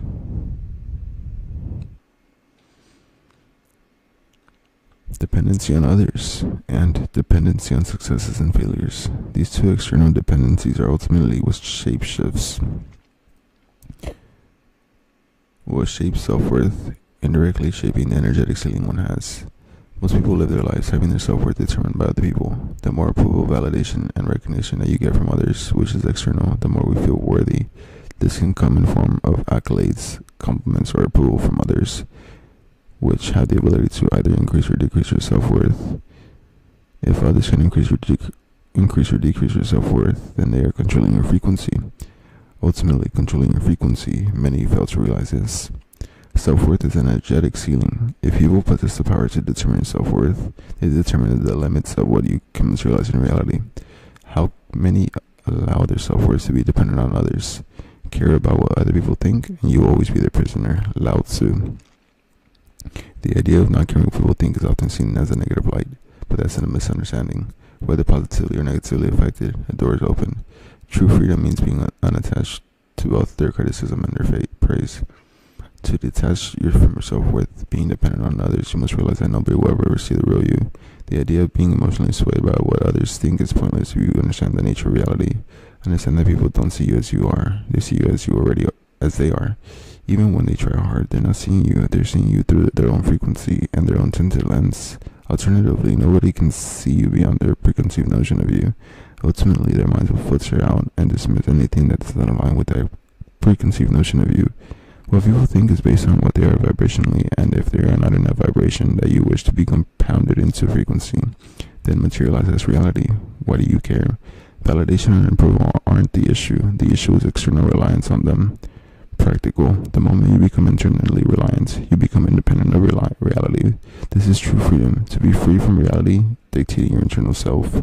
Validation and approval must come from within, and only within. You must use your imagination to cultivate an internal experience and intensely stimulate feelings of approval and validation. That can be a scene or the sounds of people praising you, appreciating you, honoring you, and respecting you. Use the technique prescribed. In doing so, you detach from the external reliance and you alter what you know, altering what you deserve, and ultimately what you're able to materialize. Seeking validation and approval from others means you lack it from yourself. Through utilizing the mind to create experiences in which you are validated and approved within, you set in motion for it to materialize without. What you desire from the world is what you give. You must give yourself before the world gives it to you. Moving on to successes and failures, in the other way in which we derive our self-worth. To adhere the concept of success and failure, it is to unconsciously and vibrationally subject yourself to the illusion of polarity. The mind that sees two instead of one is separate. And to be separated internally is to be separated externally. Success can prompt intense feelings of pleasure, accomplishment, and satisfaction, which seems harmless, but by allowing the external to take you to the heights of happiness, you unknowingly open a door for it to take you down to the lows of sadness. Failure can prompt intense feelings of pain, disappointment, and dissatisfaction. 222. The heights of pleasure and the lows of displeasure. The heights of euphoria and the lows of dysphoria. Without realizing you have made your internal dependent on the external. Without realizing you have empowered the external and made yourself powerless. Without realizing you have not subjected yourself to reality's emotional roller coaster, rising high whenever it desires positive energy or plunging low whenever it desires negative energy. You need to transcend seeing life as a series of successes and failures. Detach from those labels, and you will energetically detach from the vibratory effect of those labels. Through labeling reality, we attribute meaning. When we attribute meaning, we attribute emotion. And when we attribute emotions, we attribute frequency. When we attribute frequency, we attribute reality. Labels are part of our perception, which ultimately leads to our projection. And to perceive something as lost is to project the meaning, emotion of loss into your reality. When loss causes your self-worth to take a hit, that is only due to the meaning that you have attributed to that loss. Over time, consistently repeated, this leads to our self-worth diminishing. There are no wins or losses, everything is one. There are no success or failures, everything is one. Categorizing something as wins and others as losses is the source of your separation, which is the source of your limitation. See everything you experience as a win and only a win.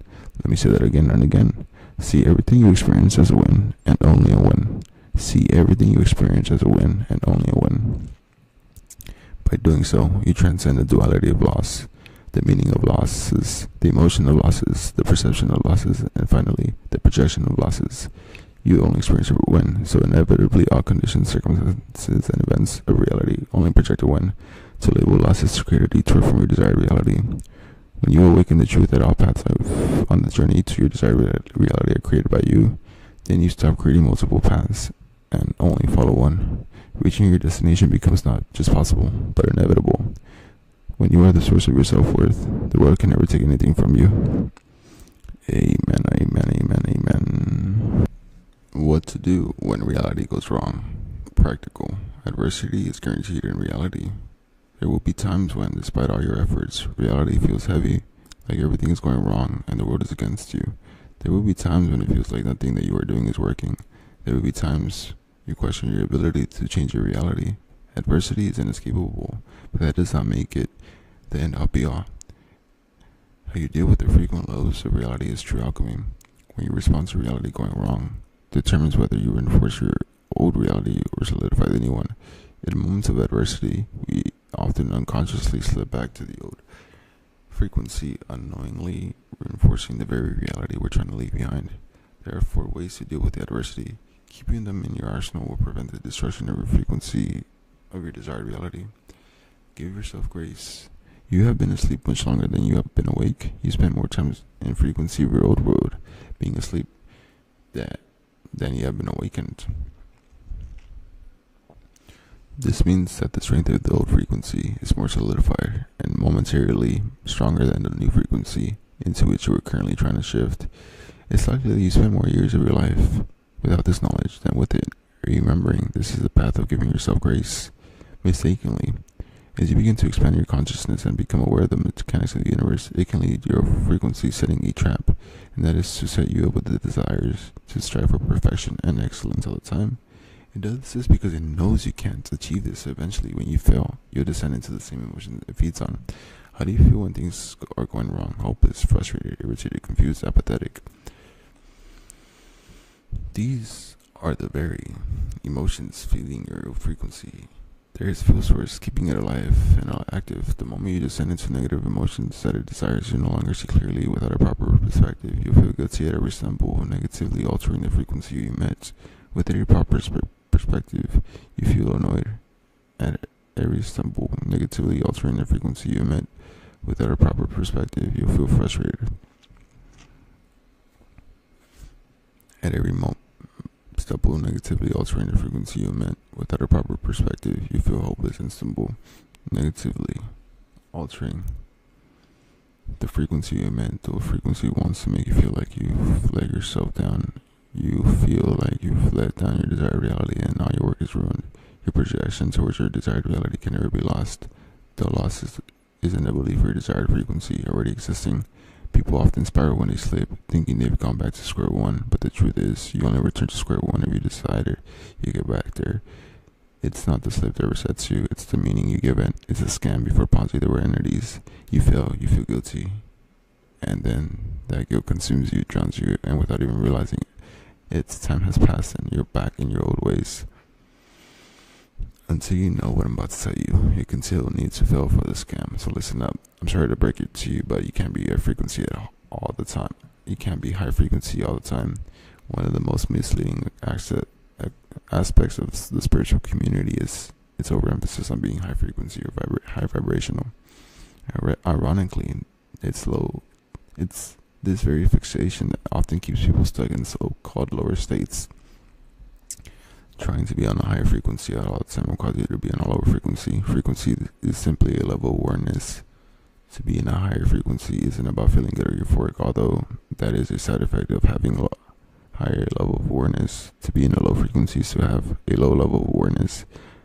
The lens through which you see reality are distorted and blurred by you. Frequencies are forever oscillating, up, down, up, down. This is the nature of the universe, so why do you think you can fight it? Amen. Frequencies aren't still. They're always moving, even if ever so slightly. The truth is, you're falling back into your old frequency. It's completely normal. In fact, it's forever going to happen. As you know, you can't have high without low and light without dark. So why are you shocked you've fallen? Did you not rise first? This is the nature of the universe. The ancient alchemists referred to this as the law of rhythm. Everything flows out and in. Everything has its tides. All things rise and fall. The pendulum swing manifests in everything. The measure of the swing to the right is the measure of the swing to the left. Rhythm compensates to caballing. All things rise and fall. The measure of the swing to the right is the measure of the swing to the left. Falling back into your old ways is part of the universe. The issue is you're trying to fight a tide and you can't. Being frustrated with falling back into your old patterns is like being upset that night turns to day. You're striving for something that doesn't exist and isn't attainable. Once again, you're being set up. Once you recognize that falling back into your old frequency is simply part of the ebbs and flows of the universe, you'll be in a position to actually transmute it. You're not going to be disappointed every time you have a slip in your frequency because it's normal. You can't rise without a drop. You can't have higher without the lower. The first step is getting back into your new frequency, is freeing yourself from the frustration and guilt. Frustration and guilt bind you to your old frequency. They are a poisonous glue that destroys you. The more you resist, the more they persist. The only reason you've fallen is because you've risen. While you're wallowing in self-pity, guilt, and frustration, those emotions blind you and make you forget that you rose to begin with. You couldn't have fallen back into your old frequency if you hadn't risen out of it, which means that you can do it again. This revelation can give you the confidence and empowerment to disrupt negative emotions that are currently clouding you. The mistake that most people make when they fall back into their old frequency is focusing on their failure. This feeds to their old frequency, which becomes stronger. They fail to realize that they could have just fed the new frequency instead. Feeding the new frequency is so simple. Just focus on your past wins. This will tap you into the frequency you had while you were rising. This energy can never be destroyed, as it exists within, so you will always be able to return to it. This all begins with your concentration. Whether you realize this or not, you've been focusing on what you don't want to experience, consciously or unconsciously. As a result, your concentration has altered your vibration, altering what you experience in reality. You need to stop concentrating on your fall and concentrate on your rise. The moment you release the guilt, frustration, and irritation you believe you deserve to feel, you stop feeding the old frequency. That an emotional weight does nothing but reinforce what you're trying to move beyond. Recognizing this is a prerequisite to the 3 key steps you must take when reality feels like it's falling apart. How do you feel when you rose? How do you feel when you think about how much you elevated yourself? Immerse yourself in these feelings and let them marinate. The inability to see your rise isn't a confession that you have not risen, but an indication that the old frequency has clouded your consciousness. You just need to give yourself permission to feel that pride, confidence, and self-accomplishment. Feel it all, because that is a fuel you'll take back to your desired reality. Transcend the label of being wrong. Things go wrong because you adhere to the illusion of wrong. Reality will only ever be unmovable to the degree that you are unmovable. You need to be rid of yourself of adhering to the concept of wrong. Do not forget, there are still no truths in reality other than what the subconscious mind accepts as true. You make the laws of reality based on your conviction behind a belief. Once you start to internalize the idea of reality is wrong or things aren't working, you set in motion a frequency that molds your reality to reflect the idea, which is strengthened by the emotions behind it. Usually frustration, irritation, annoyance, anger, or sadness. When it comes to your desired reality, reality can never go wrong. Eradicate the concept of wrong from your vocabulary to eradicate it from your reality. What we deem to be right and wrong in a reality is nothing more than the illusionary law of polarity in operation. Energetic pairs such as masculine and feminine, negative and positive, or good and bad only appear to be separate in the third dimensional realm. Outside of our reality, on a quantum level, everything is one. There is no separate outside of a reality, from where you must materialize your desired reality, meaning you must be above the polarity of reality and begin seeing everything as one. This extends to labeling reality. Everything in reality it simply is. The inability to see this is due to our desire to moralize the universe, which will result in nothing more than a pain and frustration. The universe doesn't adhere to morality. Gravity acts upon the innocent child in the same manner as it does an evil adult. How would you feel if you knew that nothing can ever truly go wrong in your reality? That despite how things appear temporarily, everything is leading to one place. Traditionally, our concept of things going right or wrong stems from the idea of God and the devil. Many assume the devil must exist because they believe God. Like everything else in reality, sometimes something must have an opposite, but this reasoning overlooks a key truth. God exists beyond this reality, and therefore beyond polarity. God is not bound by duality, contrasts, and opposites. So if God is above polarity, then God has no true opposition, meaning the concept of the devil as God's equal opposite is a misunderstanding. There is one power in the universe, and that is God. As it is often said, the devil is a lie. The concept of the devil is rooted in the belief that things can go wrong, that you can stray, take the wrong path, or fall into darkness. But when the darkness is illuminated by the light of truth, the illusion of multiple conflicting paths dissolves, revealing that there was only one truth along the path. This isn't about debating the existence or validity of the devil, but rather bringing awareness to the deeper truth. There's ultimately only one power of the universe, expressing itself through different vibrational states. Never forget that what you experience in reality, as long as you maintain the idea that all paths lead to one place, every apparent change in direction will simply be another route to the same location. There are no detours unless you create them with the idea that can go wrong. Look at the wrongs of your reality as a delayed form of consciousness, making their way out of the create space before your desired reality, as opposed to an indication that they still exist and have power over you. Alter how you look at life, and life will alter the way it looks at you. Your perception is being used against you, and until it serves you, it will destroy you. The alchemist takes advantage of the fact that life is meaningless. The alchemist takes advantage of the fact that life is meaningless. That does not mean that life is valueless, but the meaning that we attribute it is just that, what we attribute. The label or meaning you attribute to reality will ultimately alter your reality and reflect the energy behind that label. If you see everything as wrong, then everything energetically within that label will imprint itself onto your reality, altering it to reflect everything that is aligned with wrong. Until you can redefine the experiences of reality to serve you, reality will control you. To truly alchemize your reality, see everything going wrong as a sign that everything's going right. Remember, the only difference between things going well for you and things going badly for you is the rate of vibration. Your vibration is preceded by your concentration. If you continuously focus on the aspects of your reality which are going wrong, the concentration will be reflected in your vibration, which will gain momentum until it becomes a frequency. Every frequency must turn into a reality. Alternatively, if you consistently focus on the parts of reality where everything is going right, with enough momentum, this vibration becomes your dominant frequency. You can have good intentions in your reality, but ultimately your concentration is more powerful than your intention. Stand calmly among the chaos. The world can only give you what you give yourself first. To truly alter your world, you must be whatever you desire before the world proves it to you, because it will never prove what you are already not. Sometimes life can be chaotic. It can feel as though everything terrible is happening at once. It is choking you. The only way out of chaos is in your external reality is through cultivating peace internally. You need to be able to stand calmly among the chaos. The chaos will remain so long as it exists internally, but once removed and dissolved, eventually it has no choice but to do the same externally to you. In some instances, it can feel as though we are powerless over reality and conditions, circumstances, events, and even people around us that regard have more power than us. But you can regain your power with one realization: the power of creating chaos. The chaos that's getting you down is owned by you. It's simply that it's been externalized. The strength of the chaos is fueled by you. The power of chaos that doesn't belong to the external, it belongs to you.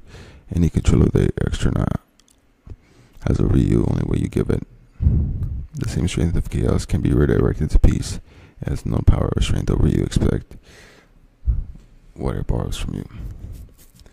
You're projecting your power on to the chaos, thinking it is strong. No, it is you that is strong. You have always been. You can redirect that same strength towards peace rather than chaos. The waves outside of you can only be brought to stillness by the stillness inside of you. It's worth reiterating here that the notion of things not working or going wrong is a confession of misalignment with the true essence of manifestation. Manifestation is internally shifting to a degree to which you are no longer emotionally dependent upon seeing reality change. Manifestation is internally shifting to a degree to which you are no longer emotionally dependent upon seeing reality change. Manifestation is internally shifting to a degree to which you are no longer emotionally dependent upon seeing reality change.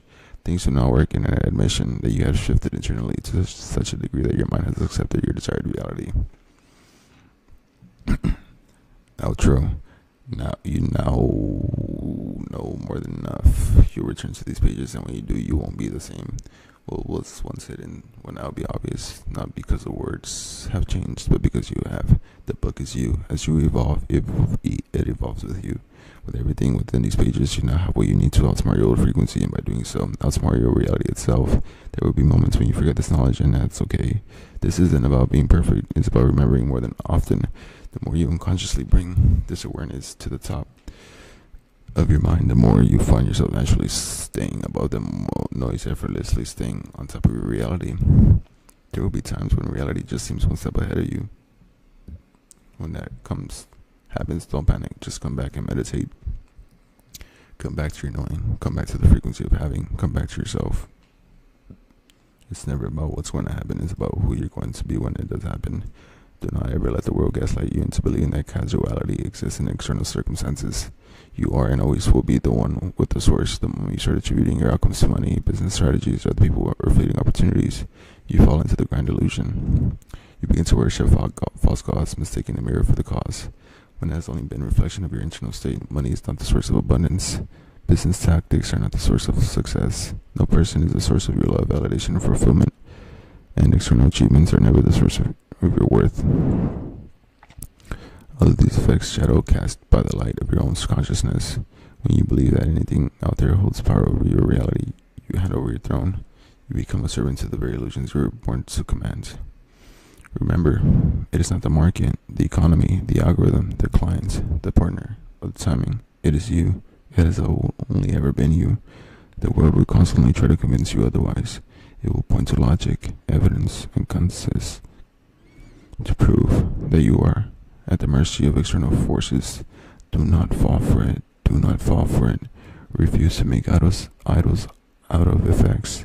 Refuse to forget that the true cause, the only cause, is within you. When you reclaim that truth, money flows. Refuse to make idols out of effects. Refuse to forget that the true cause, the only cause, is within you. When you reclaim the truth, money flows, relationships align, success unfolds, not because it gave you anything, but because you stopped chasing shadows and stood as a source. The only thing that exists in the universe is consciousness. That is all you have and all you ever need. Now go and outsmart reality. Now go and outsmart reality. Now go and outsmart reality. Big shout out to the homie Nero. Man, what a deep buck. As the homie Nero would say, pause. But man, like, oh, good. No words for it. Mind blown. No, mind blown. I don't want to jinx anything, bro, but this shouldn't be on the market. It's too lethal. It is too lethal. But made it this far. Thank you, and let's keep ripping it, boys.